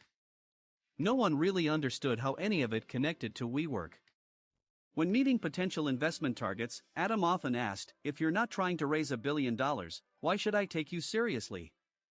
As his ego swelled, Adam's behavior became more erratic. He even scheduled and then abruptly cancelled a meeting with Canada's Prime Minister, Justin Trudeau, citing his own schedule as more important. While regular employees were crammed into increasingly dense office spaces, Adam's personal office kept growing. He added a private sauna, a cold plunge tub, and a massive portrait of himself. Adam made sweeping decisions on whims. At one point, he suggested firing 20% of the staff annually to maintain standards, though many feared it would destabilize the company. One of Adam's most consequential decisions was changing WeWork's business model. Instead of leasing small spaces to startups and freelancers, WeWork began renting out entire floors to massive corporations. It was called enterprise sales.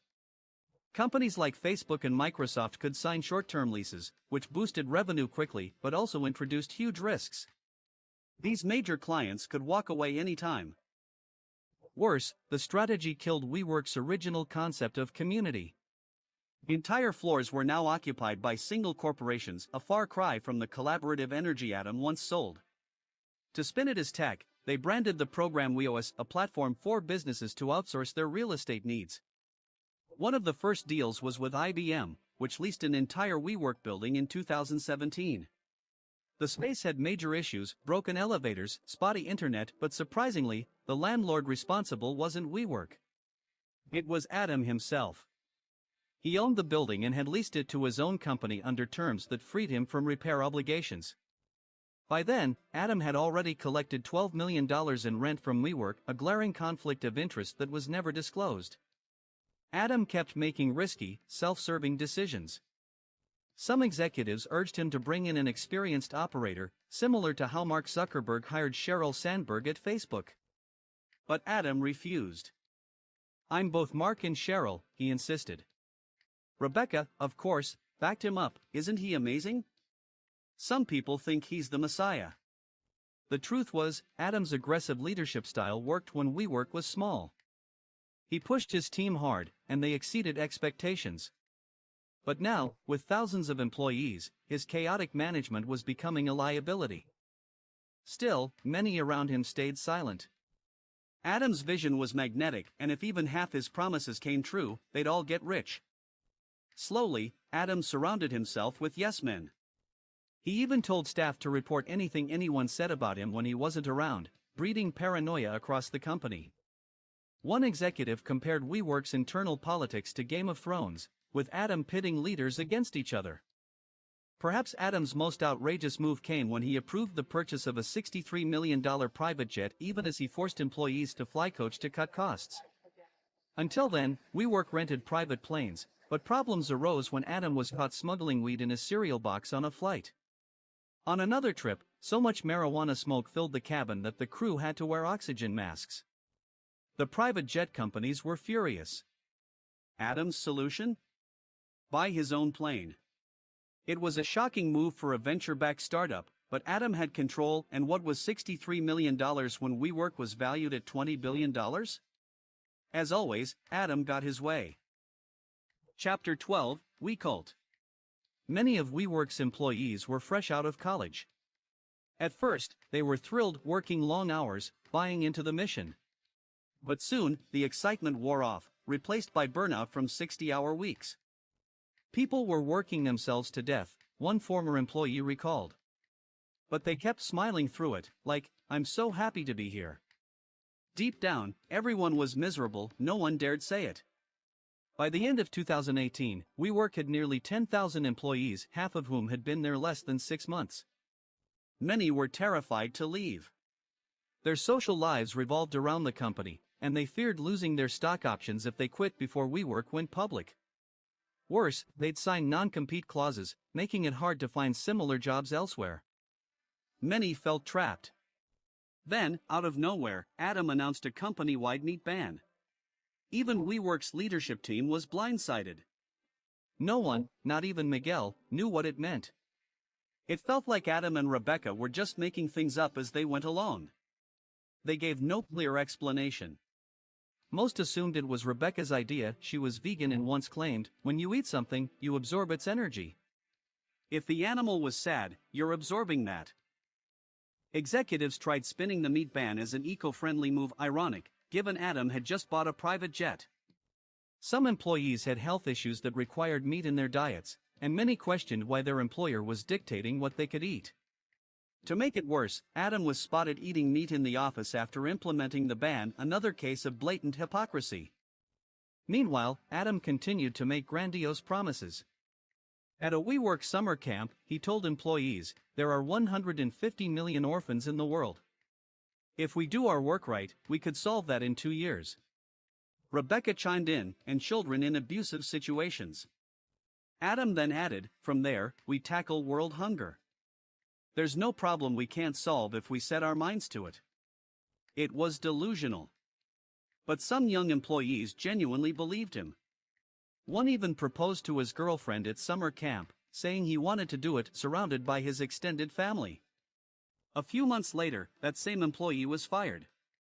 Elsewhere, a female employee reported being groped by a colleague, but her complaint was dismissed because he was a high performer. For all of Adam's talk of family, it was becoming clear, WeWork wasn't the caring community he promised. Chapter 14, Project Fortitude. WeWork decided to expand in a wildly ambitious direction by launching its own self-driving robot division. Meanwhile, Adam Neumann began investing in bioscience companies, openly sharing his dream of living forever. His ambitions didn't stop there. Adam had plans to expand into airlines, fitness, hotels, and even explored the idea of acquiring Lyft, another company hemorrhaging cash. Despite rarely sleeping more than a few hours a night, Adam seemed fueled by endless energy. He frequently declared his goal of becoming the world's first trillionaire and predicted that WeWork would become the first trillion-dollar company. To move closer to that vision, Adam devised a new strategy.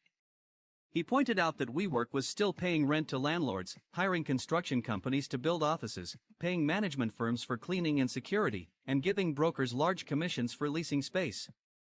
So, his solution was simple: WeWork should control it all.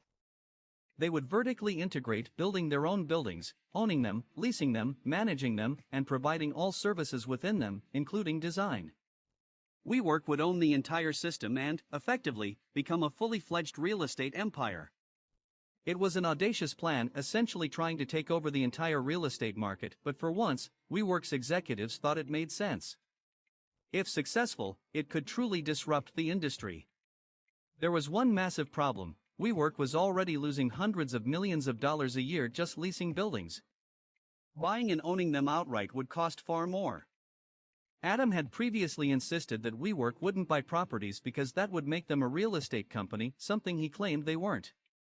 But now, the idea of owning buildings was too tempting, especially because it could dramatically boost WeWork's valuation, which seemed to be Adam's top priority. The leadership team estimated they'd need to raise $1 billion to start this shift. Adam, however, had a far bigger vision. Instead of $1 billion, he wanted to raise $100 billion and start the largest real estate investment firm in the world right within WeWork. For context, Blackstone, the largest real estate fund manager globally, had taken decades to reach around $100 billion in assets. Adam wanted to match that instantly.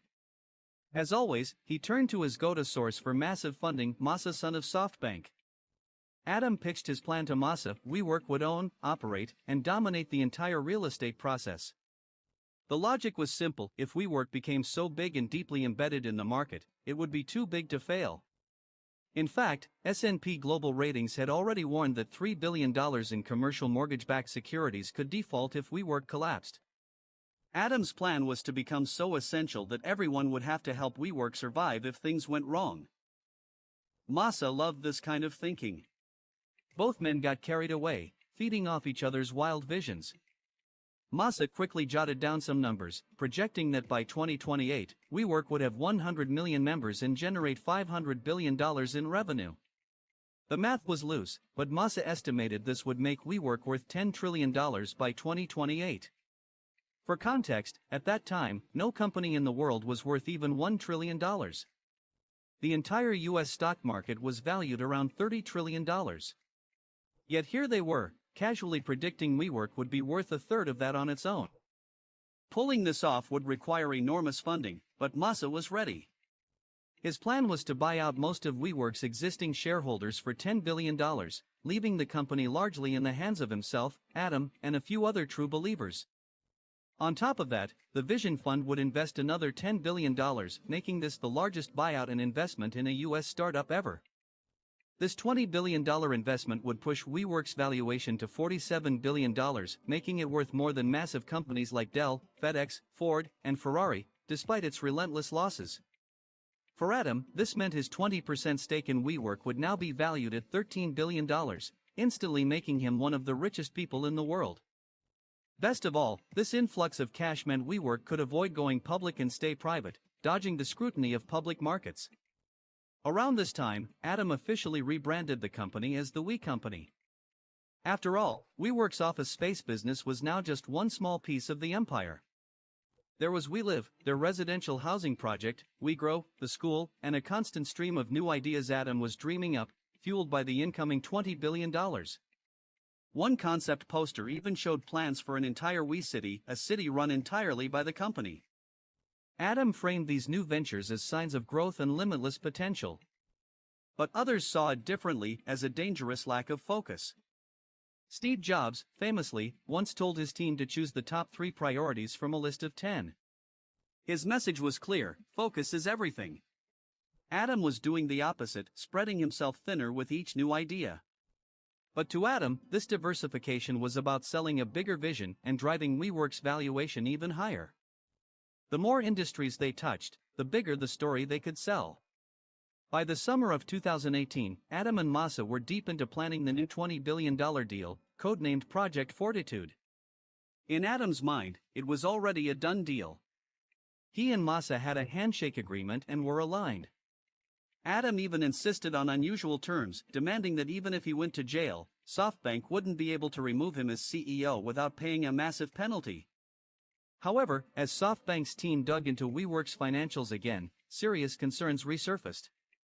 WeWork was on track to lose around $2 billion in 2018. Despite billions in funding, the company was once again low on cash. Chapter 15: Fortitude Fails. It was Christmas Eve, and Adam was surfing in Hawaii, blissfully unaware that Project Fortitude was collapsing. Masa had intended to invest $20 billion into WeWork, primarily using funds from the Vision Fund. However, 2 of the fund's biggest backers, Saudi Arabia and Abu Dhabi, refused to allow any more money to be invested in WeWork. Though they had trusted Masa to lead investments in innovative tech companies, they retained veto power on deals exceeding $3 billion, and this deal qualified. As a result, Masa would have to fund the investment directly through SoftBank. Although SoftBank had significant capital, it didn't have $20 billion readily available. Worse, a series of unfortunate events was unfolding for Masa. The public markets had turned cautious, stock prices were falling globally, and SoftBank's own stock had dropped by a third in just a few months. Further decline could trigger lenders to demand repayment on loans, draining SoftBank's cash and potentially sending it into a downward spiral. Adding to the trouble, SoftBank's Japanese mobile arm went public around this time. Masa had hoped this IPO would raise substantial funds, but the stock crashed on its first day, losing $3 billion, one of the worst debuts ever. Masa was warned that another risky move, like investing heavily in WeWork, could cause SoftBank's stock to tumble further. It became clear the $20 billion deal was no longer viable. That Christmas Eve, Adam's phone rang. It was Masa, delivering the devastating news: Project Fortitude was dead. Adam's heart sank. He couldn't believe what he was hearing. Adam immediately flew out to meet Masa, desperate to change his mind. But Masa still wanted to do the deal, he simply couldn't. The market collapse and other investors pulling out made it impossible. Adam was crushed, feeling betrayed by the man he had come to see as a father figure. From this point on, Adam's behavior became even more erratic. Still, SoftBank couldn't walk away completely. WeWork was burning cash at an alarming rate, and SoftBank was already too deeply involved to let it collapse. They also needed to save face, so Masa agreed to invest $2 billion, a far cry from the promised $20 billion. Though it was a consolation prize, WeWork still needed to secure more money. Shortly after, Adam tried to control the narrative. He roped in his celebrity friend Ashton Kutcher for a CNBC interview, trying to convince the world everything was fine.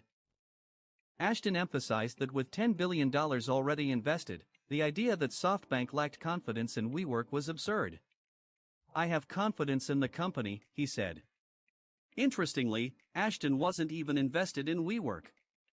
Initially skeptical about whether it was truly a tech company, he later claimed to see its potential. "I realized that through the technology this company has, it can close the gap between the haves and the have-nots." Despite their efforts to spin the story, it was obvious Adam was under immense stress, lacking his usual energy. Publicly, he claimed WeWork had 5 years of runway and didn't need SoftBank's $20 billion. This was a lie. In truth, they were months away from running out of cash due to their reckless spending. Internally, WeWork employees were growing concerned. Around the same time, a documentary about Theranos aired, a startup that raised vast amounts of money only to be exposed as a fraud. Employees couldn't help but draw eerie parallels. To be fair, there was a fundamental difference. Theranos' product never worked, while WeWork offered a service people genuinely liked. But the question remained, could it ever be profitable? Chapter 16: The Shocking Economics of WeWork.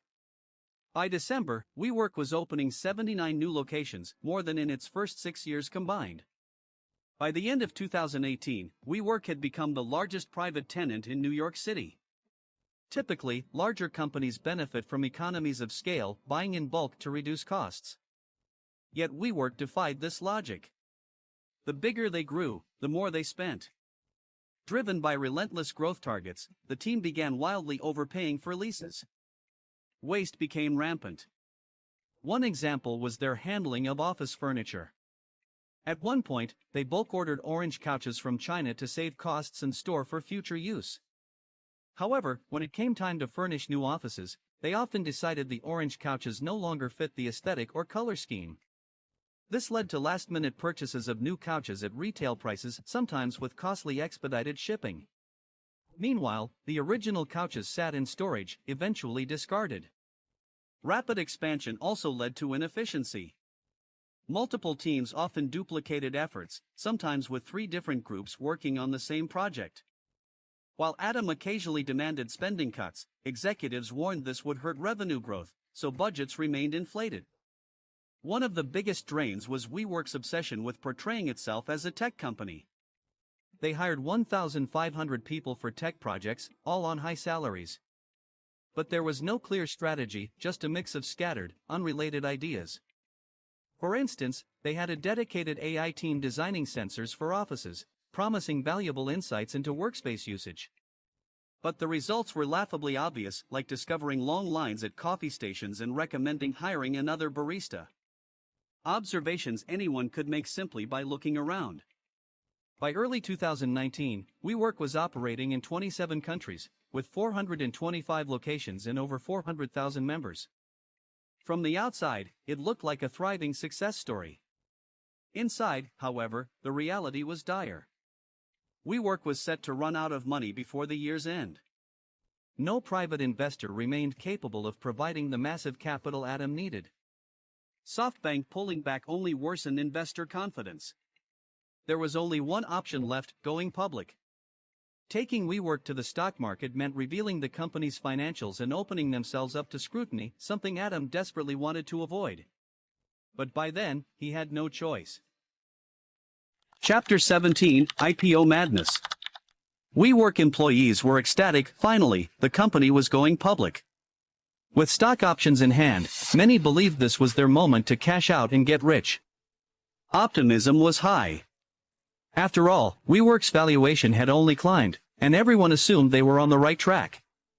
If Uber, despite its billions in losses, could pull off an IPO, surely WeWork could too. But Uber's IPO turned into one of the worst opening days in history.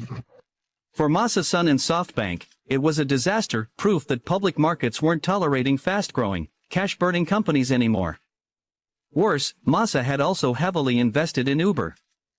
Another IPO failure with WeWork wasn't an option. Adam Neumann, however, saw things differently. He blamed Uber's failure on their attempt to cut costs pre-IPO, slowing growth to appear more financially responsible. Adam believed that was the mistake.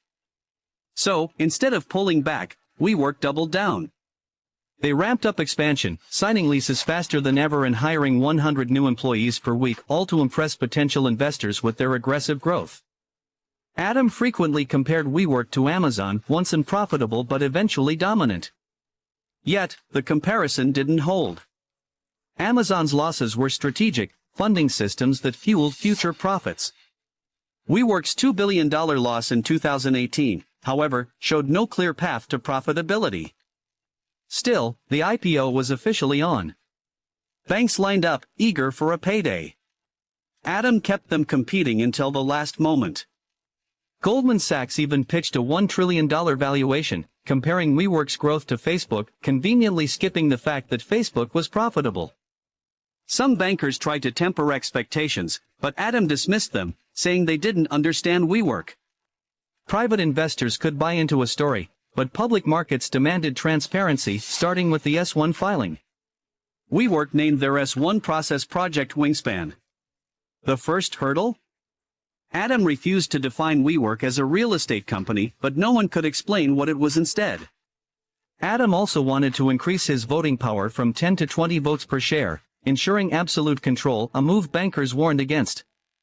Then came a bizarre clause: if Adam ever left, his wife Rebecca would choose his successor.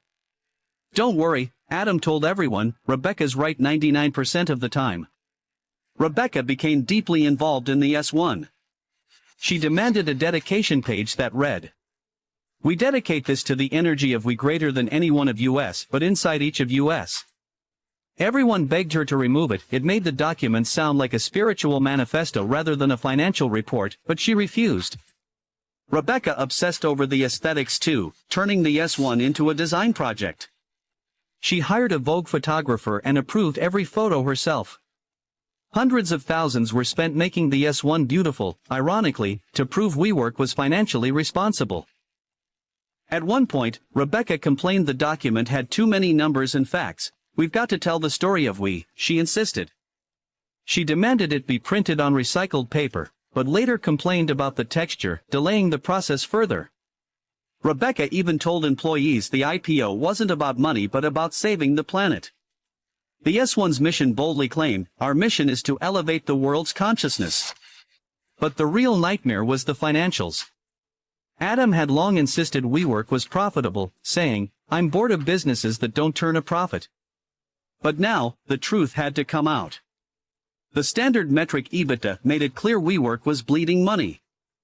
So, they invented their own term, community-adjusted EBITDA. By removing expenses like marketing, design, and admin, costs unlikely to disappear, they transformed a $933 million loss in 2017 into a $233 million profit on paper. One economics reporter summed it up: "It's just earnings without all the bad stuff." The SEC pushed back hard, especially on the bogus financial metrics and the unnecessary photos. After countless rewrites, community-adjusted EBITDA was renamed contribution margin, but the damage was done.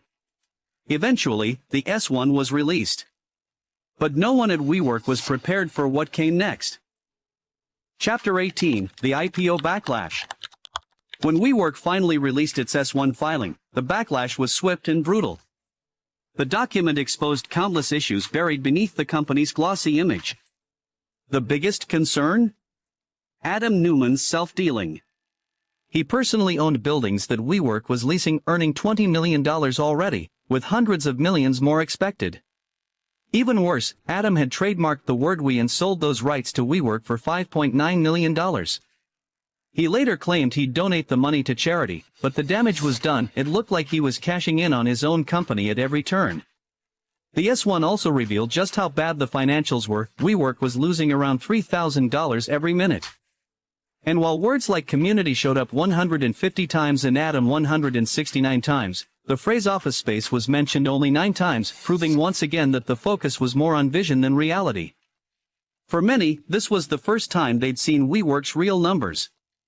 Unlike private investors who'd been charmed by Adam's grand pitches, the public couldn't ignore the brutal truth. WeWork was simply a real estate company burning billions, not the tech giant it claimed to be. Investors and the media tore the company apart. Analysts mocked the valuation, landlords got nervous, and employees felt betrayed after learning Adam had quietly cashed out more than any other startup CEO in history, close to $1 billion through loans and stock sales. Meanwhile, employees couldn't sell a thing.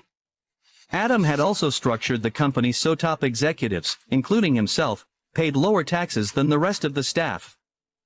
It was clear there were different rules for Adam. Amid all this, Adam pledged to donate $1 billion to charity. But if he didn't follow through, the penalty was his voting power dropping from 20 votes per share to 10, a laughable consequence. Rebecca was stunned by the backlash, genuinely wondering why the press hated them. "We're just trying to help the world," she reportedly said. But to everyone else, it looked like pure greed disguised as idealism. Even the roadshow meant to sell the IPO was a disaster. Adam, usually charismatic, rambled and fumbled. Rumors swirled he might have been high. Then reports surfaced of Adam smoking weed on a private jet to Israel. Instead of a visionary CEO, he looked reckless and out of control. The market, once obsessed with fast-growing but unprofitable companies, had lost patience.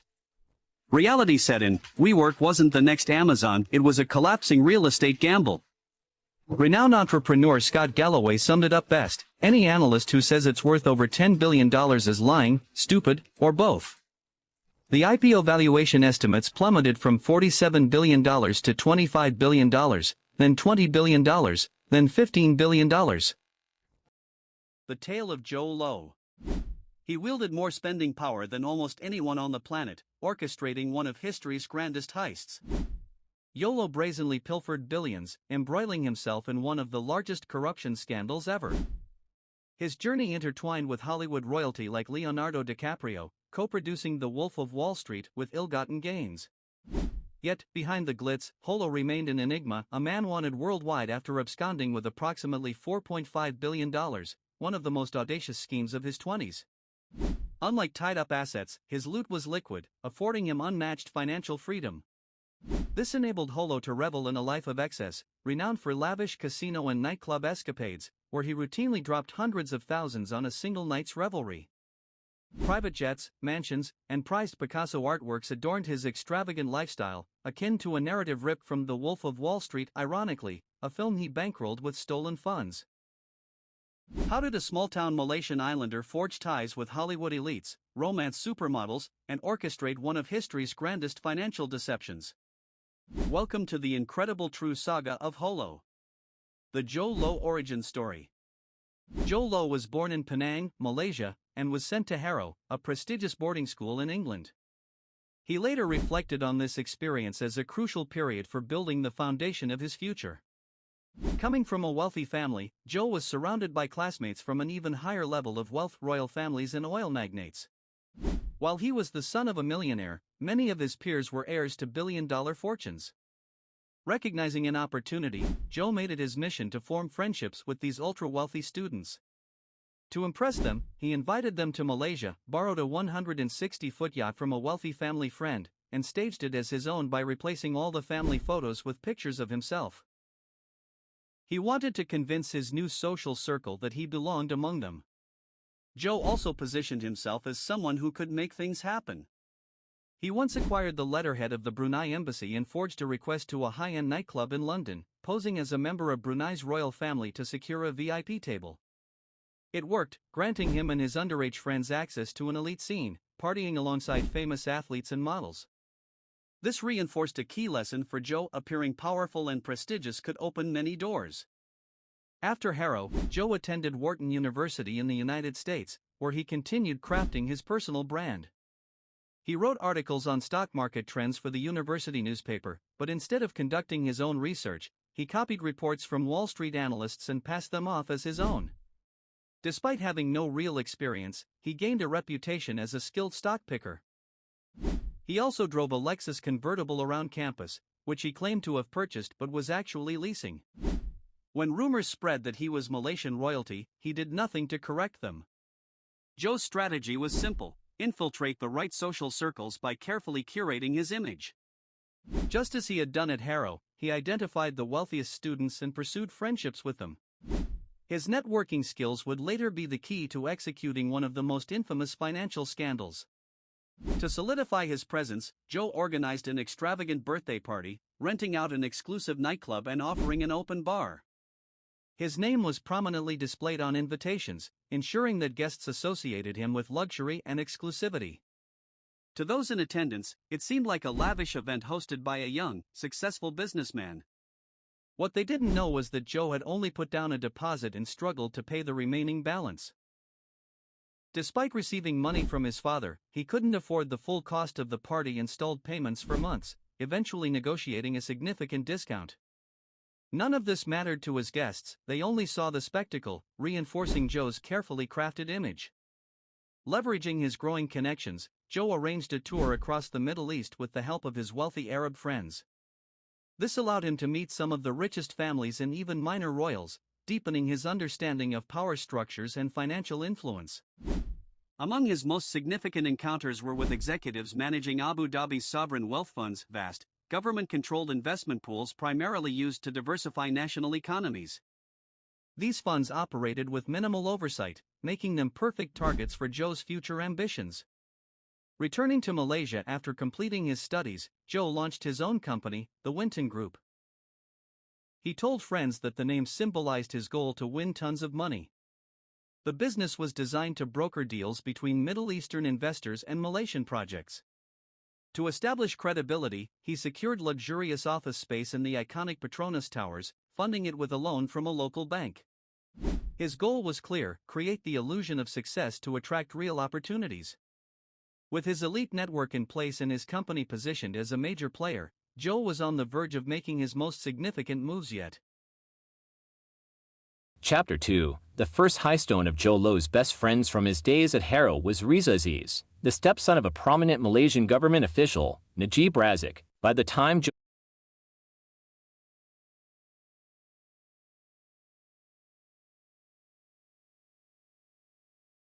Joe had started his company, Najib had risen to a high-ranking position in the Malaysian government, which meant significant power. Joe knew that gaining access to Najib's inner circle could bring him major advantages, but just being friends with Najib's stepson wasn't enough. Joe had to prove his value. Joe soon learned that Malaysia was looking for partners to develop a massive construction project. The goal was to create a financial and lifestyle center similar to Singapore, but investors were needed. Seeing an opportunity, Joe used the wealthy connections he had made in the Middle East to broker a deal where they would invest in Malaysia's construction projects. However, the key part of this arrangement was that Joe allowed Najib to take full credit for the deal. Even though he had done none of the work, this significantly boosted Najib's popularity, making him appear as a politician capable of attracting major investments to propel Malaysia forward. This public perception played a crucial role in his political success. Joe's original business model was to earn fees for brokering such deals, but he didn't take a fee for this particular project. Instead, he secured something far more valuable: Najib's deep gratitude. When Najib rose to the top political position in Malaysia, Joe, still in his late 20s, now had direct access to the most powerful man in the country. Joe worked to further embed himself within Najib's family, showering Najib's wife with expensive jewelry and even covering Najib's daughter's college tuition. He also attended her graduation, strengthening his ties to the family. At this point, Najib trusted Joe completely. With Najib now in power, Joe proposed an ambitious idea. Malaysia should create its own sovereign wealth fund, similar to those in the Middle East, to invest globally. Together, they established the One Malaysia Development Berhad 1 MDB Fund.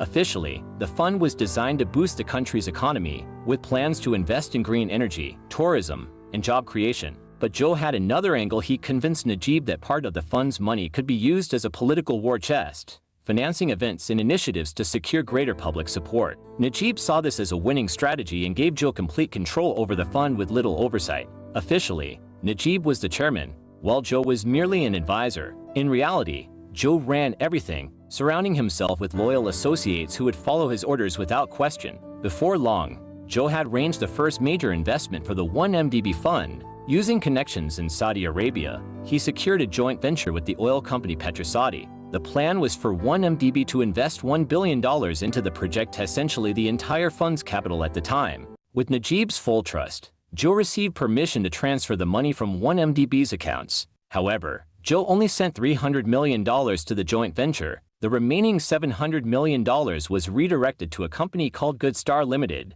which had a bank account in Switzerland. Joe claimed this was part of the deal, stating that 1MDB had to send the money to Goodstar due to outstanding debts owed by Petrosaudi. But this was a lie. Goodstar Limited was nothing more than a shell company, structured with bearer shares and opaque ownership system that makes it nearly impossible to trace who truly controls the company. Later, it was revealed that there was only one physical share certificate for Goodstar, and it was held by Joe Low. In other words, Joe had just transferred $700 million from 1MDB directly into an account he controlled. On paper, it appeared that 1MDB had made a legitimate investment, but in reality, Joe had just paid himself a massive sum. This maneuver was shockingly simple, yet it was the years of calculated networking and strategic positioning that had made it possible. From an early age, Joe had actively built relationships with influential figures, providing value to them to gain their trust. He had identified sovereign wealth funds as a vulnerable target and, once Najib granted him full control over 1MDB, siphoning off money became relatively easy. With this position secured, Joe ensured the silence of key officials by offering bribes, which was effortless. With $700 million at his disposal, he had surrounded himself with a loyal team that wouldn't question his decisions. Now, with a nearly limitless supply of money, Joe was ready for the real fun to begin. Chapter 3. The Asian Wolf of Wall Street. Joe Low had successfully taken money from the Malaysian fund and funneled it into Swiss bank accounts and other investments under different names. Using his connections in high-ranking positions, he ensured that no one questioned his actions. Now, he had hundreds of millions of dollars sitting in his bank account, an unusual scenario compared to most wealthy individuals whose money is tied up in stocks, businesses, or investments. For Joe Low, it was all liquid, ready to be spent however he pleased. With this stolen fortune, he embarked on an extravagant lifestyle, purchasing yachts, mansions, and luxury sports cars. He even acquired a major hotel in Beverly Hills. But most nights, he could be found in exclusive nightclubs or casinos, indulging in his newfound wealth. Reports suggest that in just 8 months, Joe Low and his entourage spent approximately $85 million on private jets, alcohol, gambling, and paying models and Hollywood celebrities to party with them. Joe Low quickly realized that the money he took from 1MDB could buy him access to the rich and famous, further boosting his reputation.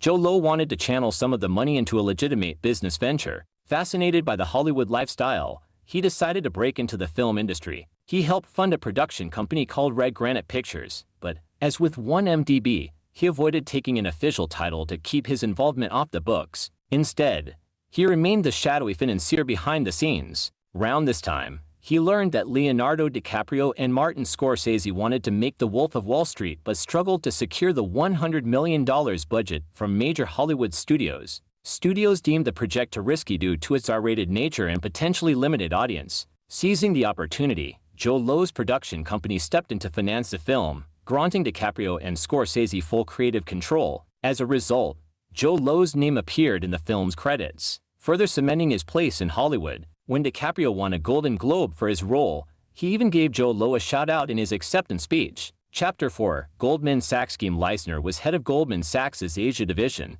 and Joe Low had been courting him. He arranged for a private jet to pick him up and took him to meet one of the richest sheiks in the world. After an extravagant trip, Joe Low explained his intentions. He wanted Goldman Sachs to help 1MDB raise more money through bond sales. Joe Low knew that to make the operation look legitimate, he needed the credibility of a big Wall Street bank like Goldman Sachs. A deal was made where Goldman Sachs would issue a bond and sell it to investors. Investors were told their money would be used to fund power plants, but 1MDB had no credit rating, making it difficult to convince people to invest. To make the deal more appealing, Goldman Sachs used its reputation and paired 1MDB with Abu Dhabi's sovereign wealth fund, which had $70 billion in assets and a solid credit rating. With Abu Dhabi's involvement and Goldman Sachs backing, the package became attractive to investors. In 2012, 1MDB issued $3.5 billion in bonds through Goldman Sachs. However, as the official fund manager, Jho Low used the same offshore tactics he had employed before, diverting $1.4 billion of the money to a company registered in the British Virgin Islands and known to Axhaven.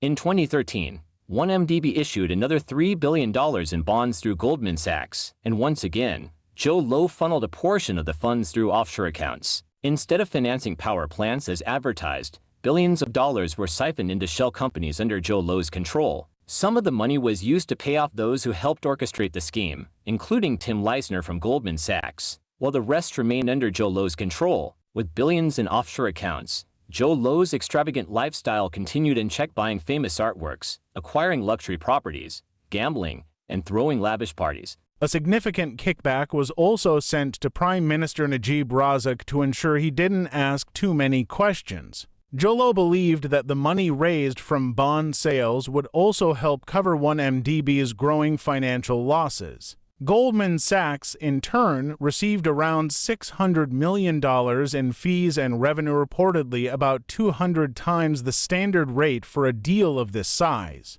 This suggested that they were aware something was suspicious, but choosing not to question it in exchange for a massive payout. Without Goldman Sachs' involvement, 1MDB would never have been able to raise such a significant amount of money. Jho Low had carefully constructed a system to siphon billions for himself. One of his strategies was setting up bank accounts under fake company names that closely resembled real firms. For instance, he created a shell company called BlackRock Commodities Global Limited, a name nearly identical to the global investment giant BlackRock. This deception made it appear as though funds were being transferred to legitimate businesses, reducing the likelihood of raising red flags. Another tactic he used was layering a moving funds between multiple offshore bank accounts to create a complex web of transactions, making it difficult to trace the original source of the money. These accounts were often registered in tax havens, further obscuring the paper trail.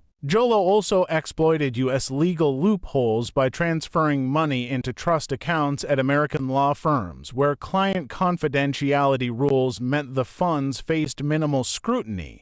Most crucially, he took advantage of the fact that transactions between governments attracted far less oversight than those involving private companies. Government funds were simply not as transparent, making it easier to move large sums without drawing attention. In total, approximately $4.5 billion was stolen from 1MDB. What was supposed to be a development fund for Malaysia became Jho Low's personal bank account. Jho Low had assured him that the fund would strengthen ties with the Middle East and bring investments to Malaysia. Najib likely never imagined that Jho Low would outright steal such a massive sum.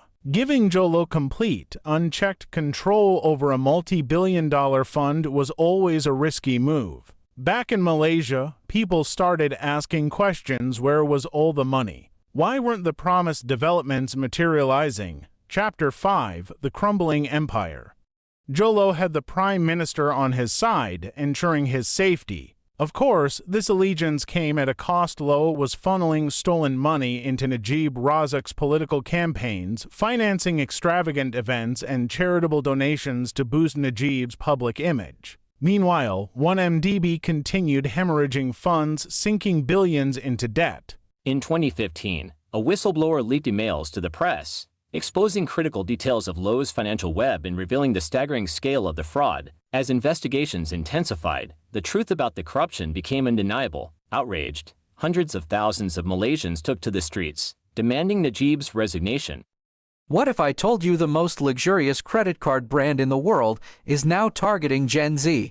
The same American Express that screamed old money and airport lounges now wants to win over crypto bros and TikTok trendsetters. This is the surprising reinvention of a 170-year-old giant. American Express was once the ultimate status symbol for elite travelers and CEOs. But in 2025, over 60% of their new sign-ups came from millennials and Gen Z. Why? 2 words: influencer buzz. Get the Platinum Amex. It's metal. It goes ding ding ding. This isn't your dad's credit card anymore. Amex figured out one thing: Gen Z doesn't just want airport lounges, they want experience-based perks. 4x points on restaurants, VIP access to concerts and music festivals, discounts on Netflix, Uber, and food delivery. Today, experience beats exclusivity, and Amex is cashing in on that shift. Millennials were debt-averse, but Gen Z, raised on meme stocks and crypto, they're bigger risk takers.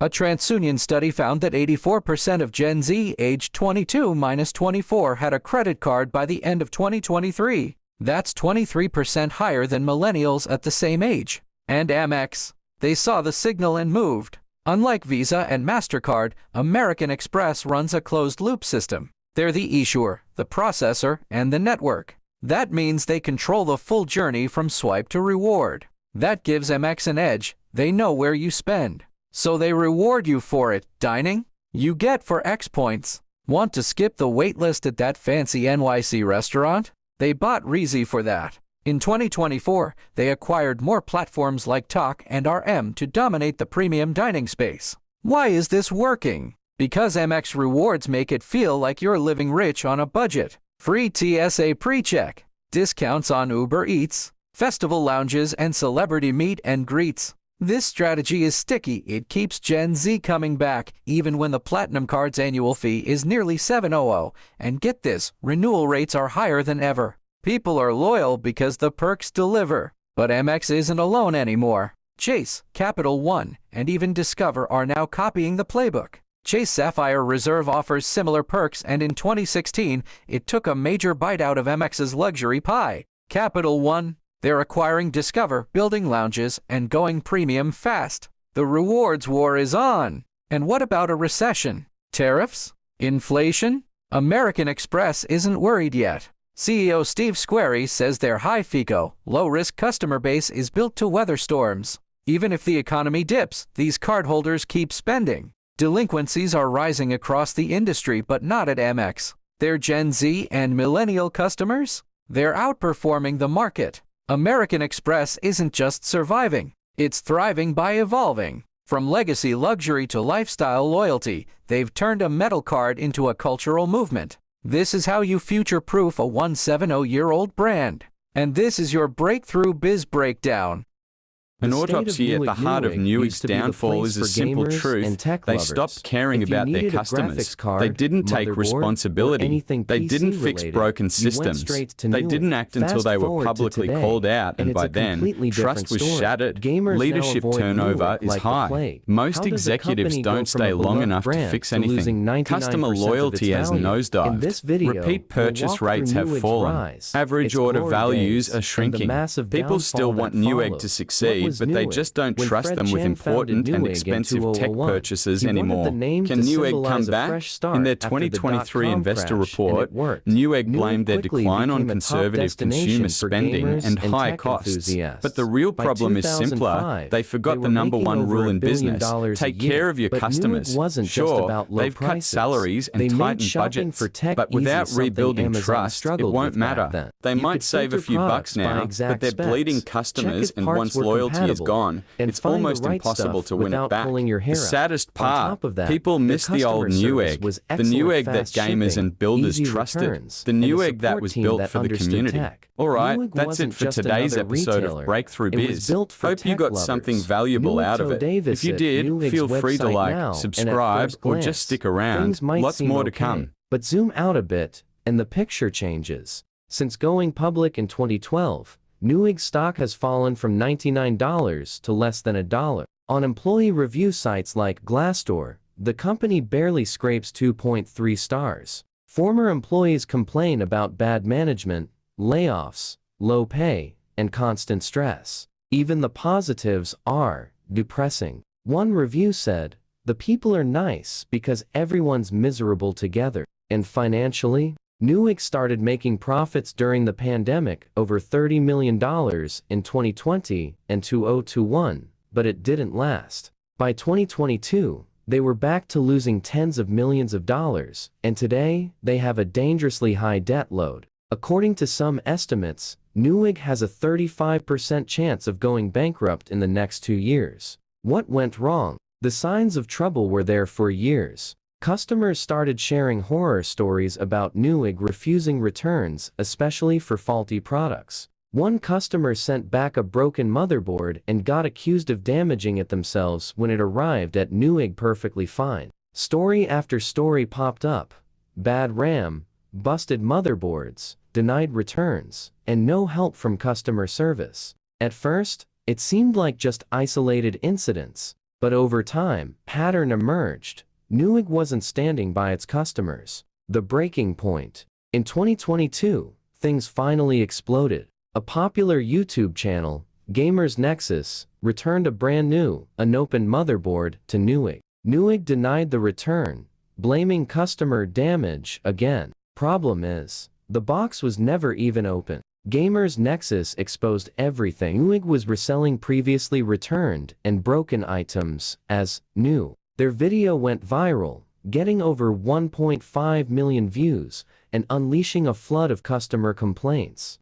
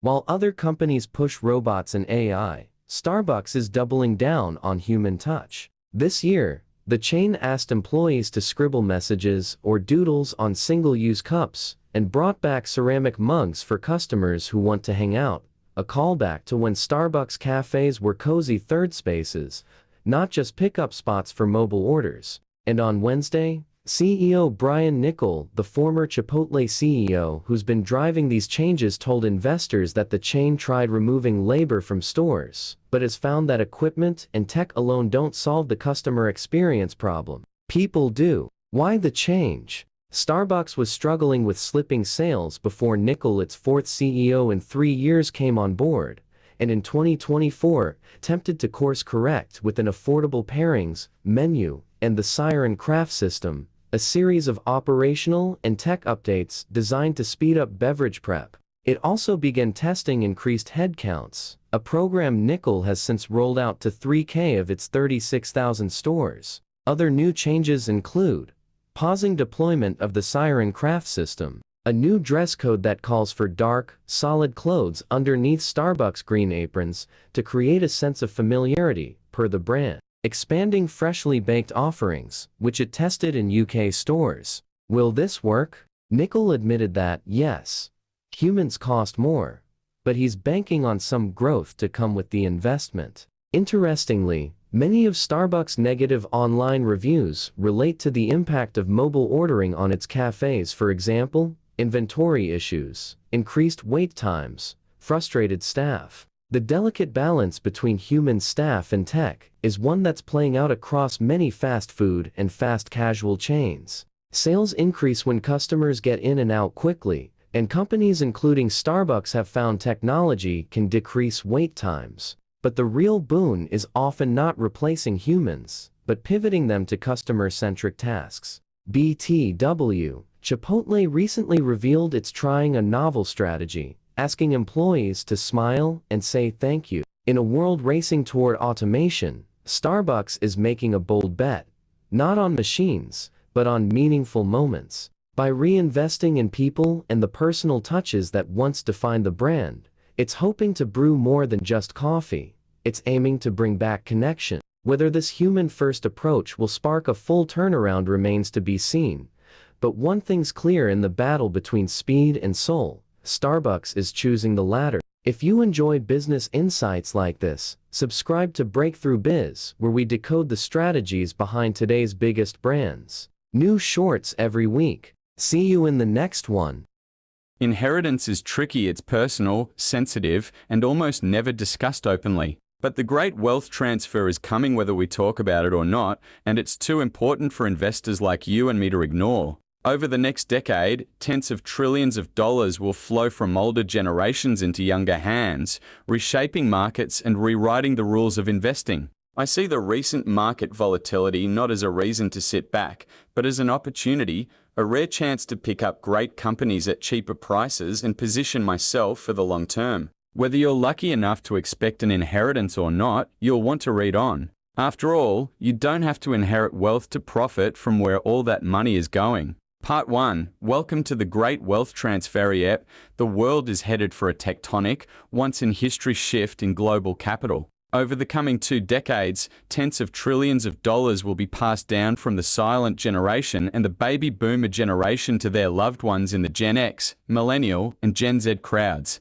It's the biggest wealth handover ever happening on a scale that could fundamentally alter how money is saved, invested, and spent. Estimates vary, but in the United States, roughly $84 trillion is expected to be passed down by 2045. For reference, that's nearly 4 times the value of all the goods and services produced by the economy in a given year, and the global figure could be even bigger. Forecasters see between $80 trillion and $100 trillion being passed down in just the next 15 years. Slightly different timelines, but the point is, it's a lot of money. Japan, home to one of the world's oldest populations, will see a staggering 550 trillion yen, 5 trillion change hands from elder to younger in just the next 5 years. And in Australia, wealth worth 3.5 trillion Australian dollars too. 4 trillion is expected to be transferred over the next 20 years. Meanwhile, property-rich older generations in the UK, Germany, France, and Italy are also preparing to hand down their vast estates, and those untold sums will undoubtedly rise into the trillions too. But look, what makes this also historic isn't just the size of the numbers involved, it's the conditions that got us here. Earlier generations tended to see their savings wiped away by war, inflation, and economic shocks. But baby boomers have lived through a uniquely golden time. They were born after World War II and came of age in an era of peace, prosperity, and globalization. Homeownership was generally affordable, stock markets generally soared, and asset prices generally compounded in every decade of their lives. This good fortune allowed these folks, and to a lesser extent, members of the older silent generation, to accumulate wealth at a scale that was unmatched by any other cohort. Today, they're poised to bequeath to their loved ones a pile of wealth that's been more than just preserved. It's been multiplied many times over by decades of rising markets. And because boomers had smaller families than their parents and grandparents did, those inheritances will be divided among fewer heirs. In other words, lots of people will soon be making serious money decisions. And when they do, they're likely to be driven by broadly different financial goals, risk appetites, and investment strategies than the boomers were. As these younger generations begin reallocating their inherited wealth, there could be changes in everything from portfolio composition to housing demand and spending trends. Part 2. 3 big implications for markets. The great wealth transfer is already picking up speed, and it's poised to really rattle the old-school 60/40th stocks, bonds portfolio. That's because the new wave of investors isn't content to stick people with the time-tested mix of blue chips and bonds. The younger generations have been cozying up to crypto, chasing big themes, and backing the creator economy. They've got a stronger risk appetite and tend to move a lot faster than previous generations did, which could mean wilder sector-to-sector pivots and more market volatility. As these fortunes shift from boomers to their babies, it's not just ownership that's changing, it's the whole investing mindset. Here are 3 major shifts to watch. 1. The traditional 60/40th portfolio could be appended. Boomers built their unprecedented wealth in an era that rewarded patience, dividend reinvestment, and blue-chip stability. Many also own long-term stakes in private businesses, from tiny local shops to powerful professional firms, but their children see things differently. Their generations tend to be driven more by alignment, not just returns, building portfolios that reflect their personal values, social causes, and cultural convictions. We're already getting some early signals, surging demand for thematic ETFs, things like AI, clean energy, space exploration, a deeper participation in crypto and other digital assets, and a growing investment in the creator economy's personal brands, online businesses, and community-driven platforms. If this trend gathers pace, we could see a decisive shift away from traditional market strongholds like utilities and legacy banks and into emerging industries like Web3, green tech, and biotech. That could splinter standard asset allocations, with more investors demanding customizable, conviction-driven portfolios, not the old 60/40ths blueprint. On the big picture level, the shift could mean a move away from low-yield assets like bonds and balanced funds and toward higher volatility stuff. As investing becomes more fragmented and narrative-driven in new hands, some of the old stalwart sectors could face steady outflows and valuation pressure. Meanwhile, some newer industries could enjoy surges of capital, and all of that could potentially destabilize legacy market structures, too. Risk appetites may rise. To put it simply, there are different psychological responses to slowly earned wealth and suddenly inherited wealth. For AIR investors, that lump of money can feel less like a nest egg and more like an opportunity, a springboard for experimentation and bold action. And that mindset could open the door to much greater risk-taking. We're already seeing signs of that. Heavier allocations to crypto, startups, and speculative tech. Rising interest in alternative markets like collectibles, carbon credits, and crowdfunding platforms.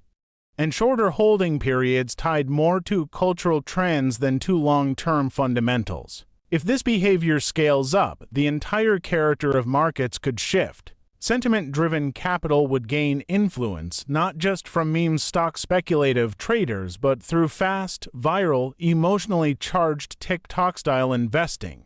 Portfolio decisions might increasingly reflect social momentum rather than, say, macroeconomic changes. Big institutional funds would no longer be the only heavyweight in the market, either, with behaviorally reactive flows potentially becoming a powerful market force, driving faster sector rotations, more sudden rallies and corrections, and higher levels of volatility. This investing crowd might be more agile, but they're also more unpredictable. And that could have markets swinging harder in both directions, with bigger wins and sharper losses playing out at a higher frequency.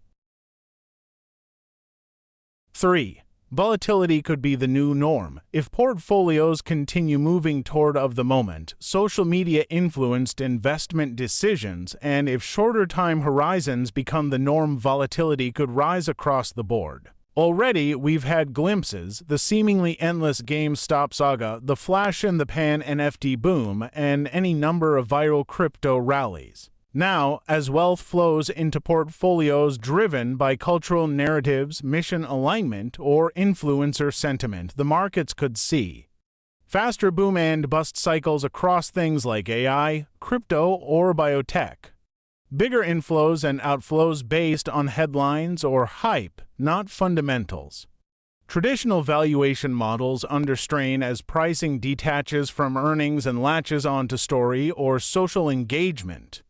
Fintech, creator platforms, Web3, and real estate tech may thrive if they continue to capture the imagination of Gen X, Millennial, and Gen Z investors. Meanwhile, traditional players, bond-heavy funds, legacy wealth advisors, phone-based platforms may face declining inflows unless they adapt to this faster, more personalized investment culture. None of this is set in stone, mind you. But if these trends gather steam, the implications will be huge. Long-term investors may need to navigate noisier, more reactive markets. Active traders could find more short-term opportunities, but also more traps. And platforms and policymakers may be forced to adapt to a landscape where speed, mood, and digital community matter more than steady compounding or price-to-earnings P/E ratios. The old signals we used to rely on might not work as well anymore, so we'll need new ways to figure out what's really going on.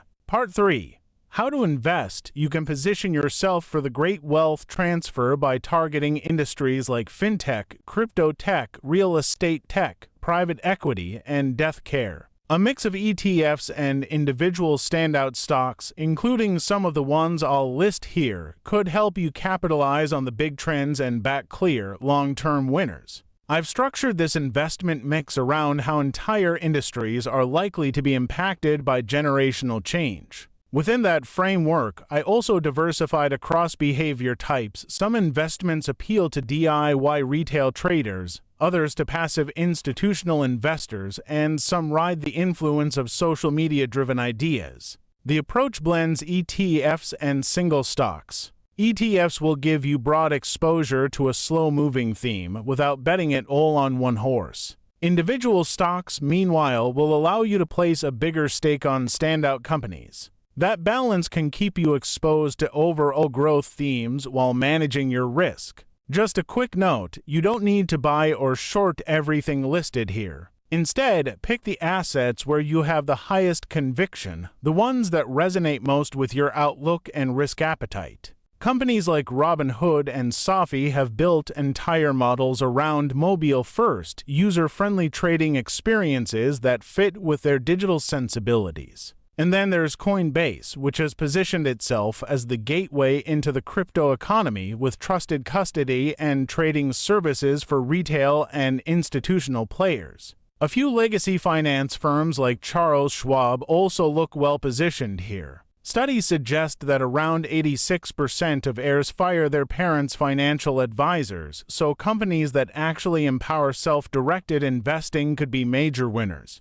Schwab does this well with low costs, strong digital tools, and a trusted brand. In this space, I lean toward picking individual stocks, mostly because some clear leaders have already emerged and are likely to dominate. Crypto infrastructure is another massive opportunity that comes alongside this trend. As Bitcoin, Ethereum, and decentralized finance DeFi become part of the mainstream conversation, businesses providing the infrastructure, think exchanges, custodians, and corporate treasuries, could see serious growth. Coinbase again will be critical here, acting as both a retail and institutional investing on-ramp. Galaxy Digital could also thrive. It offers exposure to crypto trading, asset management, and venture capital for a broad sweep across the ecosystem. There are also ETFs that invest across the whole crypto infrastructure value chain. Funds like Amplify Transformational Data Sharing ETF ticker BLOCK.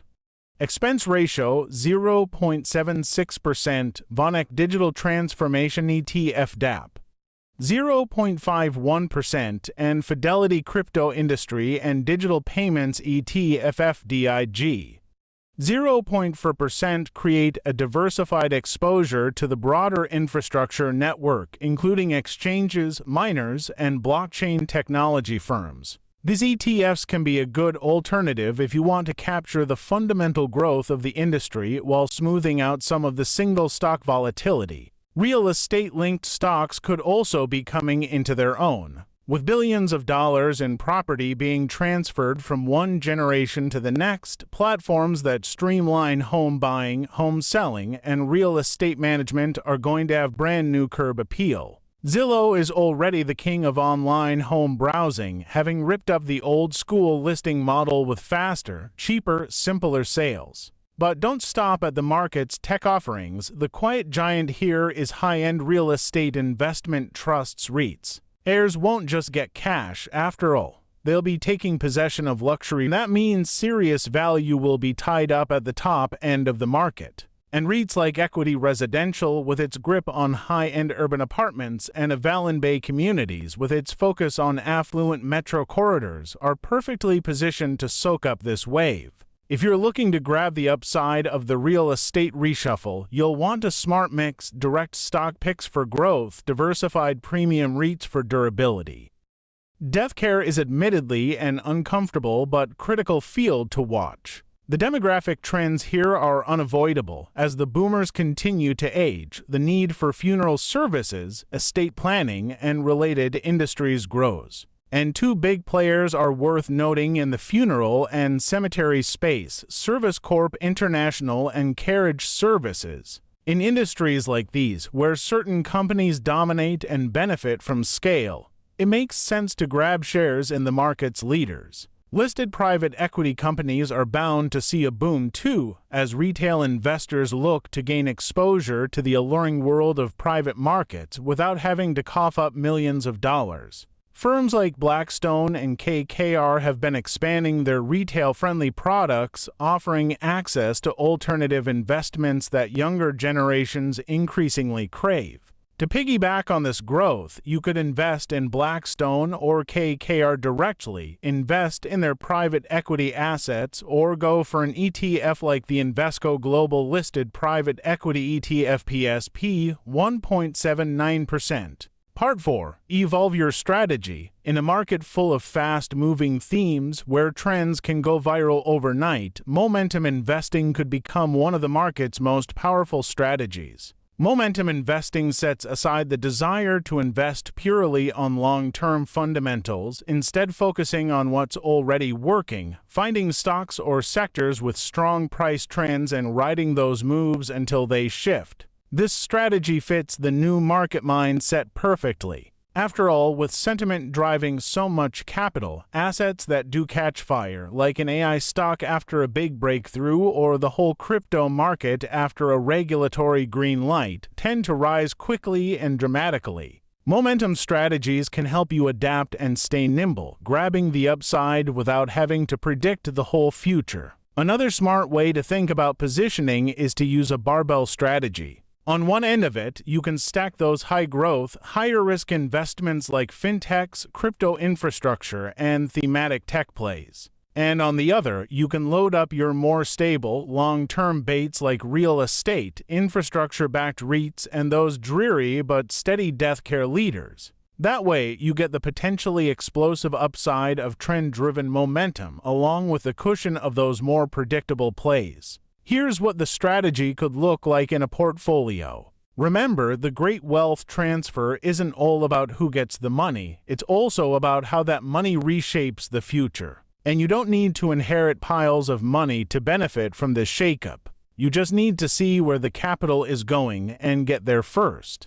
Part 5. Consider the things that could go wrong. Now, the great wealth transfer does seem inevitable, death being one of life's few certainties and all. But there are a few risks that could delay or disrupt its journey. For example, a major market dip, a recession, or a real estate crash could shrink the value of those inheritances before they ever change hands. Or a string of new government reforms, new inheritance taxes, say, or changes to step-up basis laws could eat away at what gets passed down. Or hey, medical advances could change the story, extending boomer life expectancy and delaying those inheritances. And that could mean that crypto, fintech, and Web3 might not get that fresh capital infusion, at least not for a while. So to mitigate these risks, make sure your portfolio includes some barbell-style balance, a mix of trend-chasing growth and those more stable, income-generating REITs and infrastructure plays. If the transfer ends up being slow and choppy, resilience will matter as much as riding the right trends. The key is to stay proactive, not reactive. Align your portfolio with the future, not the past. Look for the trends that rising generations care about. Balance your risks, but don't shy away from growth. And remember, in a world where trillions are changing hands, you don't need to be born into wealth to build it. The next chapter of investing is being written now. Make sure you've got a seat at the table. If you found value in this, follow Breakthrough Biz, where we break down the big money moves that shape the world, so you can make your own. That's not just bad, it's by far the biggest loss in the company's history. To put it in perspective, it's about 22 times bigger than the profits AMD made during the same period. Some of that loss came from one-time charges, but it gets worse. Intel was kicked out of the Dow Jones Index that same week after being a part of it for 25 years. They got replaced by none other than Nvidia. So yeah, Intel is going through an insanely rough time, and that's happening while the rest of the chip industry is having one of its biggest booms ever. But here's the weird part: if you check Intel's stock chart, you'd notice something strange. On the very day they announced this disaster, their stock price jumped 15%. Sounds crazy, right? But it actually makes sense if you understand the bigger picture. There's a concept called the Valley of Death, usually used to describe what startups go through. A company pours a ton of money into building their product, but they often run out of cash before they can start making real revenue. Most don't survive that valley. Intel, of course, is no startup. Not long ago, they were still the world's biggest chip maker. But when Pat Gelsinger became CEO in 2021, he launched a massive turnaround plan, one so ambitious that it threw Intel into chaos. The company basically created its own valley of death. So far, it's been mostly downhill, and it's been painful to watch. But maybe, just maybe, they've hit rock bottom. The big question now: can they climb their way back up? Before it all went south. To understand where Intel is today, you have to understand where they came from. TSMC, the world's largest chip manufacturer, has about 76,000 employees. NVIDIA, the leading chip designer, has around 30,000. And ARM, who makes the world's most popular CPU designs, has about 6,000. Even combined, they don't match Intel's headcount, which is wild, right? But historically, Intel was a totally different beast. While NVIDIA focuses mostly on design, and TSMC on manufacturing, Intel did everything: design, manufacture, architecture, all in-house. That full-stack approach worked brilliantly for a long time. Their x86 instruction set became the global standard, basically meaning that almost any computer could run Windows, macOS, Linux, and millions of apps without breaking compatibility. Switching away from x86 was so expensive and painful that most companies simply didn't bother. Intel and AMD shared this market, but Intel had a huge edge: they were not just bigger, but better. Until around 2015, Intel's chip factories, called fabs, were the best in the world, usually a whole generation ahead of TSMC and Samsung. This manufacturing lead meant Intel chips were simply faster and more efficient than anyone else's. They were also incredibly profitable because, unlike companies that had to pay someone like TSMC to manufacture chips, which costs a fortune, Intel could do it themselves and keep the margins. In short, Intel wasn't just winning, they were dominating. The slow decline. The first cracks started to appear in the early 2000s, but they were small at first. In 2005, Steve Jobs announced that Apple Macs would switch to Intel's x86 chips, a massive win. But soon after, Jobs asked Intel's then CEO, Paul Otellini, if they wanted to make chips for Apple's next big thing, the iPhone. Otellini said no. At the time, it made sense: Intel was busy doubling down on x86, and the iPhone wasn't a sure thing yet. But in hindsight, it was one of the biggest missed opportunities in tech history. The smartphone boom changed everything, and Intel missed the boat. They tried to catch up with Atom chips for Android phones, but by then, everyone had standardized on ARM. And Intel's chips had compatibility problems. Still, Intel had the PC market. And then, they had the cloud boom, where data centers needed tons of powerful CPUs, exactly Intel's wheelhouse. They made mountains of money, for a while. But behind the scenes, the trouble continued. Intel used to update their chip designs and manufacturing roughly every 18 months, a rhythm called tick-tock. But after 2014, that rhythm broke. They kept using the same process, 14 nanometers, for years, while TSMC kept moving forward. By 2019, Intel was still stuck while TSMC had blown past them. Intel's manufacturing, once their secret weapon, became a huge liability. Their chips started running hotter and slower than the competition. No matter how good Intel's designs were, they couldn't make up for falling behind in manufacturing. Being vertically integrated is amazing until a key piece falls apart. Then it's a disaster.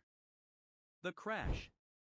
Intel's troubles gave AMD, their longtime underdog rival, a rare chance to strike back.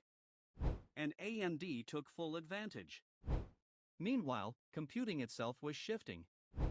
CPUs were no longer the centerpiece of performance. GPUs, especially for AI and graphics, were becoming way more important. Intel had tried to expand into other chip types over the years, like FPGAs, wireless chips, and even special memory tech, but nothing really stuck. They were still mainly a CPU company, in a world where CPUs mattered less and less. And despite their size, Intel couldn't escape the consequences forever. Decay that had been slow and hidden for years finally caught up with them all at once. But under Pat Gelsinger, things took a dramatic turn. Pat changed everything. Intel, under his leadership, started spending aggressively everything it had, and more. But he didn't just throw money around. He also cut deep, stopping dividends, laying off thousands, closing down businesses that weren't profitable yet, and selling off major assets. For example, Intel sold 49% of a major chip fabrication plant in Ireland to a private equity fund, bringing in a whopping $11 billion. Their self-driving chip company, Mobileye, went public and Intel cashed in by selling a big chunk of their shares. ThredUp, an online resale platform, is home to one of the largest collections of used clothing in the world. Founded more than 15 years ago, ThredUp pays people to clean out their closets and sends their unwanted garments to be processed and resold. Last year alone, ThredUp sold nearly 17 million items. However, this represents just a small fraction of the global second-hand clothing market. In the United States, the typical lifespan of a garment in someone's closet has dropped to just 2.5 years. An old pair of jeans, for instance, may travel thousands of miles, changing hands multiple times before being discarded. Every second, a truckload of clothing is either dumped or burned, contributing to the growing demand for sustainable solutions in the fashion industry. To address this issue, ThredUp is leveraging technology to keep as many garments as possible in circulation and out of landfills. The company's vast warehouse is a hub of innovation, utilizing AI, automation, and smart algorithms to process and resell clothes efficiently. Once people send their unwanted clothing to ThredUp in specially designed clean-out kits, the items are sorted, inspected, and tagged. AI helps determine everything from the category to the price of each item, while advanced systems move the clothes around the warehouse quickly and efficiently. Items are photographed in 360-degree views, ensuring a comprehensive listing for online buyers. Once sold, the items are packed and shipped, with the original owners receiving a cut of the sale price ranging from a few dollars to several hundred, depending on the brand. While ThredUp focuses mainly on women's and children's clothing, they also offer a range of high-end brands, with a team of authenticators verifying luxury products such as Gucci and Hermes. Additionally, ThredUp has introduced AI shopping tools, including a virtual stylist and image search features, to enhance the online shopping experience and make it easier for customers to find the perfect item. Despite these efforts, not all items make it onto the resale market. ThredUp has partnerships with aftermarket resellers, like Stephen Bethel of Bank & Vogue, who help distribute unsellable clothing to international buyers. Resellers around the world, especially in regions like Pakistan and Ghana, handle massive quantities of used clothing. These garments often make their way to large second-hand markets, where they are sorted, repackaged, and resold. However, a significant portion of this clothing ends up in landfills or oceans, contributing to the environmental challenges posed by the fashion industry. Countries like France are taking legislative action to address the issue.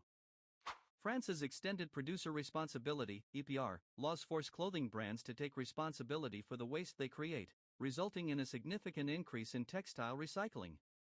In the United States, while some states like California have introduced similar laws, much work remains to be done to reduce the environmental impact of the fashion industry. ThredUp, alongside other innovators in the field, is trying to make a dent in this problem. By creating a system that resells second-hand clothing, ThredUp not only extends the life of garments but also creates an economic incentive for consumers to participate in the circular fashion economy. However, for a truly sustainable solution, industry-wide changes are necessary, including regulations that encourage recycling and the reduction of fast fashion waste. As we've seen today, businesses like ThredUp are not just finding success. They're pioneering a shift in how we think about fashion and sustainability. By leveraging technology and innovation, ThredUp has transformed the process of reselling used clothing into a streamlined, profitable model. Their approach is a perfect example of how a business can thrive by addressing a pressing global issue, turning waste into value. This story, along with countless others, shows that success in today's world isn't just about making a profit, it's about making a positive impact. Whether it's through sustainability, efficiency, or innovation, businesses are proving that the most successful ventures are those that solve problems while adapting to changing consumer demands. As you look to build your own business or take on new challenges, remember that the key to long-term success often lies in finding creative ways to meet the needs of both people and the planet. Stay inspired, stay driven, and keep pushing the boundaries of what's possible. Because the next big business breakthrough could be just around the corner.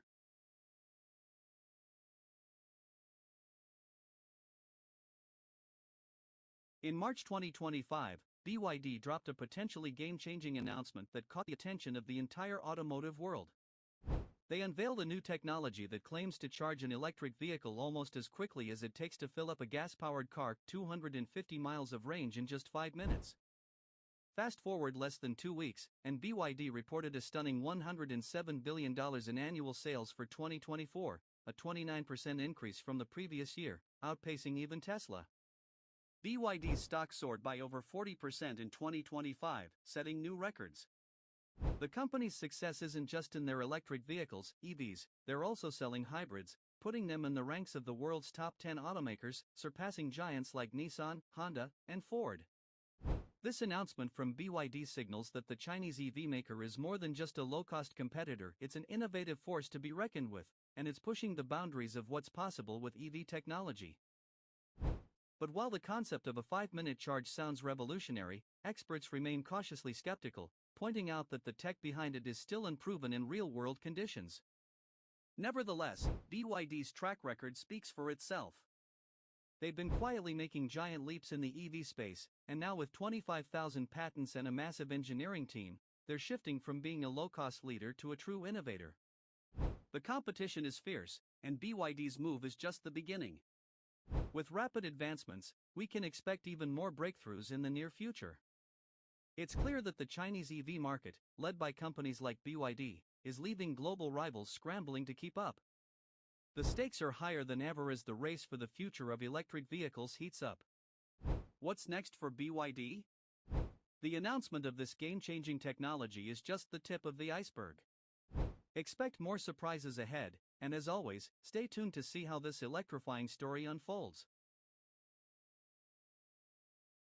Reels, shorts, stories, they're everywhere, right? Short videos have completely taken over social media, and there's one platform leading the charge, TikTok. I mean, I'm on there all the time, scrolling through, checking it non-stop. TikTok has me hooked, and honestly, it's hard to stop. The reason? The app is just so good at serving up content that hits right where my interests lie. TikTok has become the go-to space for young people. It's where they go to have fun, stay up to date with the news, catch the latest trends, discover new products, and more. Since 2016, TikTok's grown to over 1.12 billion monthly active users globally. In the US alone, nearly 118 million people use it frequently, spending an average of 108 minutes per day on the app. Short videos have turned into a multi-billion-dollar industry thanks to TikTok's dominance. Now, platforms like YouTube Shorts, Instagram Reels, and even LinkedIn are scrambling to catch up. Why are short videos so popular? They're fast, fun, and easy to consume. It's the perfect format when you're waiting in line, hanging out, or just need a quick burst of entertainment. The addictive power of short videos comes down to 3 key factors: speed, personalization, and infinite scrolling. TikTok's algorithm is a game changer, showing users content that feels almost like it's reading their minds. It knows what you want before you do. What's different now is the quick dopamine hit. With short videos, you're constantly getting entertainment, education, and trends in a fast-paced, highly engaging way. Gone are the days of sitting through long TV shows or movies. Now, it's all about grabbing attention in bursts, keeping you glued to your screen for hours. TikTok's success has forced other platforms to jump on the short video bandwagon. Instagram launched Reels in 2020, YouTube introduced Shorts in India after TikTok's ban, and even Facebook and LinkedIn have gotten in on the action, hoping to tap into the trend. But with all this engagement comes a downside. Short videos can be seriously addictive, leading to shrinking attention spans and rising mental health concerns. Kids are especially affected, with too much screen time impacting their sleep and social lives. And here's the tricky part: even though everyone's jumping on short videos, monetizing them is still a huge challenge. Ads in between short videos just don't bring in the same revenue as long-form content. Creators are feeling it, with many making only a fraction of what they would from longer videos. So, while short videos have definitely changed the social media game, they've also reshaped how we consume content and how we get paid for it. Whether this is all for better or worse, one thing's for sure: short-form videos aren't going anywhere anytime soon. So, whether you're scrolling through TikTok, watching Reels, or catching up on Shorts, it's clear that short videos are here to stay. They've revolutionized the way we consume content and created new opportunities for creators, but they've also introduced challenges when it comes to attention spans and monetization. As we move forward, the big question remains: will short-form videos continue to evolve and shape social media, or will they just change how we experience content, for better or worse? One thing's for sure: we're all in for a wild ride as the platforms continue to adapt and compete for our attention. 2017, #delete Facebook. By 2017, the cracks were showing. WhatsApp co-founder Brian Acton quit after clashing with Zuckerberg over Facebook's plans to monetize WhatsApp and start sharing user data. By leaving, Acton walked away from an estimated $850 million in unvested stock, a huge sacrifice that made it clear how strongly he felt about the direction things were heading. A year later, Acton became even more vocal, famously tweeting, "It's time. #delete Facebook." He went on to invest $50 million of his own money into starting Signal, a non-profit, privacy-focused messaging app designed as the pure version of what WhatsApp was supposed to be. Zooming out, Brian Acton's story arc is incredible. He was rejected by Facebook, built WhatsApp, sold it to Facebook for $19 billion, stayed on as an employee, then left only to fund a rival app meant to stand against everything Facebook represented. He once described it as being David going up against the Goliath I helped create. His mission was simple: to build a product that truly protected people's privacy. So, what drove him to that point? In 2017, the European Commission fined Facebook €110 million for misleading them during the WhatsApp acquisition. Facebook had claimed it was technically impossible to combine WhatsApp user data with Facebook's systems. But it turned out not only was it possible, Facebook had already been doing it. WhatsApp had quietly shared phone numbers and other data, allowing Facebook to target those users with ads. Acton later admitted that from the very beginning, Facebook's plan was always to link WhatsApp data with Facebook accounts to supercharge their ad targeting machine. Soon after, WhatsApp's other founder, Jan Koum, also quit. The final straw was Facebook executives pushing to weaken WhatsApp's end-to-end encryption to make monetization easier, something Koum, a staunch privacy advocate, couldn't support. More disturbing still, some believe WhatsApp's encryption might already be less secure than advertised. Reports suggest Facebook may be developing AI algorithms that scan content before encryption. If true, messages are analyzed and moderated before being sent, meaning that end-to-end encryption might just be an illusion. Acton later reflected on the experience with brutal honesty, saying, "I sold my users' privacy. I made a choice and a compromise, and I live with that every day." He's not the only one. Other former Facebook executives have expressed similar regrets. One of them, Chamath Palihapitiya, said bluntly, "We created tools that are ripping apart the social fabric of how society works." Looking back, Facebook buying WhatsApp was always going to lead to this clash. Facebook is one of the world's biggest advertising platforms, driven by data. The WhatsApp founders, on the other hand, were privacy activists who despised ads. Maybe deep down, they knew how it would end the moment they sold to Facebook. But when someone offers you $19 billion for an unprofitable app, would you really turn it down? Present day and the future. Let's revisit the main question: how does WhatsApp make money today? In the beginning, their revenue came from a simple $1 annual fee. Later, they relied on investor funding before eventually getting that massive payday from Facebook. But now that Facebook owns WhatsApp, how exactly are they monetizing it? Is it just about collecting our data, sharing it across Facebook's ecosystem, and targeting us with ads? Not entirely. One of WhatsApp's new revenue streams is WhatsApp Business, a service that allows businesses to connect with customers for support and updates. Companies like Netflix and Uber have already started using it. Interestingly, WhatsApp earns money if a business doesn't reply to a customer within 24 hours, essentially charging them for late replies. While this shows potential, let's be honest, most of us haven't even used this feature. It's unlikely this alone will make WhatsApp profitable anytime soon. With the $1 fee gone, WhatsApp is now exploring what it once promised to avoid: ads.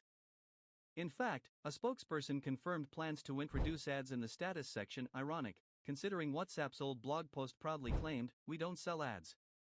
Still, the real value of WhatsApp to Facebook isn't ads, it's data. It's about deeper integration with Facebook, Instagram, and other platforms.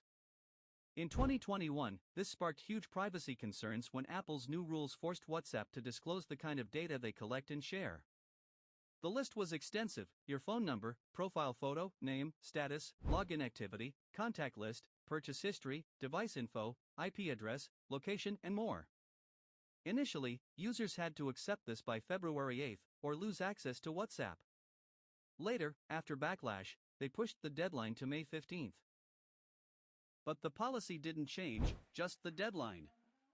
Here's the kicker: this wasn't even a new privacy policy. WhatsApp was already doing it, the new rules just forced them to be transparent. So, why do people still trust WhatsApp?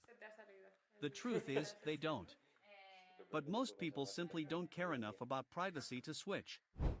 Reddit threads confirm it. Top comments are full of "No, I don't trust them," but leaving isn't easy because of the network effect.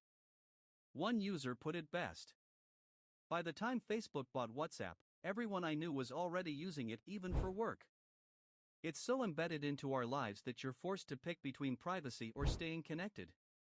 And just when you think that's the end, there's a plot twist. A quick tip. Before we wrap this up, a quick intermission: if privacy matters to you, consider using a VPN.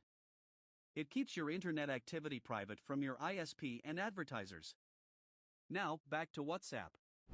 In defense of WhatsApp and Facebook. It might sound like this is a hit piece on WhatsApp and Facebook, but it's not. Data collection isn't some evil plot, it's standard practice for most tech companies. Sure, Facebook gets a bad rep, but let's not forget this video is funded by ads too. Data-driven ads keep platforms like YouTube and social media free. Without data collection, there's no free content, no free services. WhatsApp, for all its flaws, is still a fantastic tool connecting millions around the globe. Yes, if privacy concerns you, the tone of this video probably feels justified. But many might think this is overly dramatic. After all, every store loyalty card, every website cookie tracks you too. Compared to that, WhatsApp's data collection might not even be the worst out there. The bigger takeaway? Most of us, and myself included, are willing to trade our privacy for free services. We need to seriously consider what we're giving up when we surrender our data, because anyone with enough resources can piece together almost everything about us online. To be fair, as of now, there's no solid evidence WhatsApp reads your actual messages, they're end-to-end encrypted. Should you delete WhatsApp? That's up to you. Some people have switched to apps like Telegram, though ironically, Telegram isn't end-to-end encrypted by default, making it less secure in some ways. If privacy is your priority, Signal, created by WhatsApp co-founder Brian Acton, might be your best bet. It's non-profit, open source, backed by a billionaire, and even endorsed by Edward Snowden and Elon Musk. Ultimately, it's about what matters most to you. If you're already using Facebook, Instagram, and Messenger, sticking with WhatsApp might make sense, especially if everyone you know is on it. The trade-off? Convenience versus privacy.